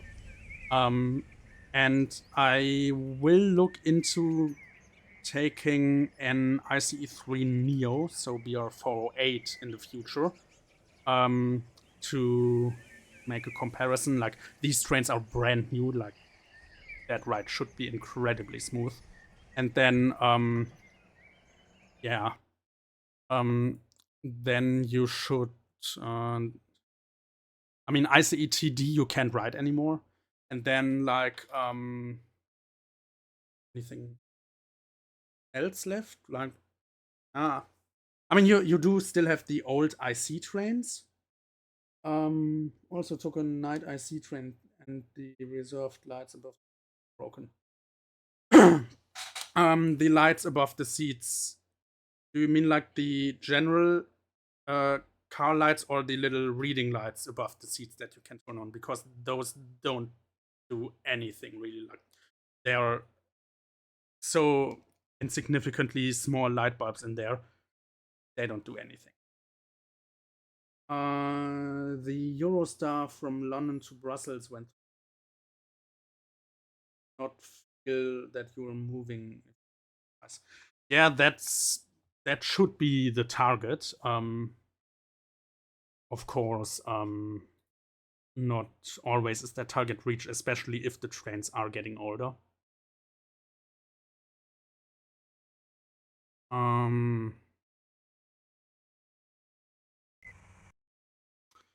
Yeah, so this one was just me building train storage. I was planning to unite this with another route. Yeah, so these are 100 tracks. You can store 100 trains in here, which can be up to 800 meters long. So, yeah. I like this. Yeah, so of course this is just storage. This game also supports like virtual storage. Like, you can create a virtual depot, which will just be a trigger on a track, and when the train reaches it, it will disappear, and then it can appear from another trigger. I hate that. Like, really, I hate it when I can't see my trains. I need to see them somewhere. If they are just like, I can open a window and see the properties of the train and have it dispatch onto the route, that's great and all, but I also want to be able to take a look at the train if it's not on the route. So, yeah. Yeah, so, basically, was there anything? Oh, yeah.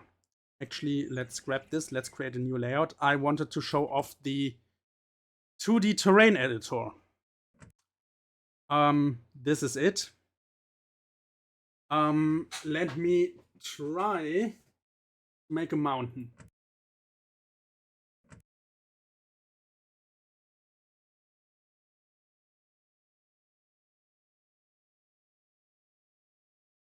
Here we go. So that's more like a plateau. I guess I would need like this, and then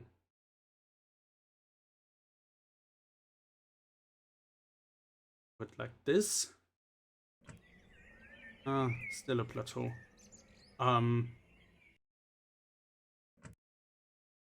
Ramp. That's weather. I have no idea how to use these tools. I can make a plateau, but that's it. Alright, yeah, Kango, I'm gonna do it. Hold on. I'm gonna show off EEP Train Simulator mission.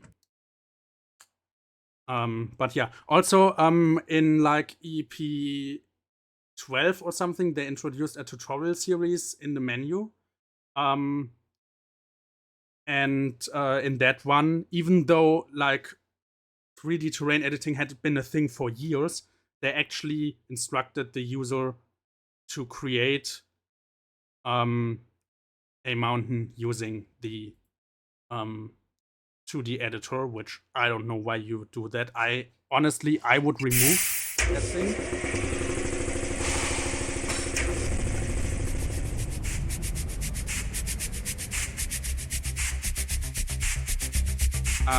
Yeah. This music will continue for quite a while, and I know that it's loud. It's also loud for me. So let's try with the large campaign. Yeah, let me adjust the game's volume. Yeah, and let me adjust my own volume. yeah, this game, they once actually had that startup music in EEP as well. And they removed it at some point because basically what every user did after first installing the game was removing that audio file. So it couldn't be played anymore. And yeah, this is fully voiced, and this got they like took the worst voice actor possible. So it's like really funny.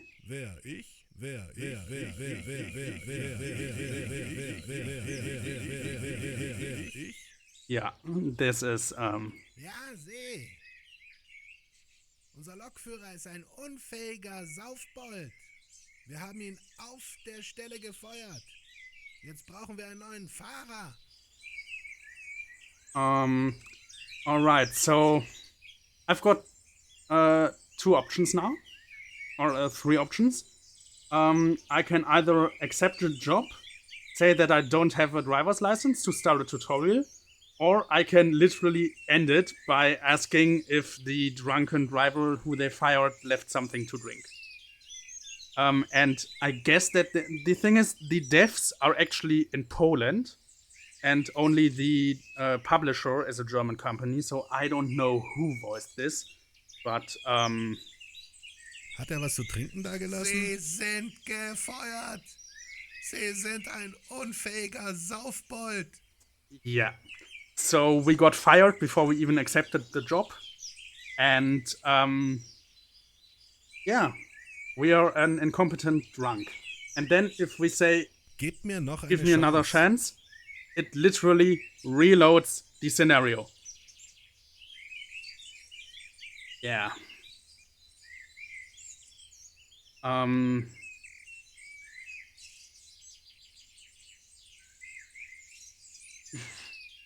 Honestly, like, if you need to voice something like this, yeah. Hey, seh. Wer, ich? Ja, seh. Unser Lokführer ist ein unfähiger Saufbold. Wir haben ihn auf der Stelle gefeuert.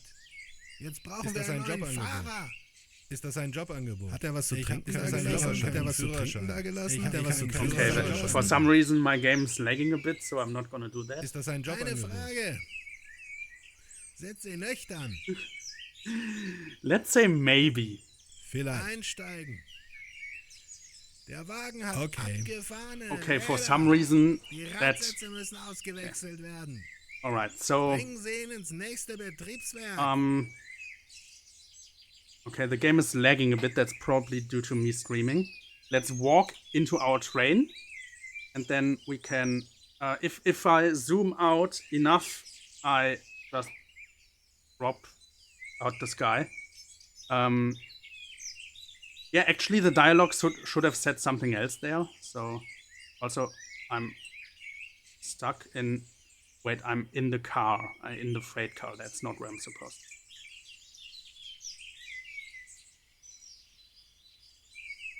Alright. And here you have the next great thing. The controls rotate. Someone thought that it would be great to have rotating controls. Alright, so and of course our train doesn't have a these are coupling controls. So our train doesn't have a front and a back. Our train has a north and a south. Because, of course, you know, like, trains being like, you know, of course, the train has a north and a south. I wonder if this, actually, I wonder if this changes if we're going through a curve. So actually, so let's give it like this, and then we need to set the speed.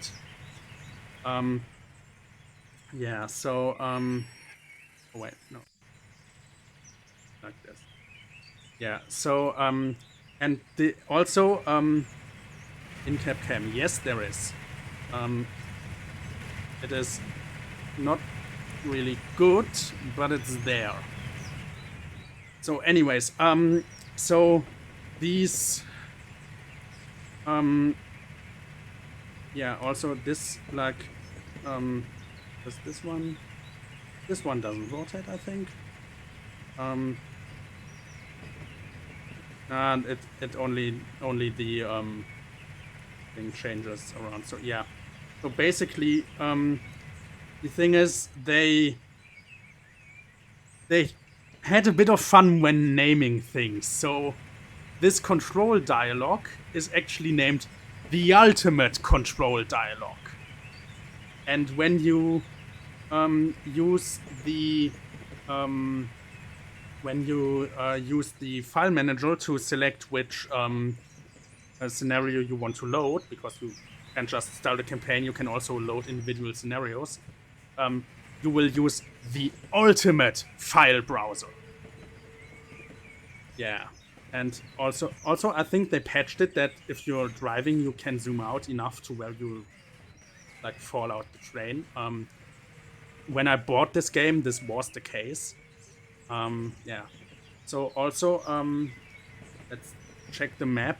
I have no idea where we are supposed to go. Yeah, okay, I know. So we gotta change the next switch that's coming. So as this thing can only go this fast, let's speed up a bit. And then we will also in a moment get screamed at because we're overspeeding. Because this rail Unimog is like limited to, or is only allowed to go 20 kilometers an hour when on rails. So yeah. We will get screamed at some point. I'm gonna watch out for the switch, or we will need to take another full round on this.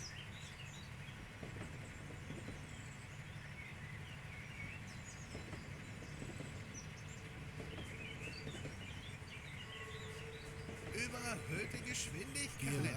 Sie sind zu schnell. Unglaublich. Die erlaubte Geschwindigkeit eines Unimogs auf dem Gleis beträgt 20 Stunden. Überhöhte Geschwindigkeit. Sie sind zu schnell. Die erlaubte Geschwindigkeit eines Unimogs auf dem Gleis beträgt 20 Stundenkilometer.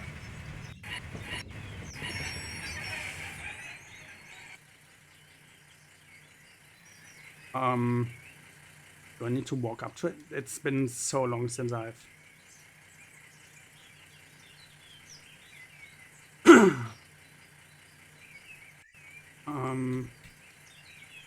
yeah, I don't know how I flicked the switch. Also, my game's lagging like crazy. What the fuck?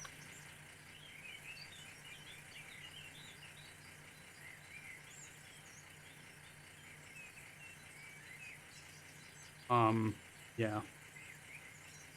Can you not reverse back past the switch if you miss it? Well, I guess I can.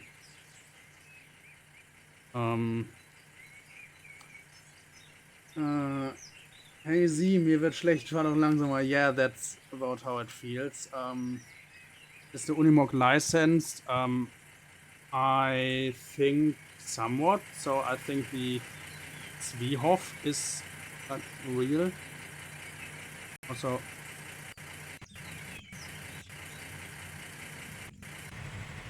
oh, this one's also like centered in the middle.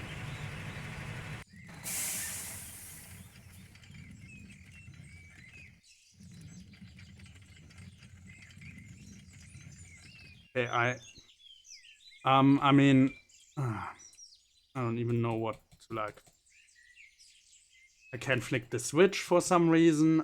The game lags. And I mean, I think you can tell that this game isn't fun, right? Why is this thing like... And why can it even go backwards if the engine's turned off?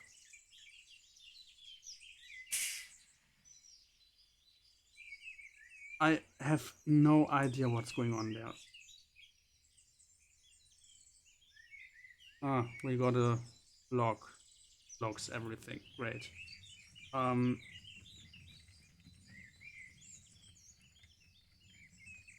Yeah. Keybind. I have no idea. I mean, we can check the manual.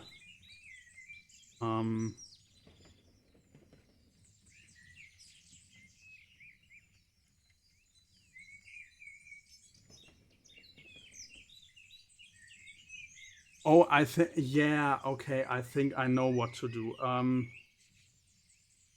Yeah, like this. So you got different modes down here where I don't know which one does what, but apparently one of them is.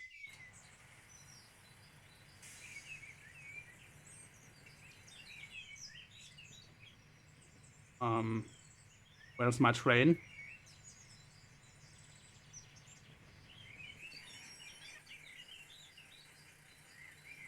Wrong direction, it seems. Why are the controls...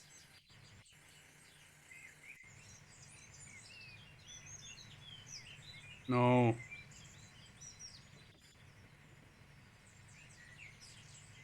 Like, whoever had the idea that the controls should rotate, you're stupid.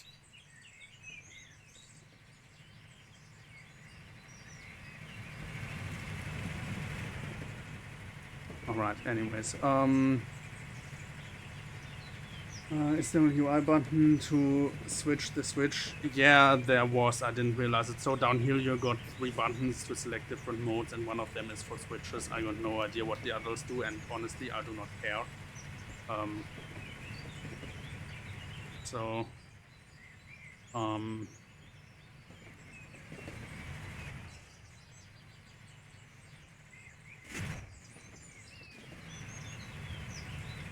Anyways,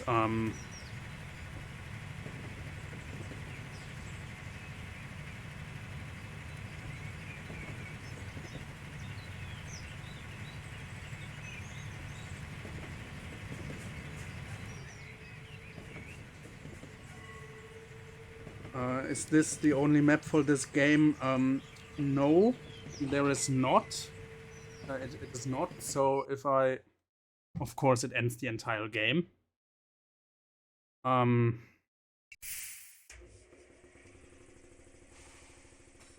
So you have the ultimate file browser. And here you have 4 tutorials, then missions 1 through 6 in the small campaign, and then you have the large campaign with missions 7, 8, 10, and 15. No idea who numbered these, and I don't really care. Yeah, so...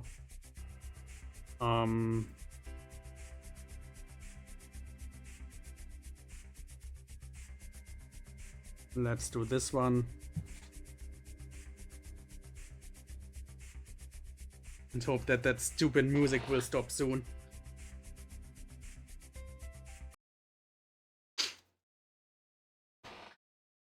And the game crashed. Great. Let's try that again.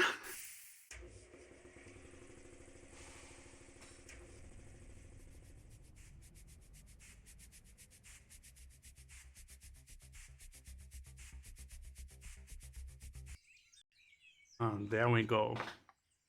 Willkommen in der kleinen Kampagne. Vor Ihnen sehen Sie eine Rangierbude. Daneben wartet eine blaue 212 Diesellokomotive. Ihre erste Mission in diesem Tutorial ist es, die Lok an der Tankstelle hinter Ihnen aufzutanken. I love how the text he's reading isn't even the same as the text that displays. Like, here it says campaign, but he read tutorial. Yeah. And he's just so excited to voice this. Like, you can really hear his excitement in his voice. Ich tanke. Beachten Sie, dass das Tanken nur bei abgestelltem Motor gestattet ist. I also love how the response to that introduction was, I tank. Ich verstehe. Alright. So, yeah, we can also, like, walk through scenery. And the field of view is, like, really, like, not good. And also we can scroll backwards, and we can scroll forward. Like, we can also scroll to walk. Yeah. Like he's thinking I'm not getting paid enough for this. In fact, I'm not getting paid at all. Yeah, that's probably it. Yeah, so I know this is like, this game is ridiculous, and I mean, this game has been unsupported for years, so of course you can't zoom out that much. That was one zoom too much. Okay, so let's limit ourselves to this, and then I think we can go forward.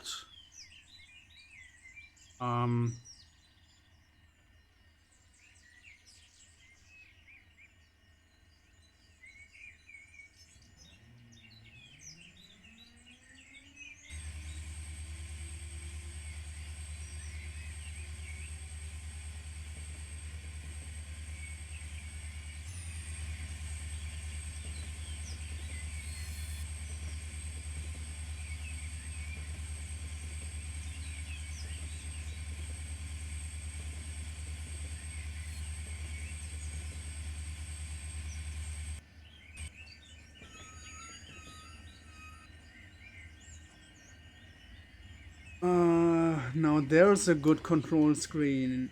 Scroll to walk in a first-person game. Yeah, I mean, you can use WASD, of course. These rotating controls! God damn it! I can't look forward and use the controls because they're at an angle. Who invented this? Also, is this where I'm supposed to go? Am I not supposed to go, like, to the... like, whatever.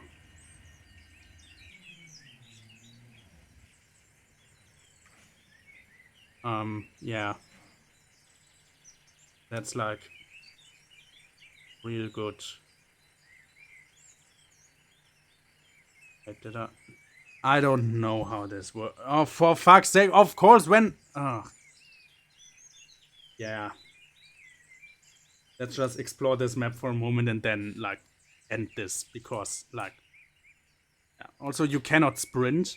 Like, this is the walking speed you're limited to. Yeah, the buffers clip through. I know that's, camera doesn't rotate with the locomotive. I don't know what rotates here. I know that the control panel rotates. Yeah. Something rotates always. I don't know. It's who had the idea of rotating controls? God fucking damn it. Sharadise, I got a challenge for you. If you got balls, go into the suggestions channels on the trains Discord and suggest that the control panel in driving mode rotates with the camera, like, rotation. Go suggest that on the trains Discord if you got balls. Like, who came up with that idea? What did they smoke? And where can I get that stuff? I want that too.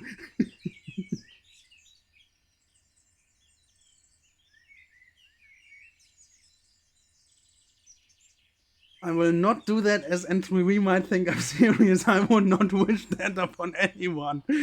Honestly, like, nobody at N3V would think that's a good idea. Nobody would think that. Honestly, like, yeah. Also, here you see a hump for shunting. That's, like, the steepest thing I've ever seen. And especially, they have this, like, scenery ramp under here. Like, I cannot walk... Oh, I can? No, I can't really walk up here. I can only walk on the terrain that's underneath. Yeah, so... So this is where they push the cars down, or where they're supposed to push the cars down. Yeah, like, the only thing you're gonna do is break your freight cars. You're gonna drop me out of thin air, out of the air? Well, I'm just gonna go explore the map then. Yeah, basically, what am I supposed to do? Like, I can't work with these controls. They already ruined the sun rotation in TRS 19 Service Pack 5 for macOS. How so, Sharadise? Yeah, link that GIF. Hold on. Okay, I want to see that. I definitely want to see that.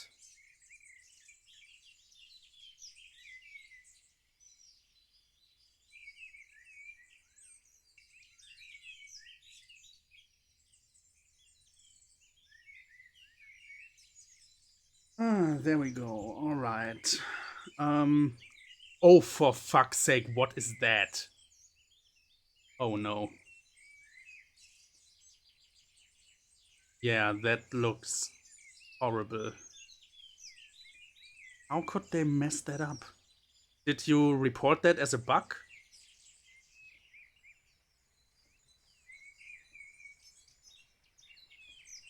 And if so, what did they say?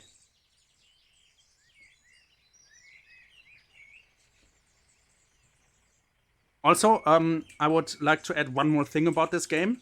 You see here 3D tracks. You do not see 3D switches because for years the developers have failed to implement proper 3D switches. Instead, every 3D switch you want needs to be a scenery object, which also means that for 3D switches you're restricted to certain angles. Yeah. Okay, you did. So what did they say about the bug report? Could they reproduce it, not reproduce it? Could they fix it, not fix it? The answer was, because we're focusing on TRS 22, there's no further updates planned for TRS 19. Even though TRS 19 is still an officially supported game. Oh, yeah, that's stupid. I would have thought N3V to be better than that.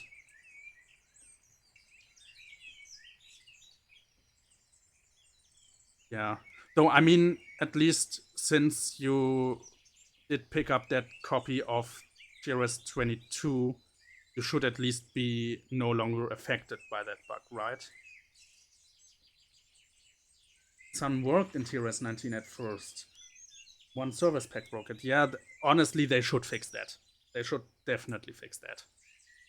And I can't even imagine that it's like that hard to fix. It's probably just like a messed up calculation somewhere. So they'd literally need to fix like 1 or 2 lines of code.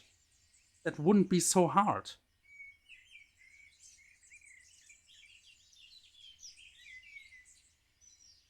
Not installed TRS 22 yet. Ah, well. So you should do that at some point. Yeah. So of course, it depends if you still want to, like, when you publish Milton Valley Railroad, if you still want it to be TRS 19 compatible, you should at least finish that one in TRS 19 or switching to 22. Yes, and also another thing that's related to the rotation thing is that the junction overlays aren't visible if you... that's annoying too, I imagine. MVR, I want to be compatible with TRS 19 if possible, yes. Yeah, so I honestly, I think after that you should switch over to TRS 22. Because, you know, it's just, you know, most modern and stuff, and yeah. Sad thing is that you won't be able to use HD Terrain without a Trans Plus subscription. So honestly, I think, like, as far as game subscriptions go, Trans Plus is one of the subscriptions that offers you most value for money. What the fuck? Yeah, this game is horrible. I can't even turn the camera correctly. This is... Yeah, also, I need to click and drag to move the camera because, like, there's no crosshair. It doesn't capture my mouse movements. This is horrible. Yeah, close this. This is stupid. Wait for what? Buildings have normals facing inwards? Apparently some of them do? I don't know.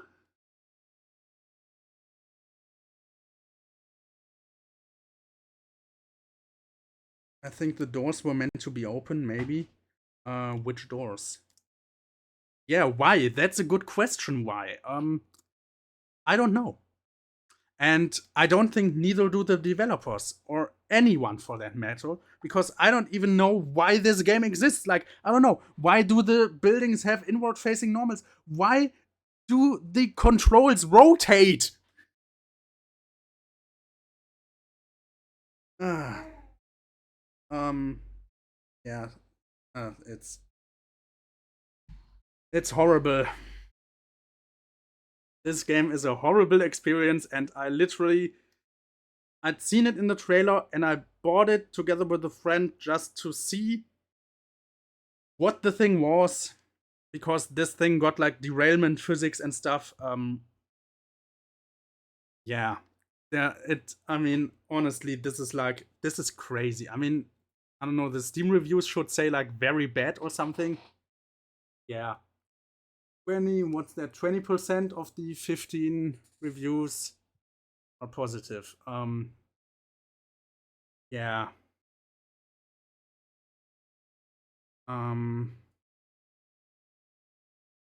This is horrible.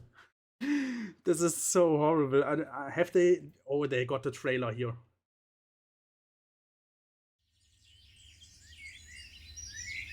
Yeah, like this is. I don't know.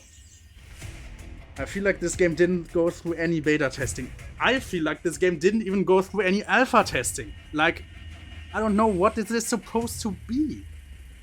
Like, it's a driving simulation, of course, but it's the worst driving simulation possible. I don't know why the controls rotate. Yeah.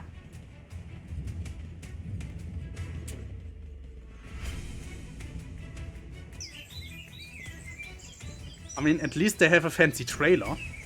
So.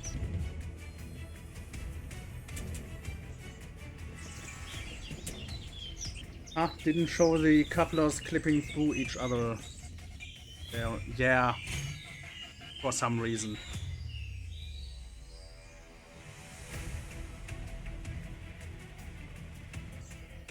I love how the music isn't timed at all to what's happening. Yeah, it's like...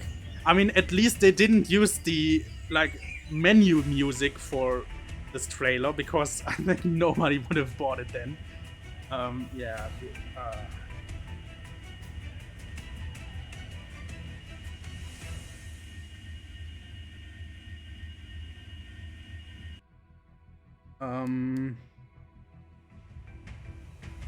Is this Derail Valley without the job system? Hello, Code Monkey. This is EEP Train Simulator Mission, and this is the worst train driving game that has ever existed.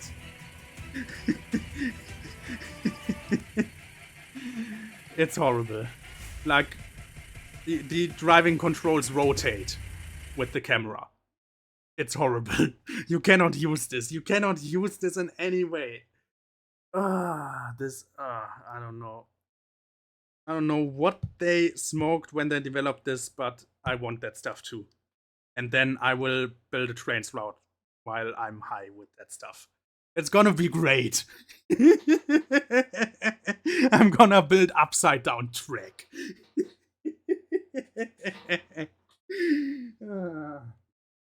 I mean, the game looks really nice. Yeah, kinda. If you take like graphic standards from 5 or 6 years ago, maybe. Just needs a lot of patches, I'd say. Honestly, this needs a whole rewrite. Like, rip out the camera system, rip out the control system, and replace them with something like regular. Replace them with regular camera controls and regular driving controls, not rotating ones. Looks better than OMSI 2, I'd say, lightning-wise. Yeah, I guess, though, again, this is still a DirectX 9 game, so, like, it's limited to the same graphical effects that OMSI is. The lighting is okay, but the scenery is quite bare. Yeah, basically the scenery is so bare because they are exclusively using 3D trees and stuff. So if they were to instead use the 2D trees that most of the regular EEP layouts use, then if they were to use, and basically it's about performance. With the 3D trees, they cannot cover the entire map in trees because it wouldn't be performant enough, and apparently they didn't want to use 2D trees because that would make the game look cheap. Yeah, this isn't cheap. This is $20 that I wasted. You have no DLC for this, right? Tango, I'm not stupid enough to buy more of this.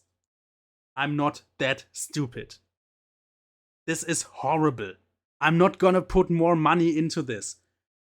I put $20, or I am together with a friend, so $10 each. We put $10 each into this to see if it was any good, and if it was horrible, to see how horrible it was. And it was very horrible. Let's start it up again. Let's reduce the volume, because otherwise your ears will fall off, and mine will as well. So, let's load up the large campaign again. Alright, Code Monkey, prepare for the worst. Literally.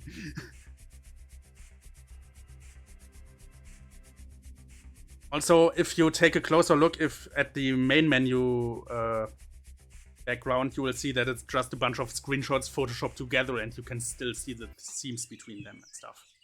Hey, See! Wer, ich? Ja, See! Unser Lokführer ist ein unfähiger Saufbold. Wir haben ihn auf der Stelle gefeuert. Yeah. Jetzt This is brauchen wir the einen neuen great Fahrer. voice acting of this game. Ist das ein Jobangebot? Eine Frage. Sind Sie nüchtern? Vielleicht. Einsteigen. Der Wagen hat abgefahrene Räder. Die Radsätze müssen ausgewechselt werden. Bringen Sie ihn ins nächste Betriebswerk.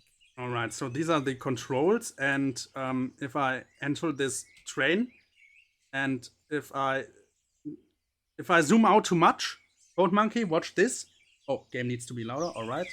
Yeah, forgot to put the volume back up. So Code Monkey, watch this. If I zoom out too much,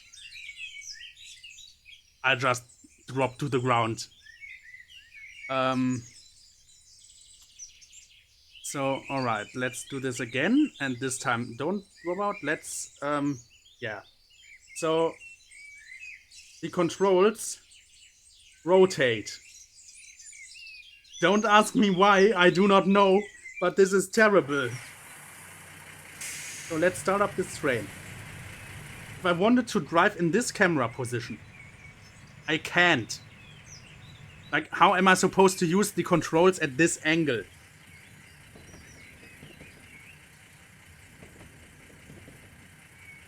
The controls are begins the chat.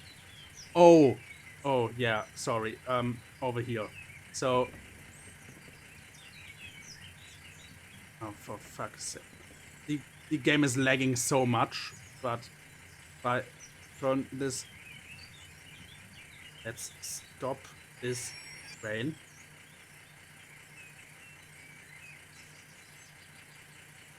Yeah, there we go. So there you have the rotating controls, and if you want to drive at like this angle,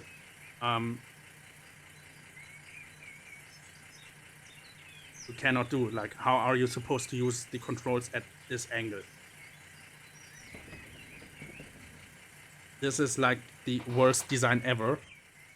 And apparently, if you're going slow enough, you can still detach from your train.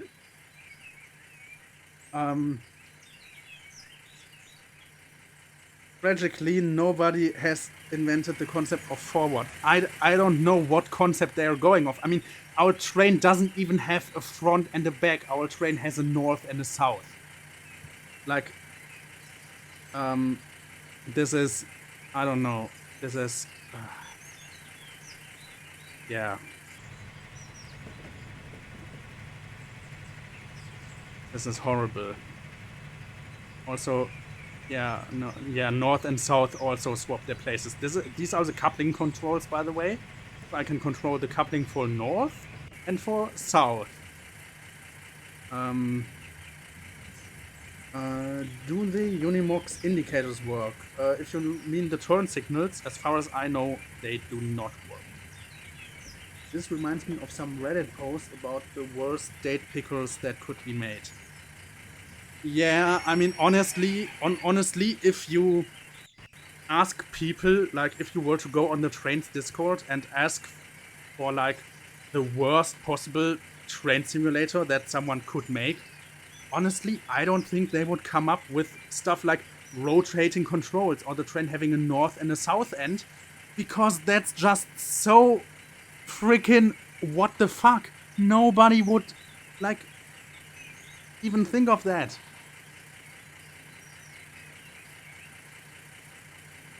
I don't know. Let's end this. I don't want to play this anymore. Like, this was enough for like 20 years. I do not want to touch this game anymore. Basically, you can't make this stuff up. Yeah, exactly. I don't know which drugs they took, but honestly, whoever came up with this had to do drugs, because you cannot, like, come up with this any other way. You can't make this stuff up. You can't. But yeah, I hope, Code Monkey, if you ever make your own train game, do not make rotating controls. And do not give your train a north and a south end, and do not have the camera detach if you zoom out too far.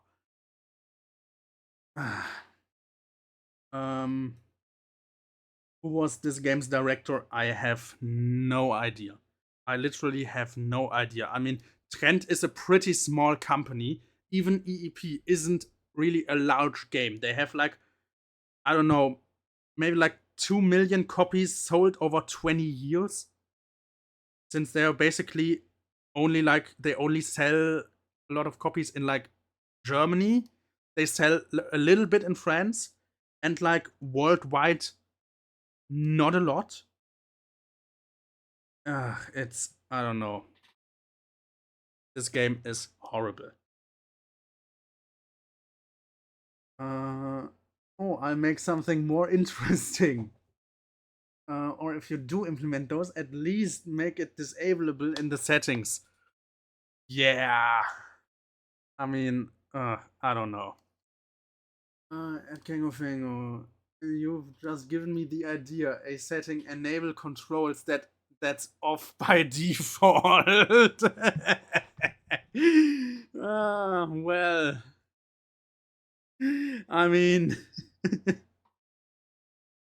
I have contemplated making my own train game. I've not considered making my controls rotate, except maybe the in-cab handbrake. Yeah, that's the only thing that should rotate. Or maybe some of the older German locos where the throttle would actually be a wheel.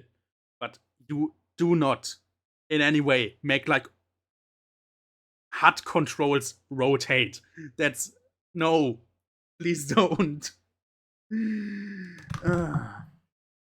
But yeah, Code Monkey, great idea with the controls that's turn off by default. Yeah. Make the controls rotate, don't make the UI and elements rotate. Yeah, basically, whoever thought that rotating UI in any way, shape, or form was a good idea? I don't know. I really do not know. Yeah, so anyways, I think I've been streaming for long enough now. Over 5 hours. That was way longer than I planned. Yeah. I hope you enjoyed the stream. I'm definitely gonna stream more OMSI in the future. I'm probably not gonna stream any more EEP in the future, and I will definitely, for the love of God, not touch EEP Train Simulator mission again. In fact, I will uninstall it. There we go. Uninstall it. Get rid of this thing. I honestly, like, no. Please don't. I don't know. I will stream something else, but not that. Anyways, thank you for joining me. The EEP16 cover image looks decent, at least. Yeah, that's because I inserted it there myself, because this is not actually a Steam game, or that I haven't bought it on Steam. There is a Steam version of it. I do not have the Steam version. I just added it into my Steam list, as I did with all my games, as I did with Trains. I also added these images in here. I did this for all my Trains installations. I put so much work into having this look decent. Yeah, I put way too much work into this. I even made these logos different sizes so I can easily differentiate which instance is my Trains Plus with all the content and which is my Trains Plus with only the base content for Multiplayer Surveyor. Also, on that note, I am thinking about doing a Multiplayer Surveyor project. If you want to participate, you need Trains Plus, which most of you probably do not have, sadly. Yeah. But anyways, I will maybe stream again tomorrow. I will have the time. I will see if I'm also in the mood for it. I might stream some more OMSI. Probably not gonna stream Trains because I'm currently not working on my route. Since I'm waiting for support on how to get rid of the artifacts on there, so yeah. I might stream something else, maybe some more Trains in World, maybe, I don't know. I have a lot of options. Like, I have a really long list of games. I will read chat for one more time, then I will end the stream.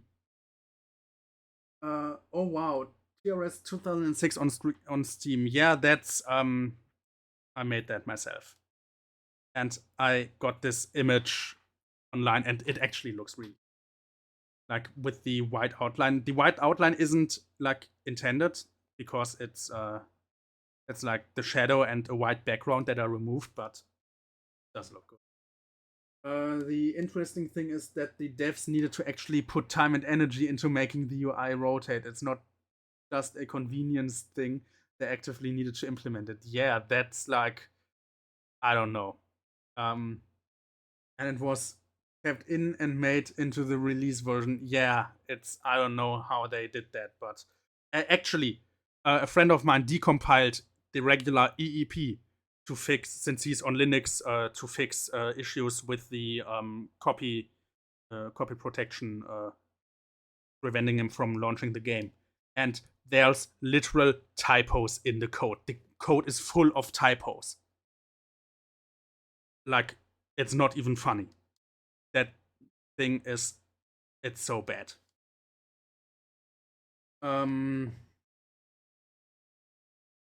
The great mysteries of video game development, I guess. Yeah, mysteries. Mysteries and drugs.